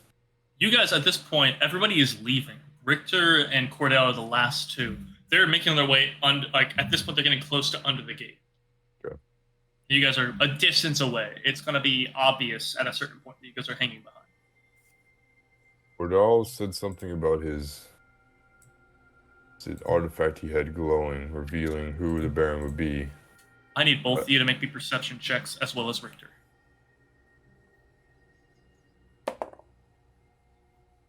Pretty much everyone but Perception? Cordell. Perception. Damn, I'm gonna look 8. Because it's my backpack. 12.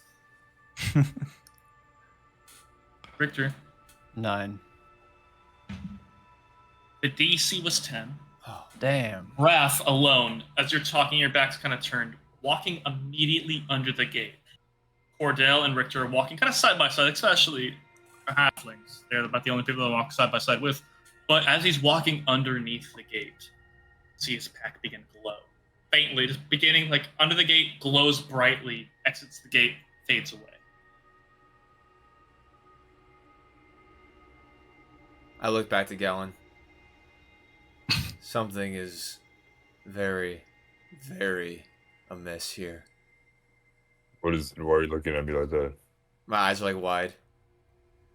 I look up to the battlements, and I look at the You walls. see the two men kind of standing there, kind of watching. One of them's kind of looking out to the side. One of them's kind of looking at you guys, kind of curiously, kind of leaning on his, kind of like leaning on the railing, just kind of like curiously waiting for you guys. I'll like kind of half wave, and I'm like I look back to Gallon. I'm like sweating. Like you can see the beads of sweat. I'm like,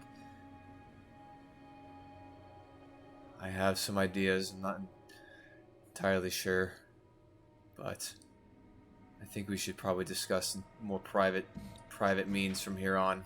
And I just stopped talking, and I'm just gonna walk to. With that, I think that's about all we have time for here today, bro. friends. Oh You my god, bastard. dude, my heart actually sunk. Dude, I'm so Ooh, stressed. I'm so stressed. Nah, we play till That- midnight, dude. We can't do That this. gives me life. You guys know I would, is the problem. Hey. I would absolutely play till midnight.